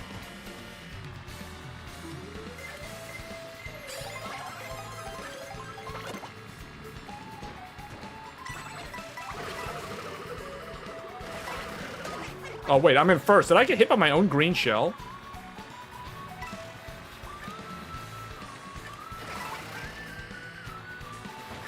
No, no, no, no. This guy needs to go away from me. What? Yeah, Lego Racers 2 has a power-up like that. It was the deconstruct brick. It was very, very broken. Lego Racers 2 was like bad because it was fun as a kid who didn't really know what you were doing half the time. But like, I'm thinking like if I was to try to play Lego Racers 2 now, that game would be so trash. It would just be such trash. Because Lego Racers 2 was so broken and messed up and unbalanced. You could get a power-up, like the lightning bolt power-up in Lego Racers 2 deconstructs your car. And then when you lose you can literally lose your car if you take too much damage. And if you lose your car, your little Lego man has to literally jog on the road He's literally like running on the road with people driving cars, and he's running. And he's so slow compared to the cars. It's horrible. I was like, who thought that was a fun idea? Like that's like a bad joke or something.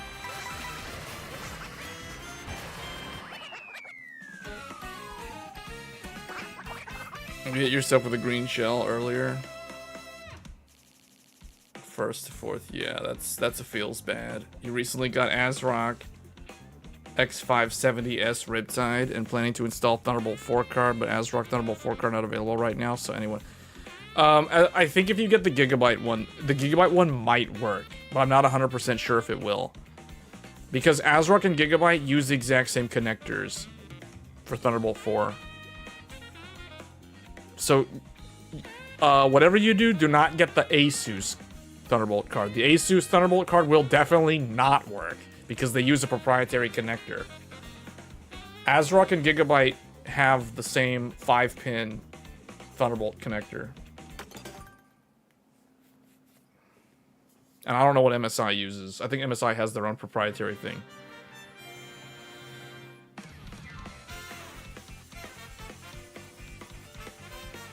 Just make sure it has the 5-pin. If you catch the Mercury Magnetic Air in stock for less than 1,200, I see it for now. It's like $900 at Micro Center right now, last I checked. But you know, not everybody's near a Micro Center. So that's only like what, $200 over MSRP, considering the base price was like $700.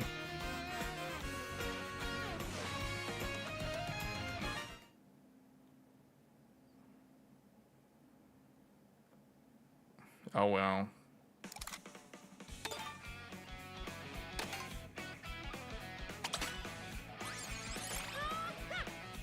Lakitu.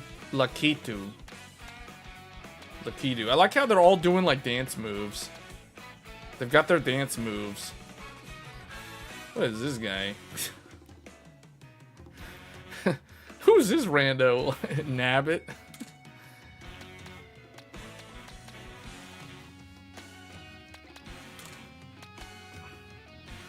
Para Bitty Bud.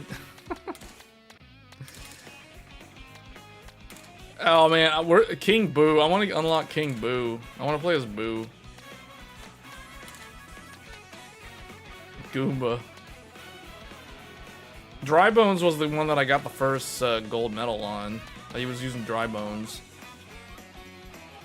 You have King Boo? Man, I gotta unlock that King Boo. Snowman. Penguin. Alright, we're gonna go in as Penguin. Hey, Penguin got a pretty cool car. This looks like Rocket Racer's car from Lego Racers 2.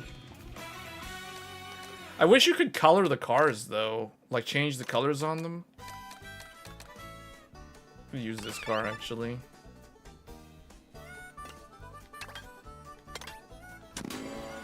Once I get gold on all of them, then we'll start looking at 150C. The new Switch is awesome, man. I'm 100% satisfied. I wish it came with like 512 of storage instead of 256. My main complaint is not enough storage out of the box. You have to buy the Memory Express, which is very expensive. And it's hard to find the higher capacity Memory Expresses right now unless you pre-ordered one like months in advance, like I did.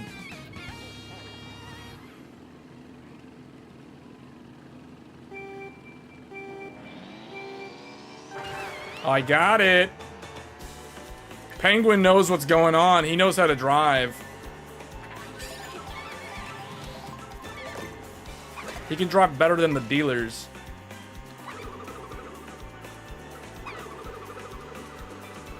Where are we going? Oh, you can go in the water?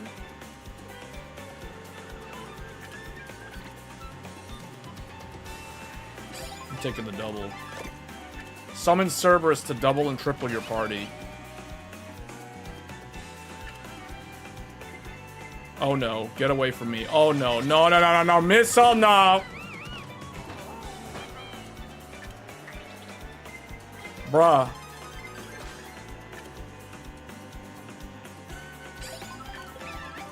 Penguin isn't... I like that power up. It's kind of lame though, because it's like you have to be close to it. The sound box is only good when you're like surrounded by other drivers.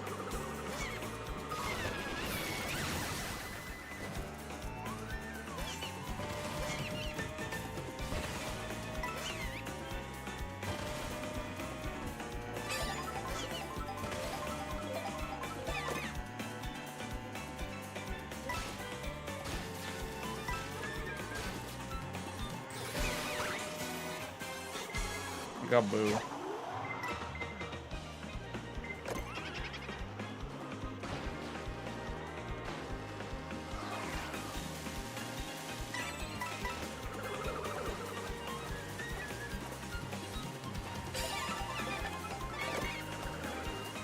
I could just get up to these guys. That shell almost hit me.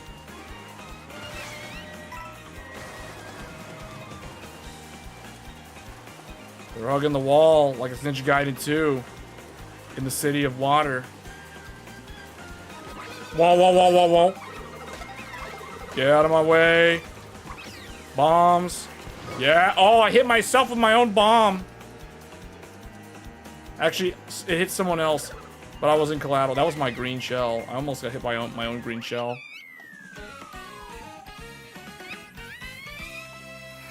Used car salesman bull. That guy isn't even in this race. He isn't even in here. Is he? Oh, he's 15th place. Monty Mole is over here. Yeah, that dude works at a car dealership. You can tell. Endgame OP, V2 mouse. Coming July with updated sensor, dust proof encoder. What are we talking about? What is that?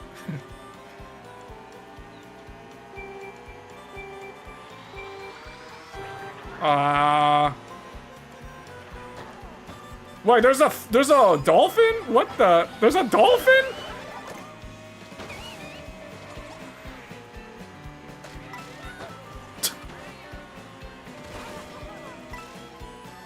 That's a new one. I didn't know there was a dolphin in this game.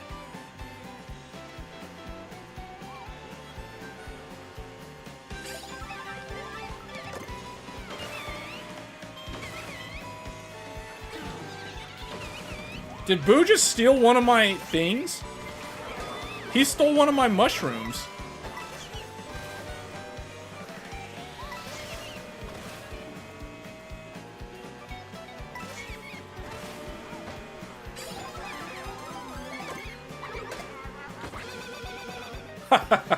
That crab almost messed me up. Luckily, I had that power up.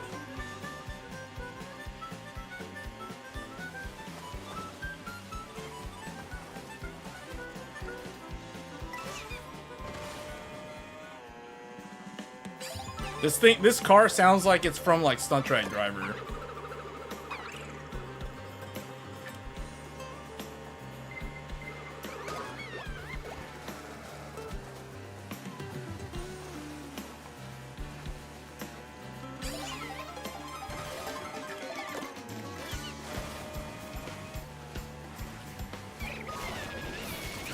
I just threw the hammer and then got zapped.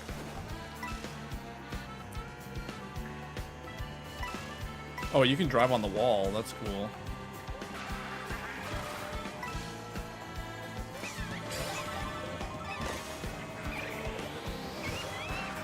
Oh, get the hammer.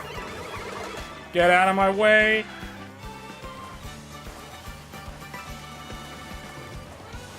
This is like the City of Water. This is like the chapter where you fight the werewolves in Ninja Gaiden 2 Black. Oh, they're coming close. They're closing in on me. Where's that finish line?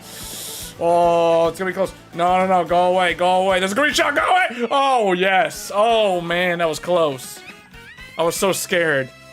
I saw two green shells coming up right behind me right as I was approaching the finish line.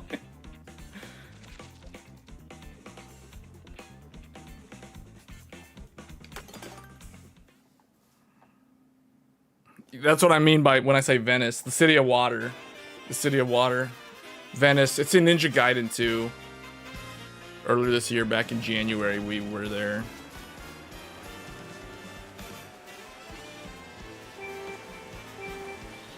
Alright, here we go. Oh, yes. Oh, yes. Dolphin's coming up fast. Go.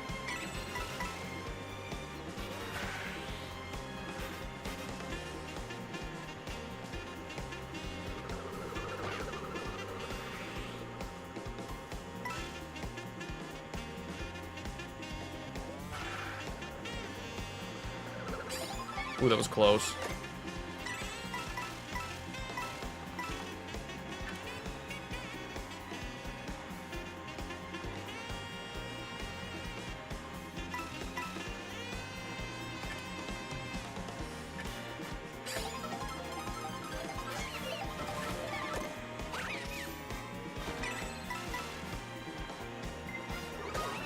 Oh, that guy's throwing boomerangs from the clouds.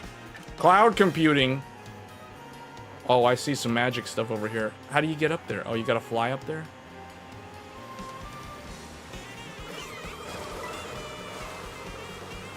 Come on, penguin. Oh, yeah.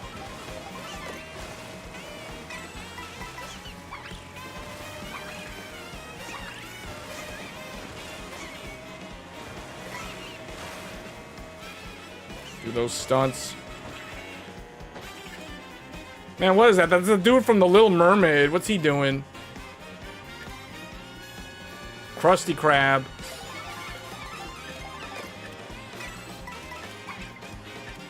What? She dodged that like a pro. That was so good. What is all this rando stuff? This guy's just throwing all this litter all over the jungle.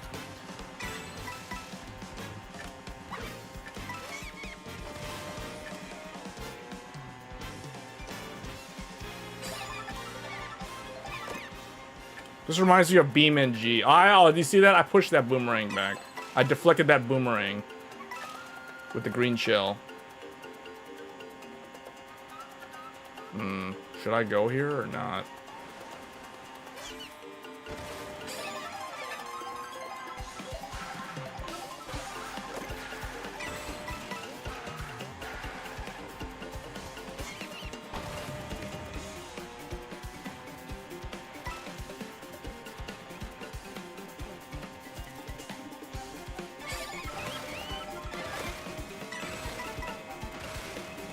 This is new. This is my first time going on all of these tracks. This is all new to me.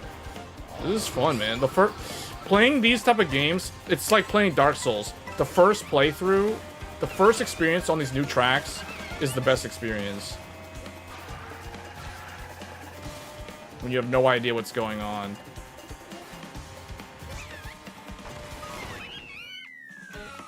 What's the difference between USB 4 and Thunderbolt 4? Nothing. They're exactly the same. The difference is Intel certified the Thunderbolt brand, or actually the device vendor of the Thunderbolt 4 capable device got certification from Intel. That's the only difference. So just FYI, I'm actually using a Thunderbolt capture card with a USB 4 port on the back of my X870 motherboard. That is how you guys are able to watch my Switch 2 game footage, because I'm using a 4K capture card. That's Thunderbolt 3. It's a Thunderbolt 3, which is the same as Thunderbolt 4. Intel has Thunderbolt 5 only via an external add-in chipset. There is currently only one motherboard that has Thunderbolt 5. It is the $1,000 Asus Z890 ROG Maximus Extreme. That motherboard features Thunderbolt 5.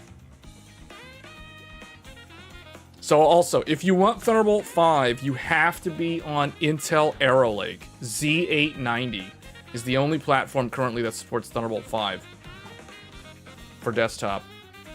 But it's kind of pointless because there's no peripherals that can utilize Thunderbolt 5 right now. It's too early adopter. No, I'm using the Live Gamer Bolt. I've had it in the description of my live streams for many, many months. The capture card that I use. I think it's actually...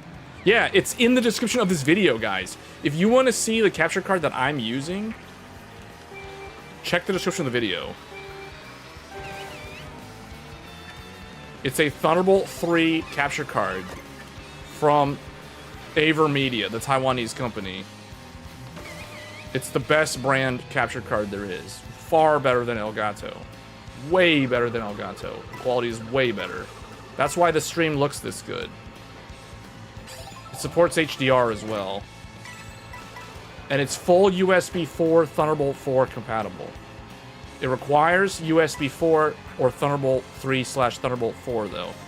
So if you don't have USB 4 on your motherboard, or you don't have the add-on card for Thunderbolt or USB 4, you will not be able to utilize it. It does not work with USB-C. It must be USB 4. That is a hard requirement. Just like how the Switch 2 requires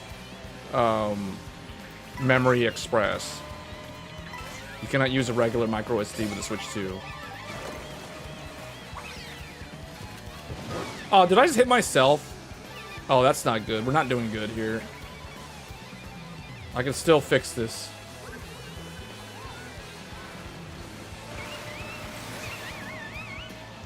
Oh, wow. I don't know where we're going. Whoa. That's pretty cool.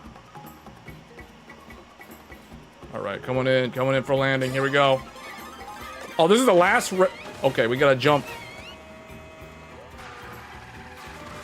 Serious mode. Come on. Oh, no, this is not good.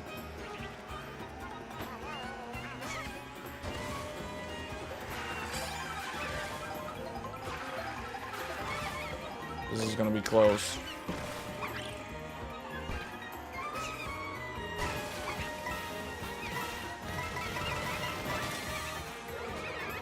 This is so chaotic. The guy in first is pretty far ahead of me.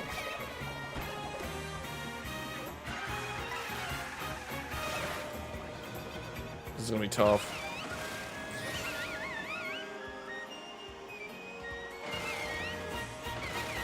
I came in third, but I think I have enough of a lead to still finish first.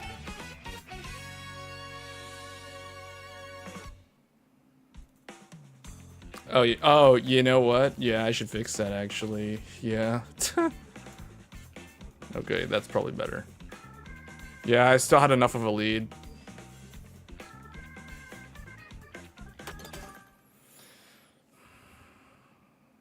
Yeah, the description of this video has the capture card that I use for the Switch. Because if you want an external capture card that has like no latency, this capture card is the capture card to get. And it leverages USB 4. But remember, you have to have USB 4. If you don't have a motherboard that supports USB 4, you can't use this capture card.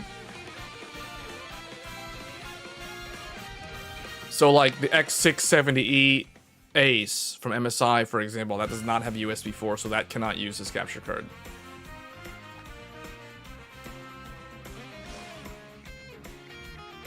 Birdo. These look like Ginyu Force members. You got gold in one 50cc flower cup earlier despite getting 4th in the second race.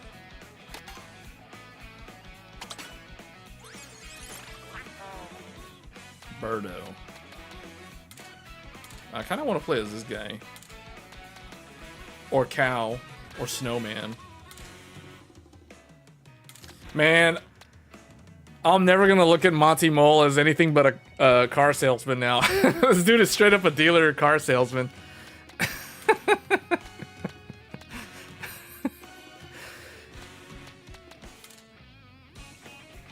Have you watched Dying Light the Beast 30-minute gameplay? I have not. Is that from Summer Game Fest or something?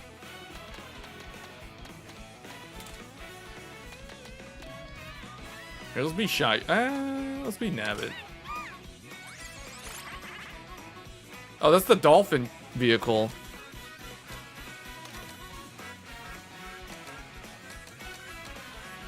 I'm guessing the smaller vehicles, like the motorcycles and the mopeds, are or the scooters.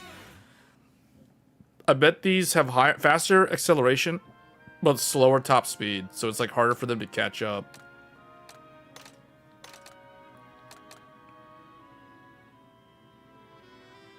Standard Kart.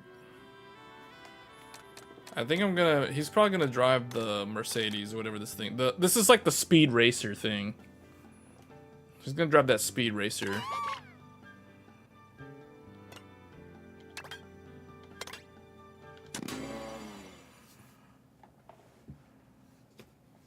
I think they have different aspects. If it was Lego Racers, they would definitely be different. Lego Racers, the heavier vehicles, had slower acceleration, but faster top speed. And the lighter vehicles had faster acceleration, slower top speed, and they were harder to control. Like, you could spin out more quickly if you were on a lighter vehicle. The heavier vehicles, they accelerate slow, but they're more stable, so it's easier to maintain control at high speeds, and they had a higher top speed. So I generally built, like, giant bricks. Really, really heavy vehicles in Lego Racers. Well, actually, yeah, that applied for both Lego Racers and Lego Racers 2. Lego Racers 2 had broken physics, though.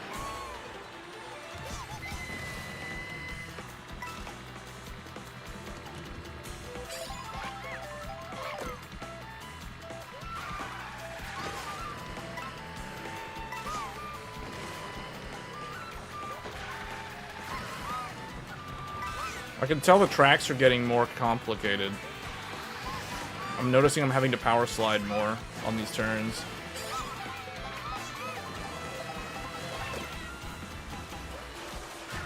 Dry Bones is up there.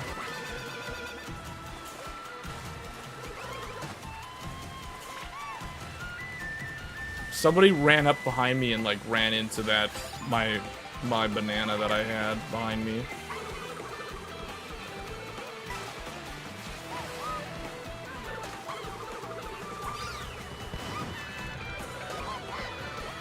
Man, this is all back and forth. Was that my own green shell?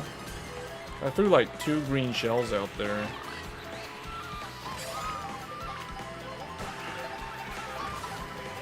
Yeah, man, Mario Kart's legit. This game's good. This game is really good.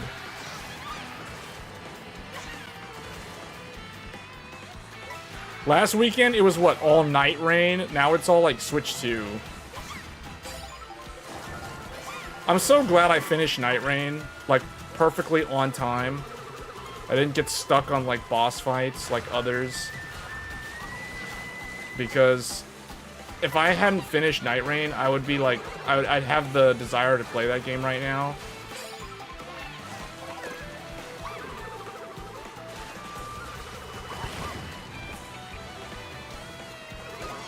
Oh, man.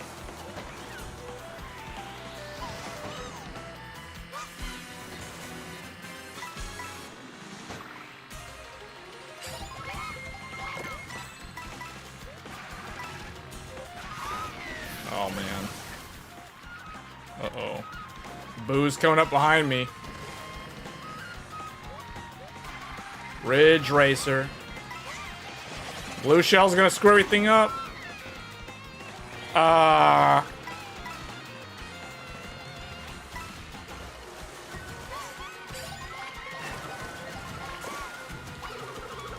Oh, yeah.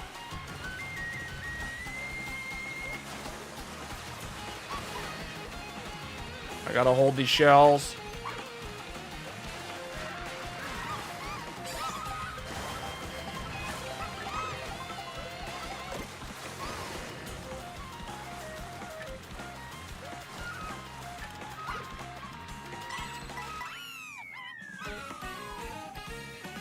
All right, Mark, thanks for tuning in.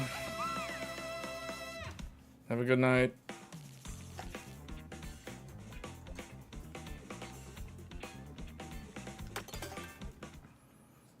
That was a pretty action-packed race right there. That was back and forth. Patriot Viper, this running 21.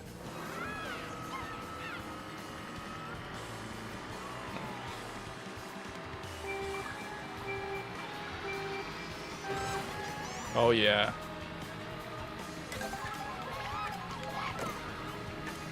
What does this do? Oh, that's a speed. Wow, that's a speed boost. Uh-oh, there's a cactus coming up behind me.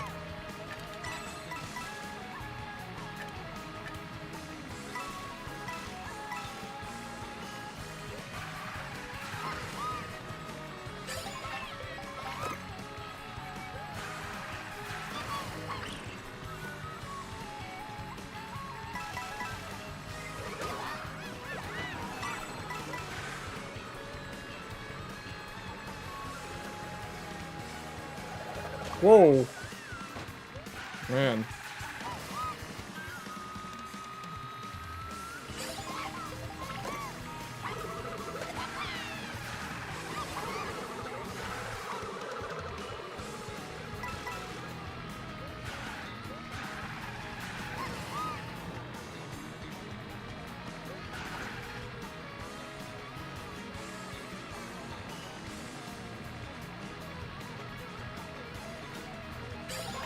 Oh.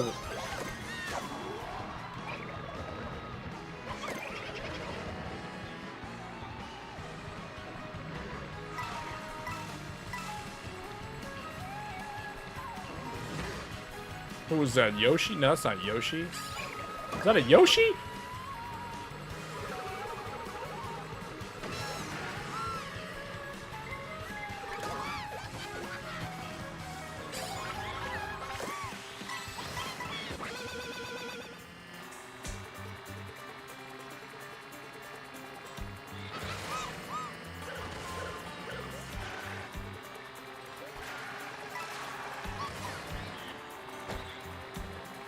No.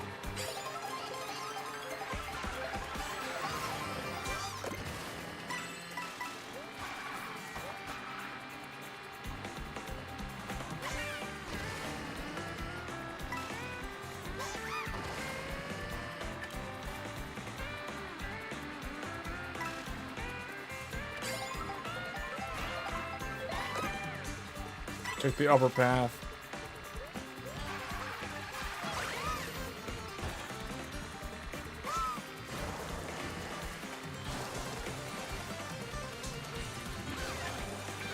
Oh, he's coming up fast.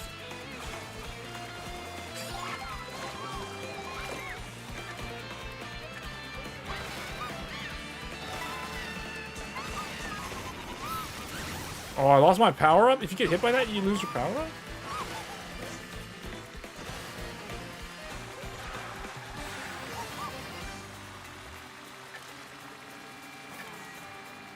Oh, that was close, man. He was coming up. King Boo is coming up fast. Looks like Motorcycle has the best handling. I can see that for like the power sliding.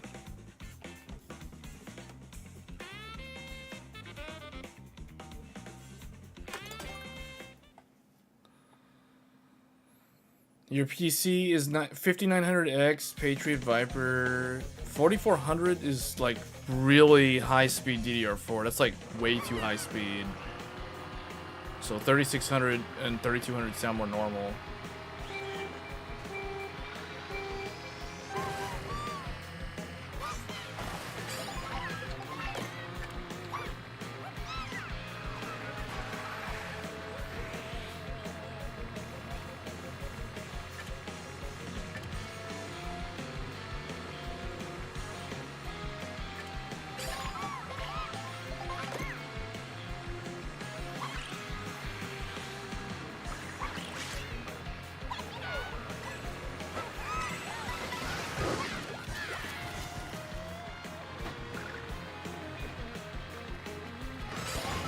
Whoa.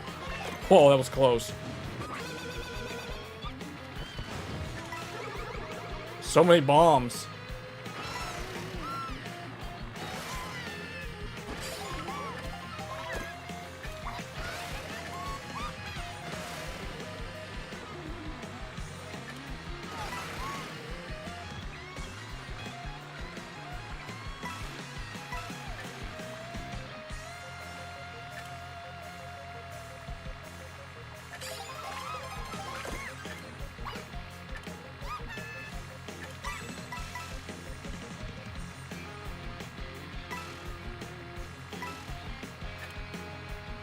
There's a boomerang. This makes me think of Lego Racers right here. They had a ghost in the forest level.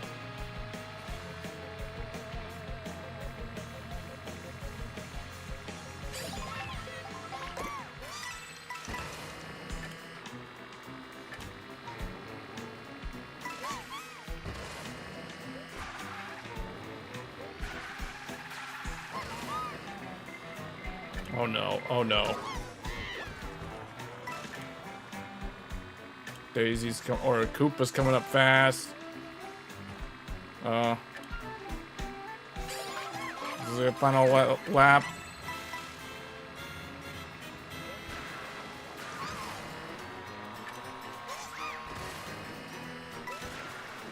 Oh boy.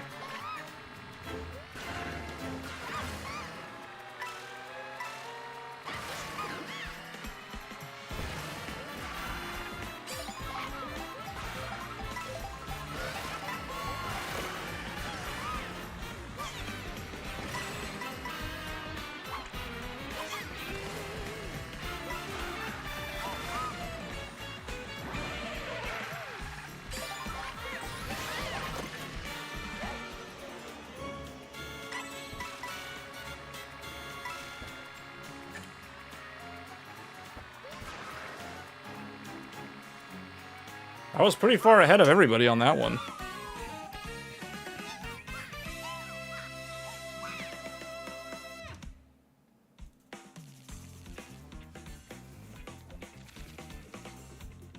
All right, I think I have a pretty strong lead here.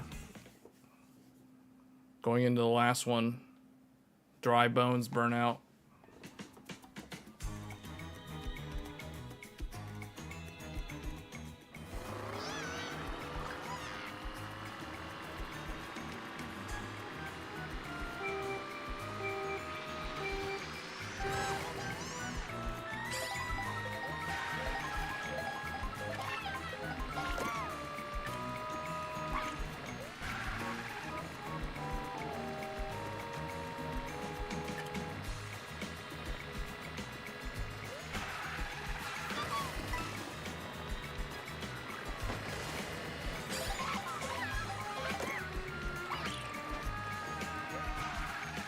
I hit my own banana.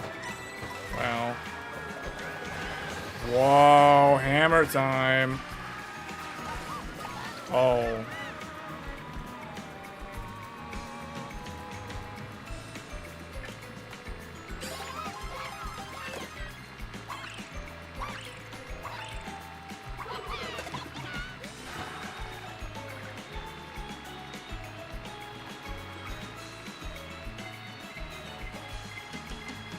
Get those guys, don't get me.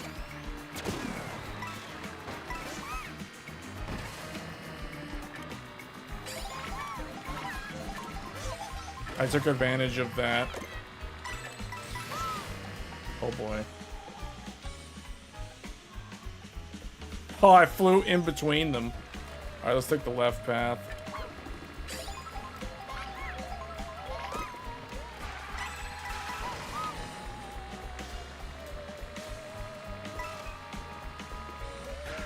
This reminds me of the Mars level in Lego Racers 2. Because it had a lot of like, take the left path or take the right path. It split up a lot.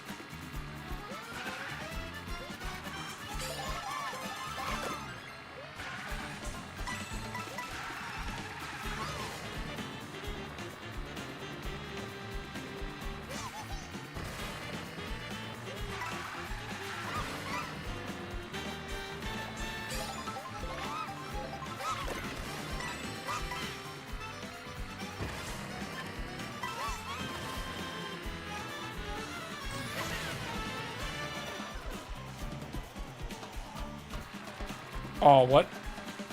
I tried to get the upper level, and I ended up going the lower one.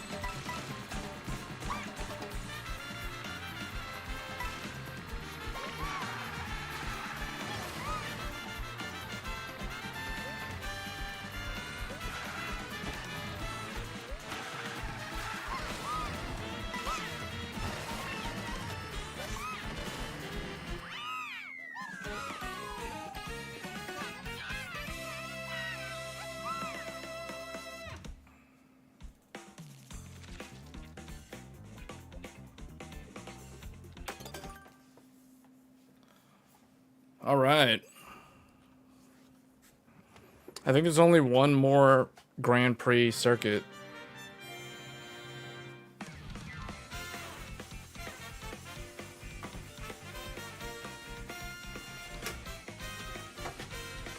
King Boo. Did I unlock King Boo? What is that thing? Piranha? What? That's like a weird, like, zombie fish. Those are the ghost fish from Ninja Gaiden.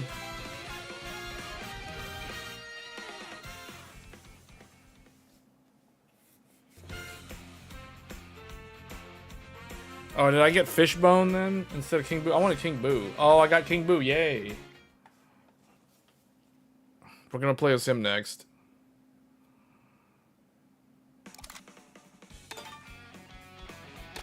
Alright, I think there's like one more.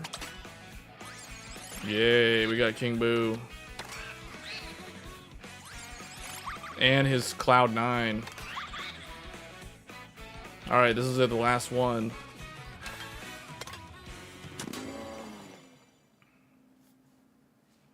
Oh, Moo Moo Meadows is in the very last one? I remember this from Mario Kart 8.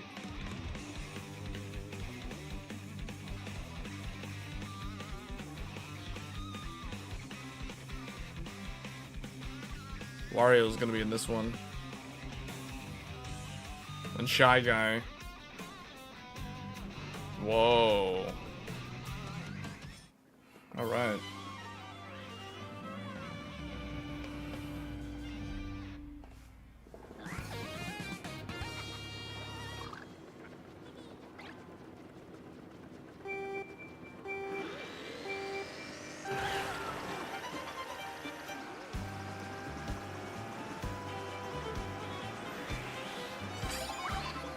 What's the name about like Bowser's kid? Like that little dude right there in front of me? Forgot his name.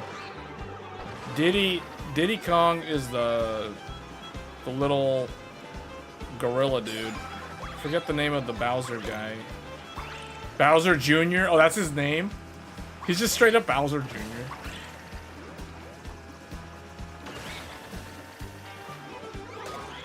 Oh, I knew he was gonna try to hit me because he had 3 red shells. That was kind of dumb to try to like overtake him right there.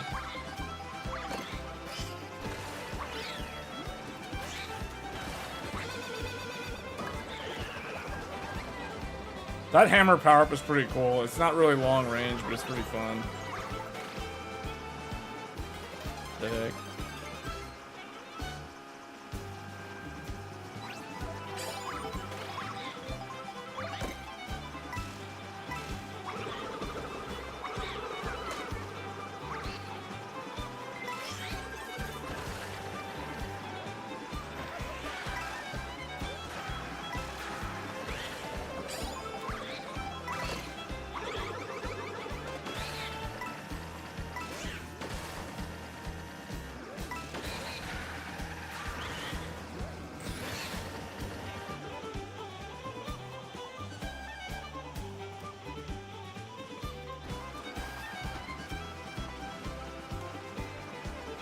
Oh yeah, this game has time of day.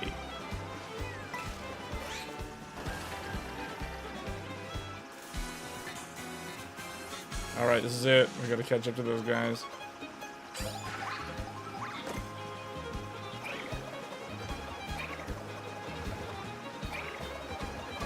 Alright, got one of them.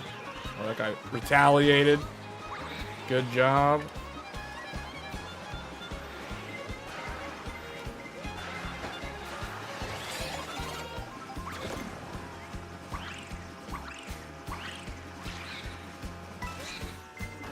Uh-oh. Uh-oh. Oh, no, it's very close.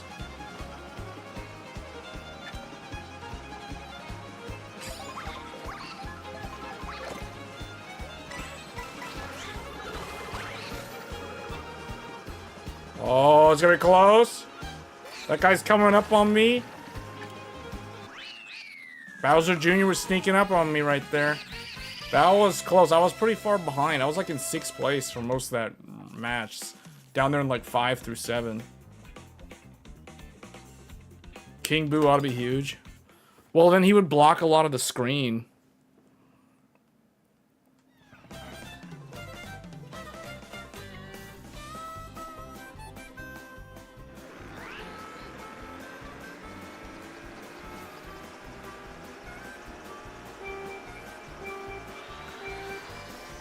Alright, I think I learned it. I think I learned the technique. Man, these people in their propeller copter cars.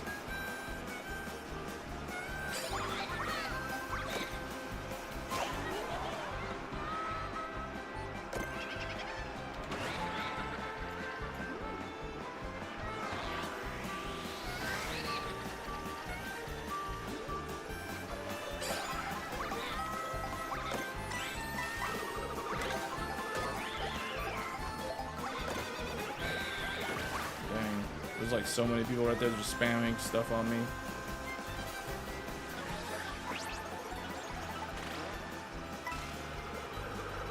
Huh?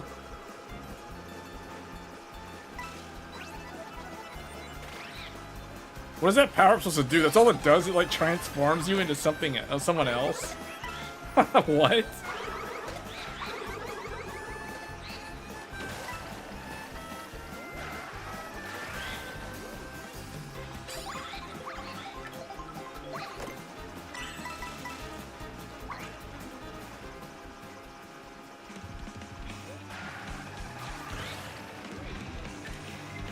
Why did they all follow me? All of them came after me.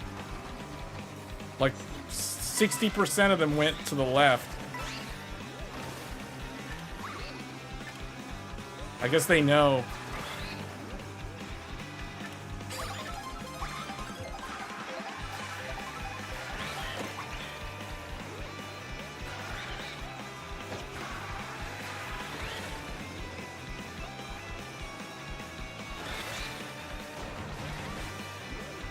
Oh, that's the football from the football player from the Mario World game.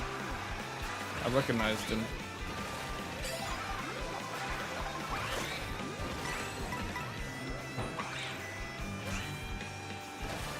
Yeah, the football players are in here.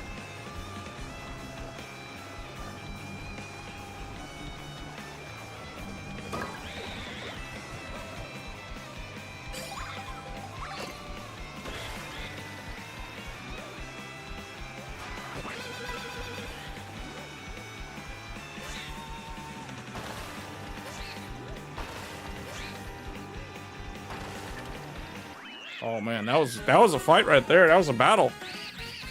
Bowser Jr. and whoever that other one was in the same type of vehicle, they were like right up on there in 1st and 2nd the whole time.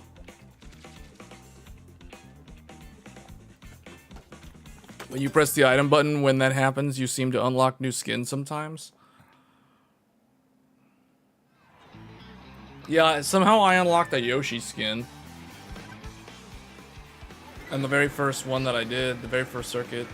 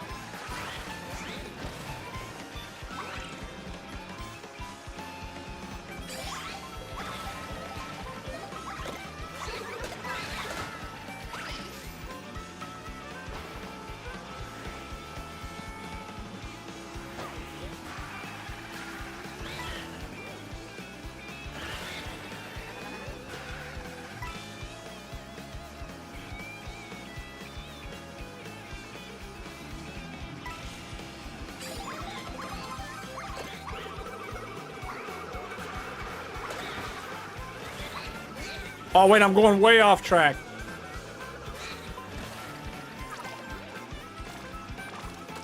This is like the Mummy's Curse in Lego Racers 1, except that one inverts your controls.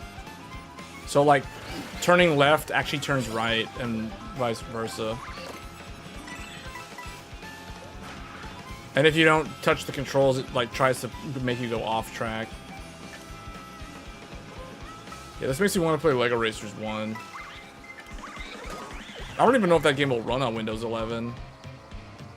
Because that was like a Windows XP, Windows 2000 game. It probably will, actually. It depends on if the shader models in the modern GPUs can render it correctly. Probably can, actually.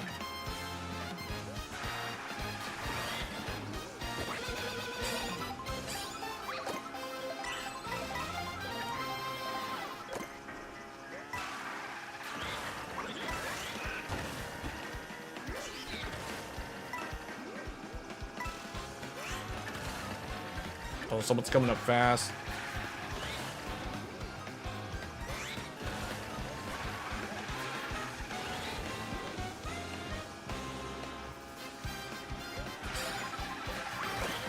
You know, Hot Wheels Unleashed is on Switch, but it doesn't have an update, so it doesn't... And I think it only runs at like 30 frames per second. Oh, no, no, no, no, no. Oh, that was close. You're surprised it isn't on Steam? Wait, what game? Basically have every Lego game, but it doesn't seem to be on there. That's because it's very old. I'm talking like early 2000s. Or like maybe late 90s. Yeah, Lego Racers. Lego Racers is so good, man. That game, even it, like, the soundtrack of that game was so weird, too. Lego Racers. Rocket Racer was the final boss. Veronica Voltage. Time Attack Mode. Man, that brings back memories. King Kahuka. Basil the Batlord. Oh, I wasn't paying attention. I was thinking too much about Lego Racers. I didn't do the power-up. The speed-up at the start.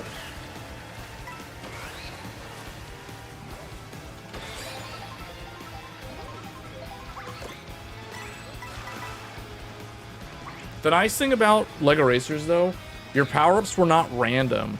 They were different colored bricks on the road. Red meant projectile, blue meant defensive shield, yellow meant like a trap, like the banana peels, for example. So, like, for example, the shells in this game are like the red power-ups in Lego Racers.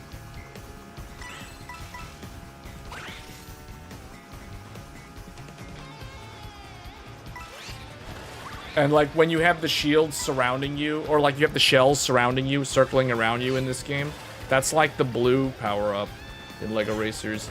Yellow was the trap, green was the thruster. So basically like green was like a speed up. It's like the mushrooms. But see, the nice thing about Lego Racers was it's not random. Like in Mario Kart, the power-ups are completely random. Because it's cycling. See, like this is just all random. It's like playing a gacha game or slot machines.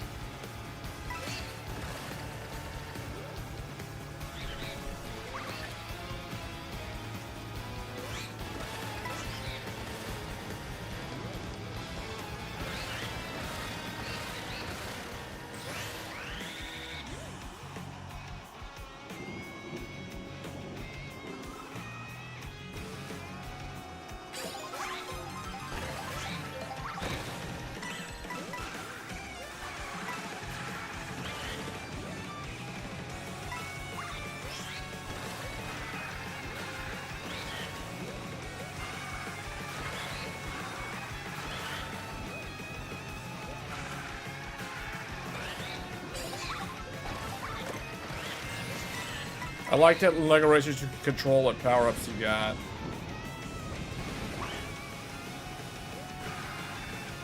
So like, for example, if I wanted a projectile, I would just get a red brick. Here it's like, you have to use what you get, and it's all kind of random. Which adds more suspense to it. Because you have to kind of think of strategy on the fly.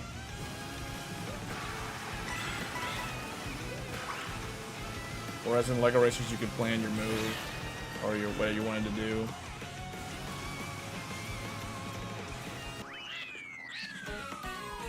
When you get coins and banana peels 99% of the time. Well, that's because I think they do that for balance reasons. They don't want the person in first, like, trolling the people at the back with, like, blue shells and stuff.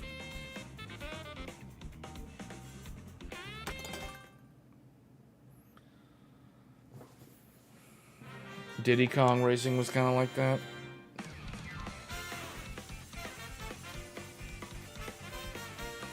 Yeah, you should look up Lego Racers, man. Lego Racers was so good. I mean, it won't look that good in today's modern era.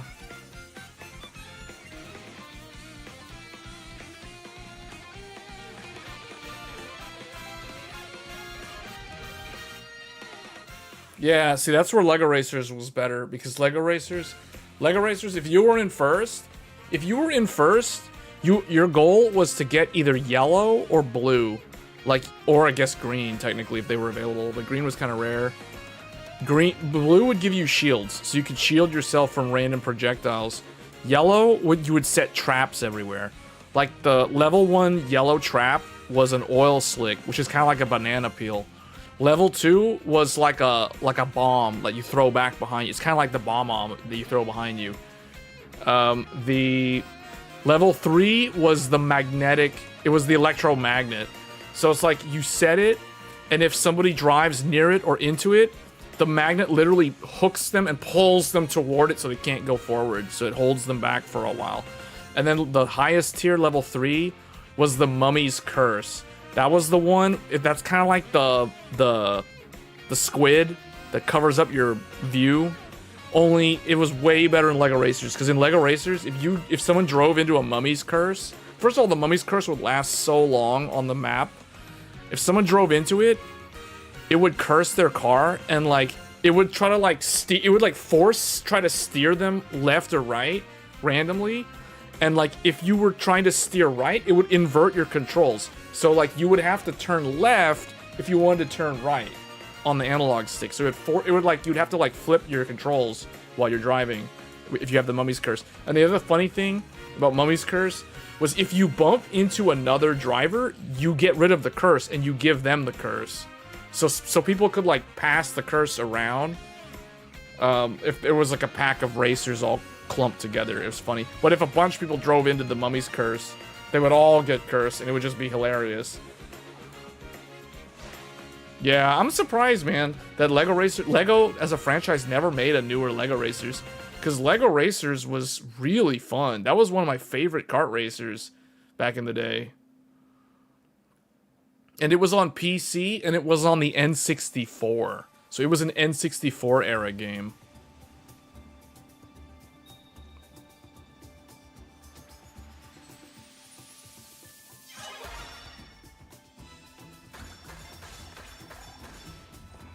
Oh, wow. Wait, I didn't get gold on the first one, though. I unlocked a new one?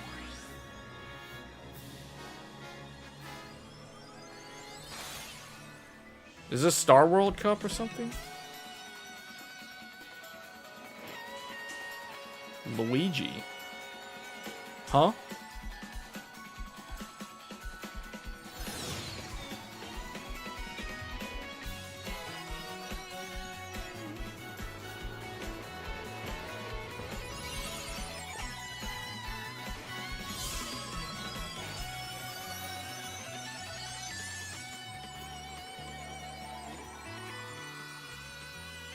I just think the power-ups in Lego Racers were super fun, because you could control which ones you wanted.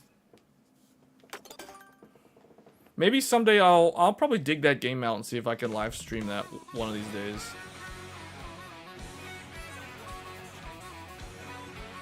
Oh, was that the ending?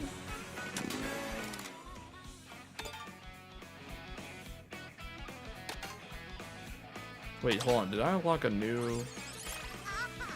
Oh, I got Bowser Jr.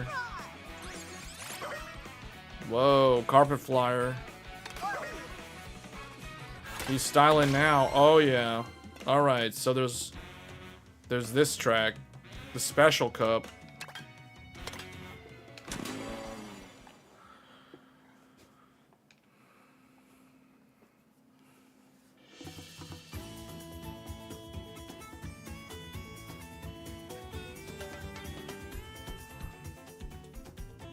I think the studio that made Lego Racers was based out of the UK. I think a lot of the Lego games from that era were made from like studios in the United Kingdom.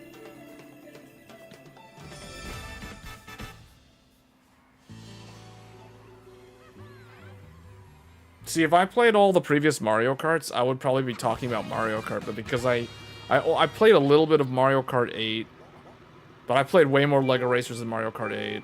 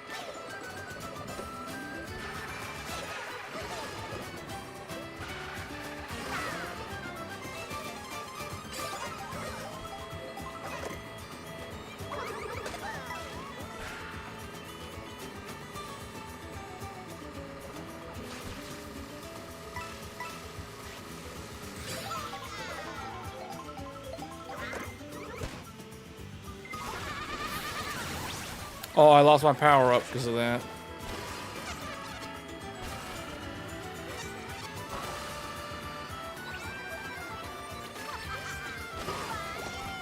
Oh no.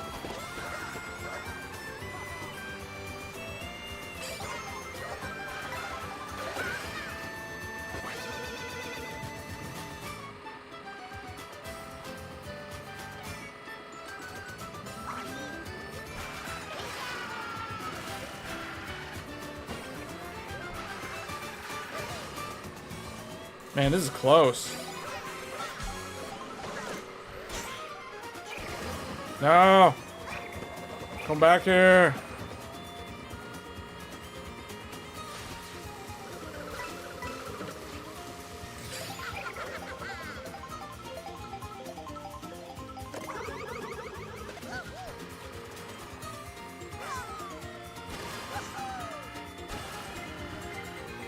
Yeah, go get him, Blue Shell. Go get him, Blue Shell.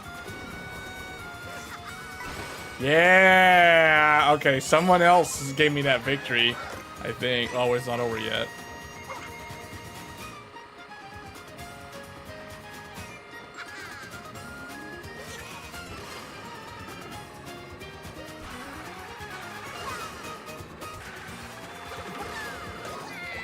No, come on. Oh, yes. Oh, that was close.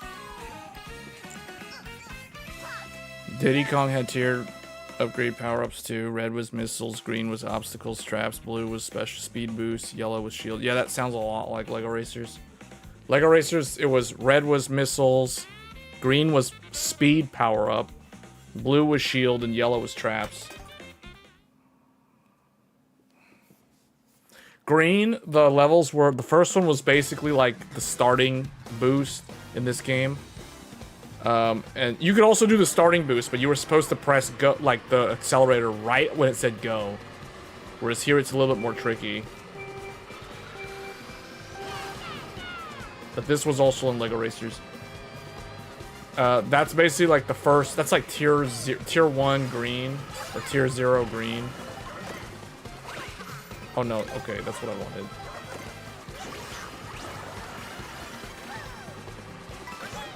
Oh, I unlocked his clothing. I unlocked Explorer. Oh, I guess if you eat the food, maybe if you eat the food, you get the skins?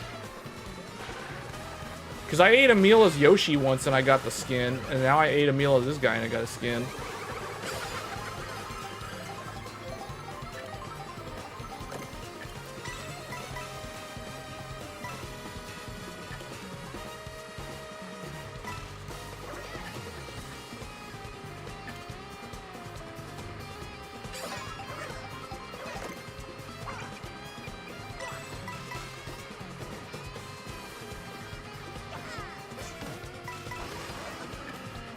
Uh-oh.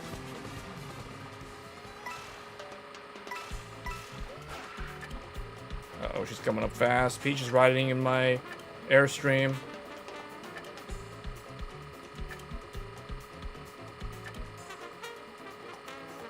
How'd she do that jump? She just randomly, like, jumped.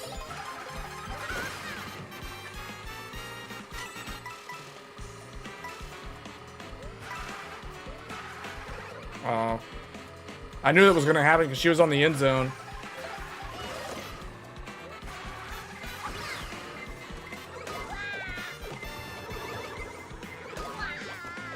Oh, I got hit twice. It's not good.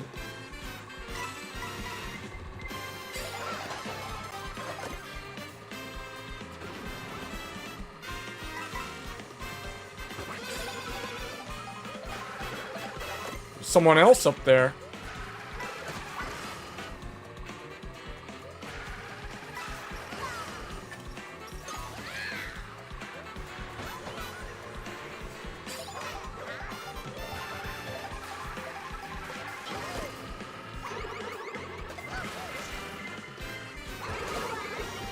Oh man, so much destruction. Such devastation.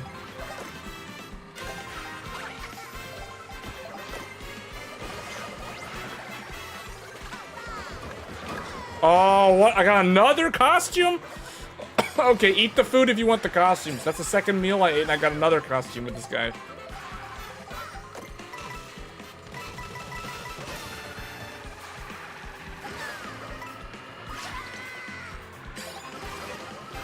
This is so chaotic right now.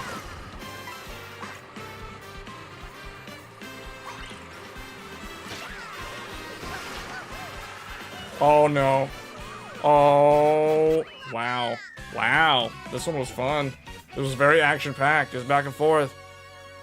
Food always gives you costumes. What does that do for me? Okay, I'm only 1 point ahead of Peach. Wow. Ooh, this is gonna be close.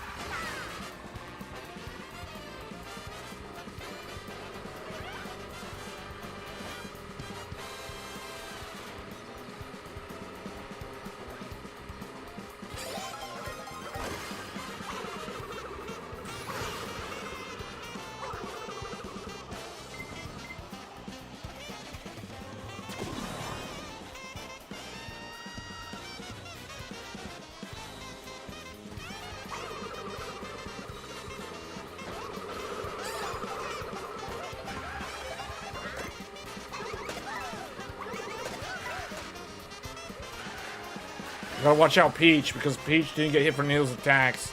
And she was right there next to me.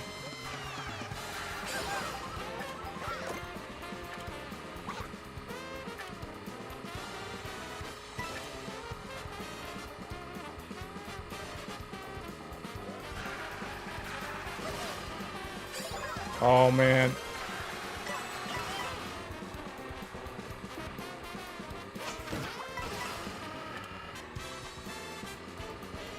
I need that power up.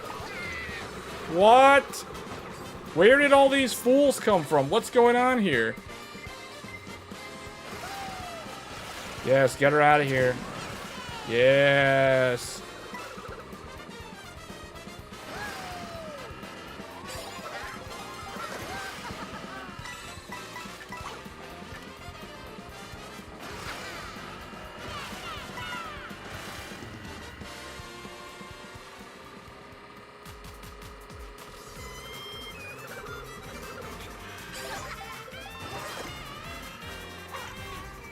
Oh wait, what? Mario 64, the dog thing is around.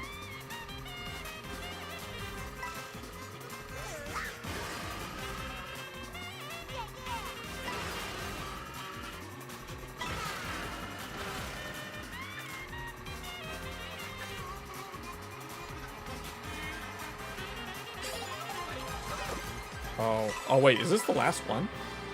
Oh, this is the last one?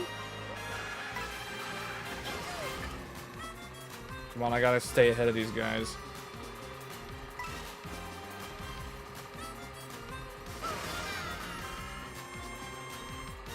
That's not how to stay ahead of them. I say that and I like missed two of those speed ups.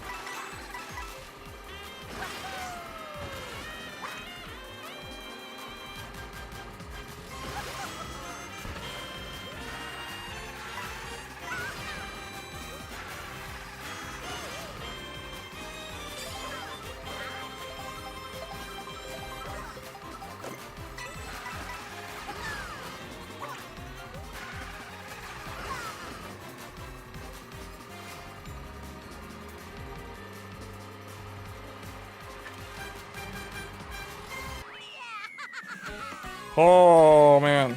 I think there's one more track, actually, isn't there? Peach Stadium? Or was this Peach Stadium? Wow, only 4 points ahead of her. If she comes in first and I come in, like, 3rd or 4th, I'll lose. Okay, Rainbow Road. This is it. This is the last one.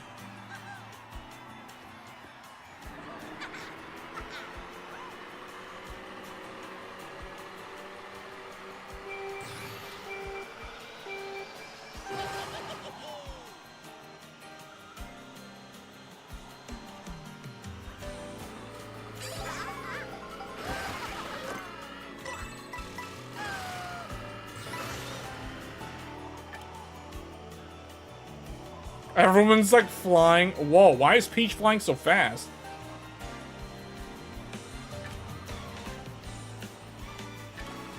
No, you can't have a power-up.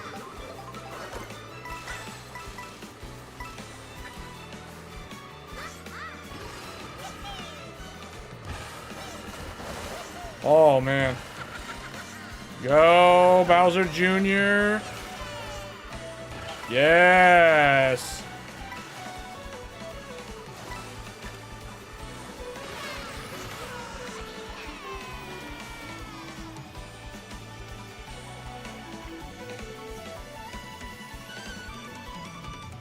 Whoa.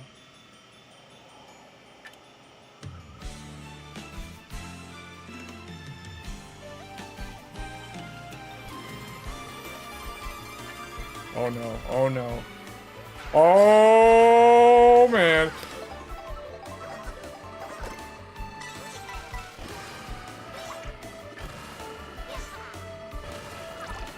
Uh-oh.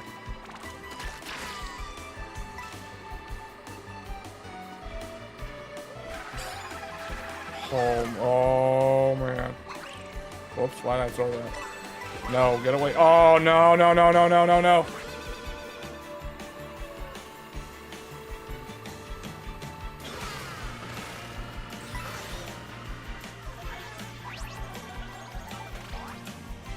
I unlocked Spike.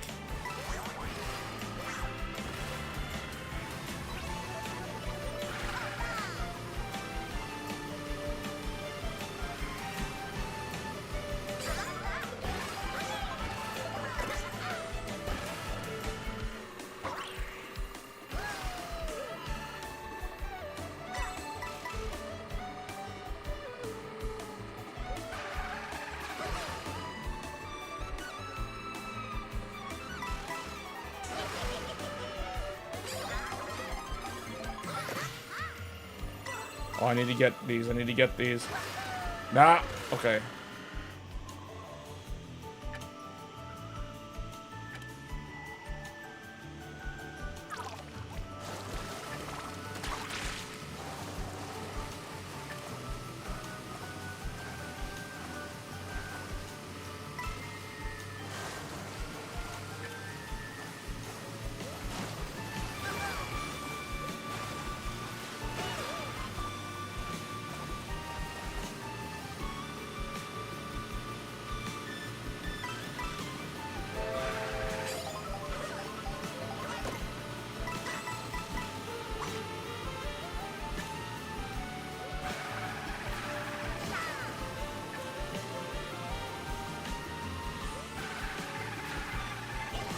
Oh no, oh no, oh no, oh no.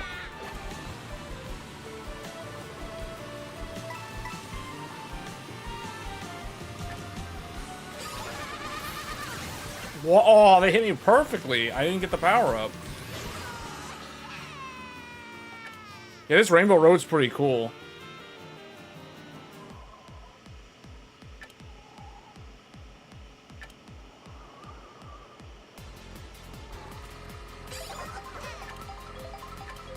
She's catching up.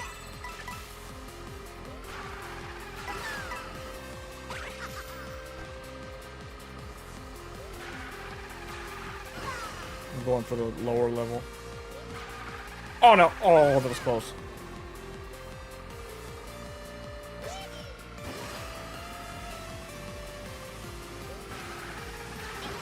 Oh, that's a hard turn. Oh, that's a what? Oh man, that's a hard turn.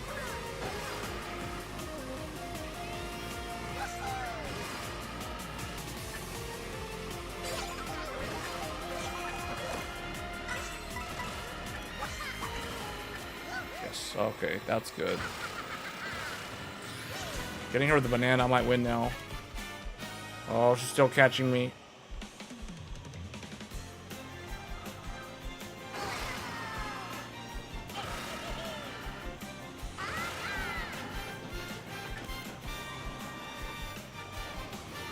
Take the right path.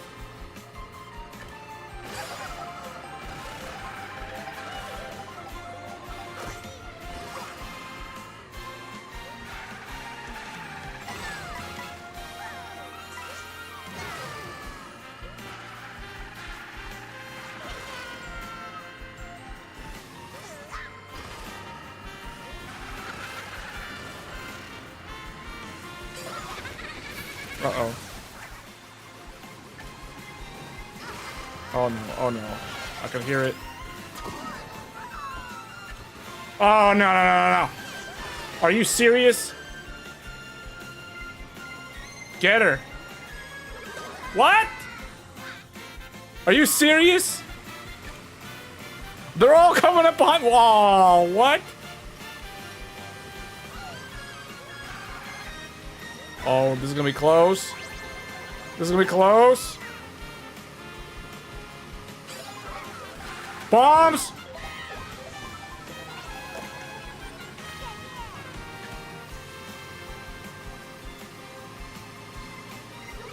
These bombs? Oh, man.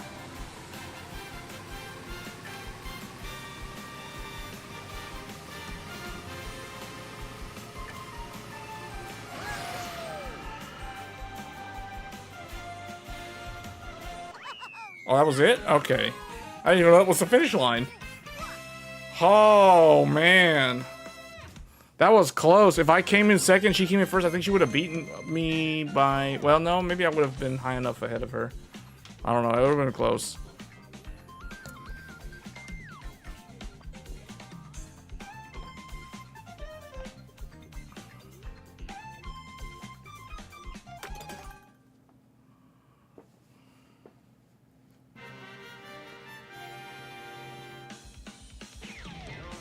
Yeah, that Rainbow Road was pretty cool. That one was better than the Mario Kart 8 one. Although the Mario Kart 8 one was pretty memorable.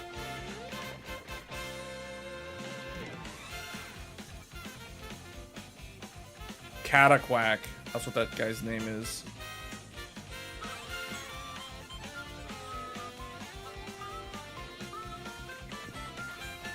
I unlocked a bunch of skins for Bowser Jr.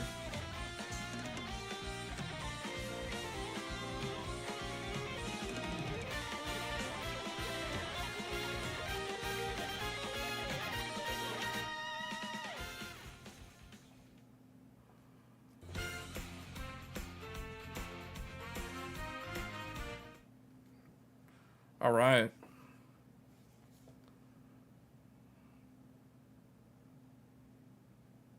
Rainbow Road returns.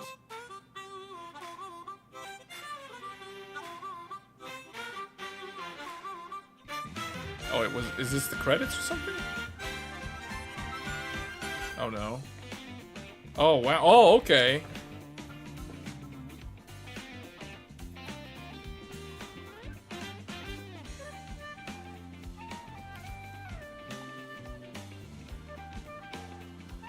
There's a whole bunch of like the whole like driving around stuff too, like the open world aspect of this game that I haven't even experienced yet.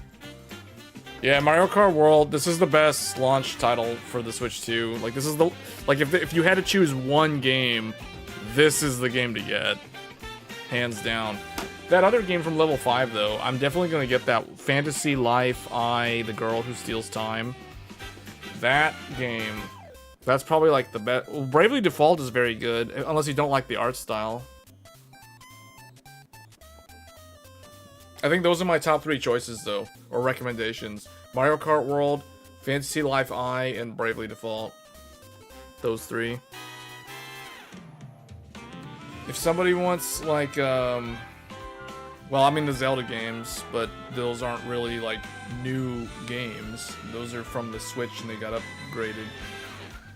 Still, those are good though. Yeah, I don't know. I think this is like the first time I actually was pretty hyped about a console launch. Like PS5, I was pretty hyped about that launch, but really the only game that I wanted to play when I got my PS5 was Demon's Souls, and that was literally it.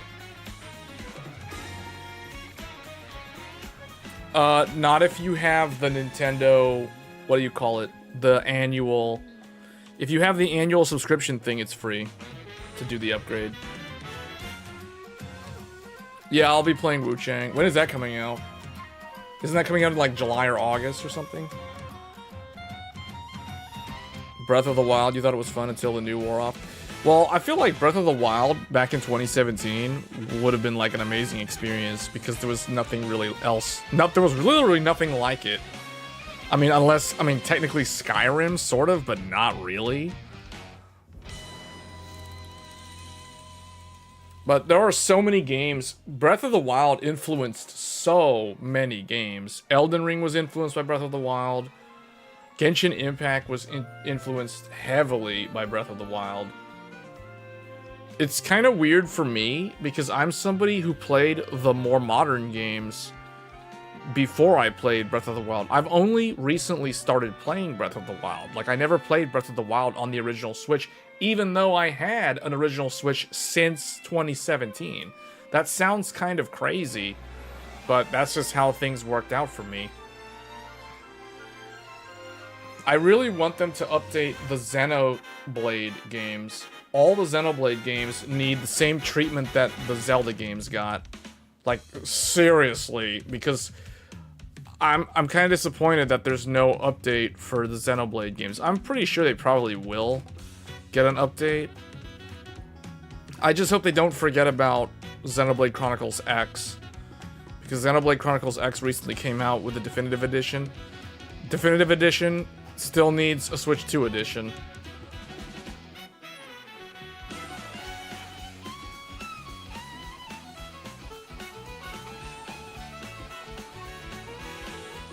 You thought Breath of the... that's when you played it. Felt like any other empty open world game with a bunch of...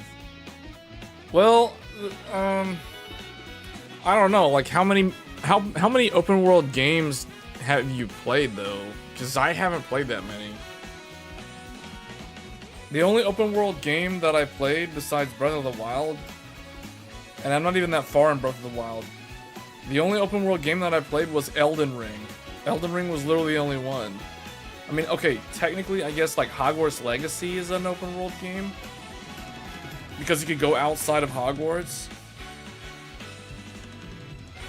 So I guess Hogwarts Legacy?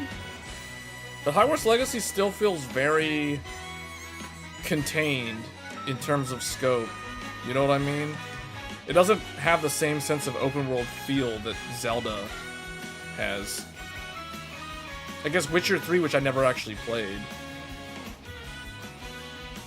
See, I never played Witcher 3, I never played Skyrim. So, I mean, I played like a little bit of both, but I never actually played them. Like, I probably only have like an hour or 90 minutes of playtime on those two games.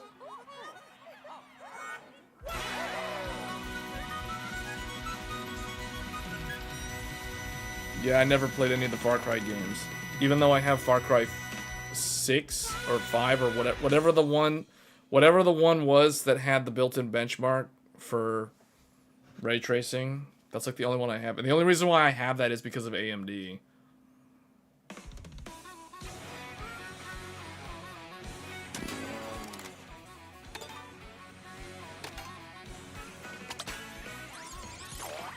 Oh wow, I unlocked Spike because of the skin. I unlocked Bowser Jr. Pro Racer.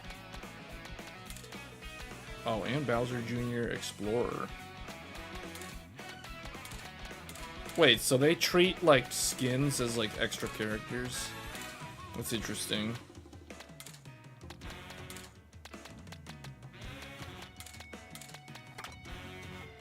Alright, well... is that the last... Hold on, is that the last one? Or is there like another pipe frame?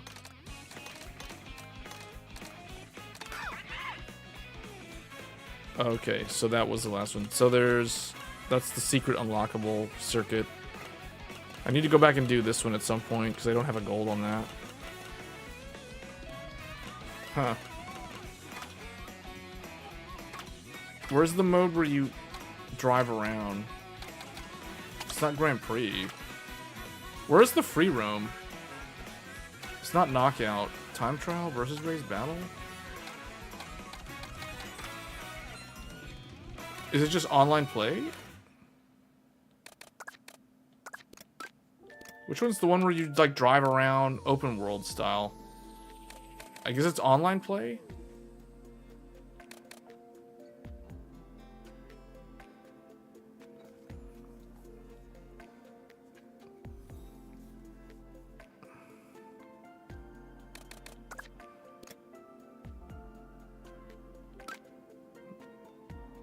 Oh, I see. Free roam.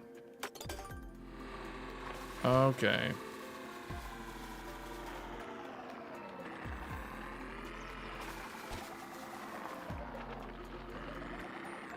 You know what this reminds me of? This reminds me of Lego Racers 2. Lego Racers 2 was actually... So Lego Racers 2, the actual racing was trash. It was utter garbage. But the Lego Racers 2 was an open world game. You literally... You start out in a place called Sandy Beach. Sandy Beach was like the small town that you were based out of. And I remember doing like the deliveries and the other, like the mini games. You had to do like Uber. You were doing like Uber driving.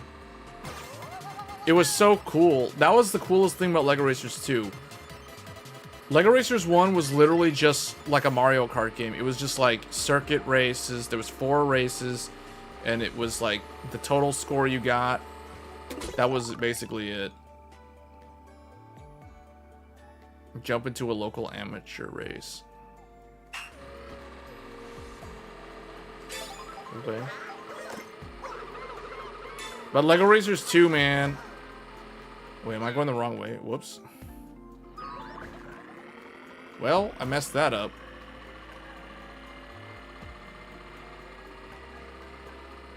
But open world Lego Racers 2 was really fun. I didn't like the racing in the game. The villains, it was cool because it was like, okay, they were trying to, obviously it was like a big, the whole game was a commercial to get you to buy Lego sets. Because it was Sandy Bay, and in Sandy Bay, you had to qualify for Rocket Racer's like racing tournament, or his circuit championship or whatever it was. So you had to be the best out of like 4 races. The first one, you had to race against the construction worker. The second one was against the postman. The third one was against the the firefighter, and the last one was the police officer. And then after that, you got to go to you unlocked the islands, or the different places that you could go, which were basically Lego themes. One of them was the planet Mars, and you had to race against a bunch of like racers. You had to get through, I think, like 4 races. Then you had the 5th race, which was the boss race, and you raced against the Martian in a one-on-one. And he was in a giant like Gundam, and you were like in your car. It was hilarious. And then there was Dino Island, which was the dinosaur explorers. That was like Johnny Thunder, Pippin, Sam Sinister was like the main boss and stuff. Like, so that was like all like Lego Dino Island theme, which is probably the most memorable one because that's the one that had the volcano. And then there was the Arctic. The Arctic was a theme, and you were racing up there near the North Pole, and it was like all ice levels. And the final boss was some dumb like ice monster Lego thing. It was really lame. He would leave a trail of like ice stalagmites or whatever behind him that would mess you up if you were driving behind him. And that was pretty much it. Then once you cleared all 3 of those places, in addition to Sandy Bay or Sandy Beach or whatever it was called, you would get to go to Zalex, and Zalex was where the aliens were, and you raced against the aliens, and Rocket Racer himself was there. Like, Rocket Racer, it was basically like Goku training on Yardrak, and you raced against the Yardraks and Goku was Rocket Racer. That was basically the end of the game. It was cool, man. Like, I don't understand, now talking about all this stuff about Lego Racers, Lego should definitely have continued the Lego Racer franchise. They had some really cool ideas. The open world concept, Lego Racers 2, I think was like 2002, 2003 or something. It was like early 2000s. It was so ahead of its time, but it ran like garbage on most computers because it was so demanding. It had depending on your computer, you could have up to 7 AI racers. So it's like you were the 8th racer. And the PlayStation 2 couldn't even handle like all 8 racers. So the PlayStation 2 version had a fixed number of only like 6 racers total, including the human player. So it would be you and like 5 others. Oh wow, so you can just eat food and unlock costumes? That's cool. Just free roam? That is cool. Wait, what is this guy doing? What are these things? Oh, that's just a toad.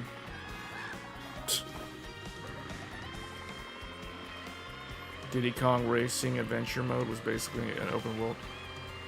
Yeah, man, Lego Racers 2. You should look up Lego Racers and Lego Racers 2. Lego Racers 2 was an open world with terrible racing mechanics.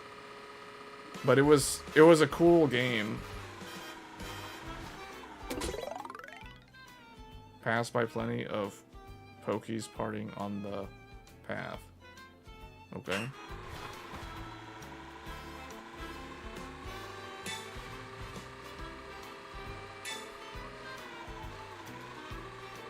Oh, I got 10 seconds to get through this.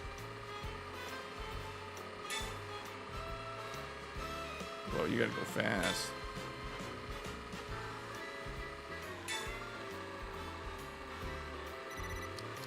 Oh man, you gotta go real fast.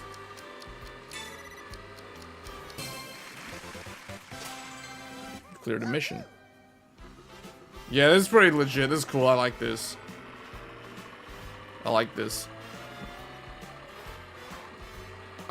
Man, they need to put like Uber driving and stuff in this because these mini random events like that are cool and all, but I still feel like the charm of Lego Racers, where you could go and talk to NPCs, you could drive around in your car and like stop and talk to NPCs. Like imagine, okay, here's Yoshi like backpacking. I could just talk to him. I could just talk to him and be like, he would tell me something like, oh, there's like some drones over there like flying around on top of the mountain, or there's like he would tell you about these hidden like portals and stuff and tornadoes and things, and you would go in there and they would like take you to like some special like Star World type thing. Man, Lego Racers 2 had so many good ideas. So many good ideas.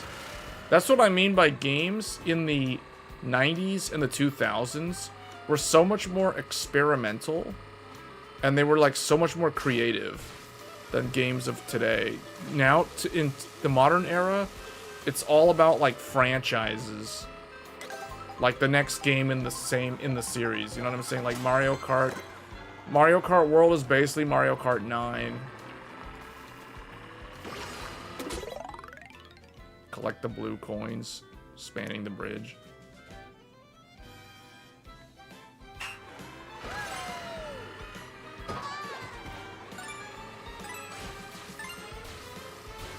How am I supposed to get that one? The heck? I have to retry it.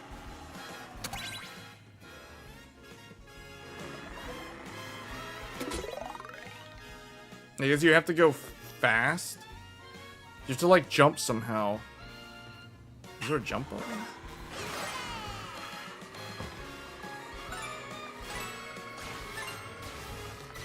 How do you get that one? What?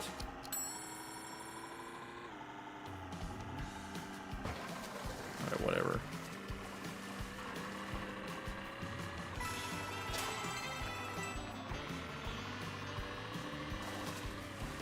Anyway, this is a good stopping point. Otherwise, I'll just be playing this for like another hour. How do I just get out of here? Oh. That's cool. Alright, 800 coins, new vehicle. Let me see what we got. Man, Bowser Jr. is getting like all of his different skins. Ooh, that's a cool looking motorcycle. He got a big wheel. Alright, I'm gonna head out. Yeah. Alright guys, well that was a look at this. Basically covers the Switch 2, like the launch of the Switch 2.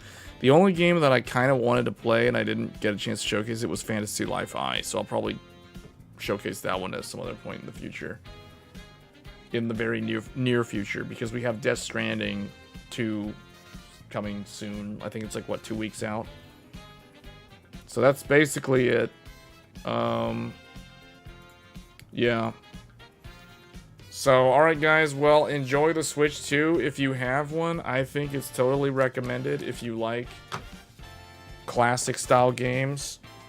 And just, it's overall a good time. Alright, that's it. We'll be back on Tech Thursdays. So tune in if you have tech related questions.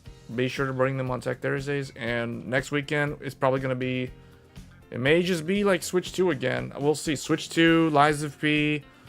Or Neo 3 demo again, or worst case scenario, Elden Ring Night Rain again. We'll see. Alright guys, thanks for tuning in as always, and I'll see you guys next time. Thanks.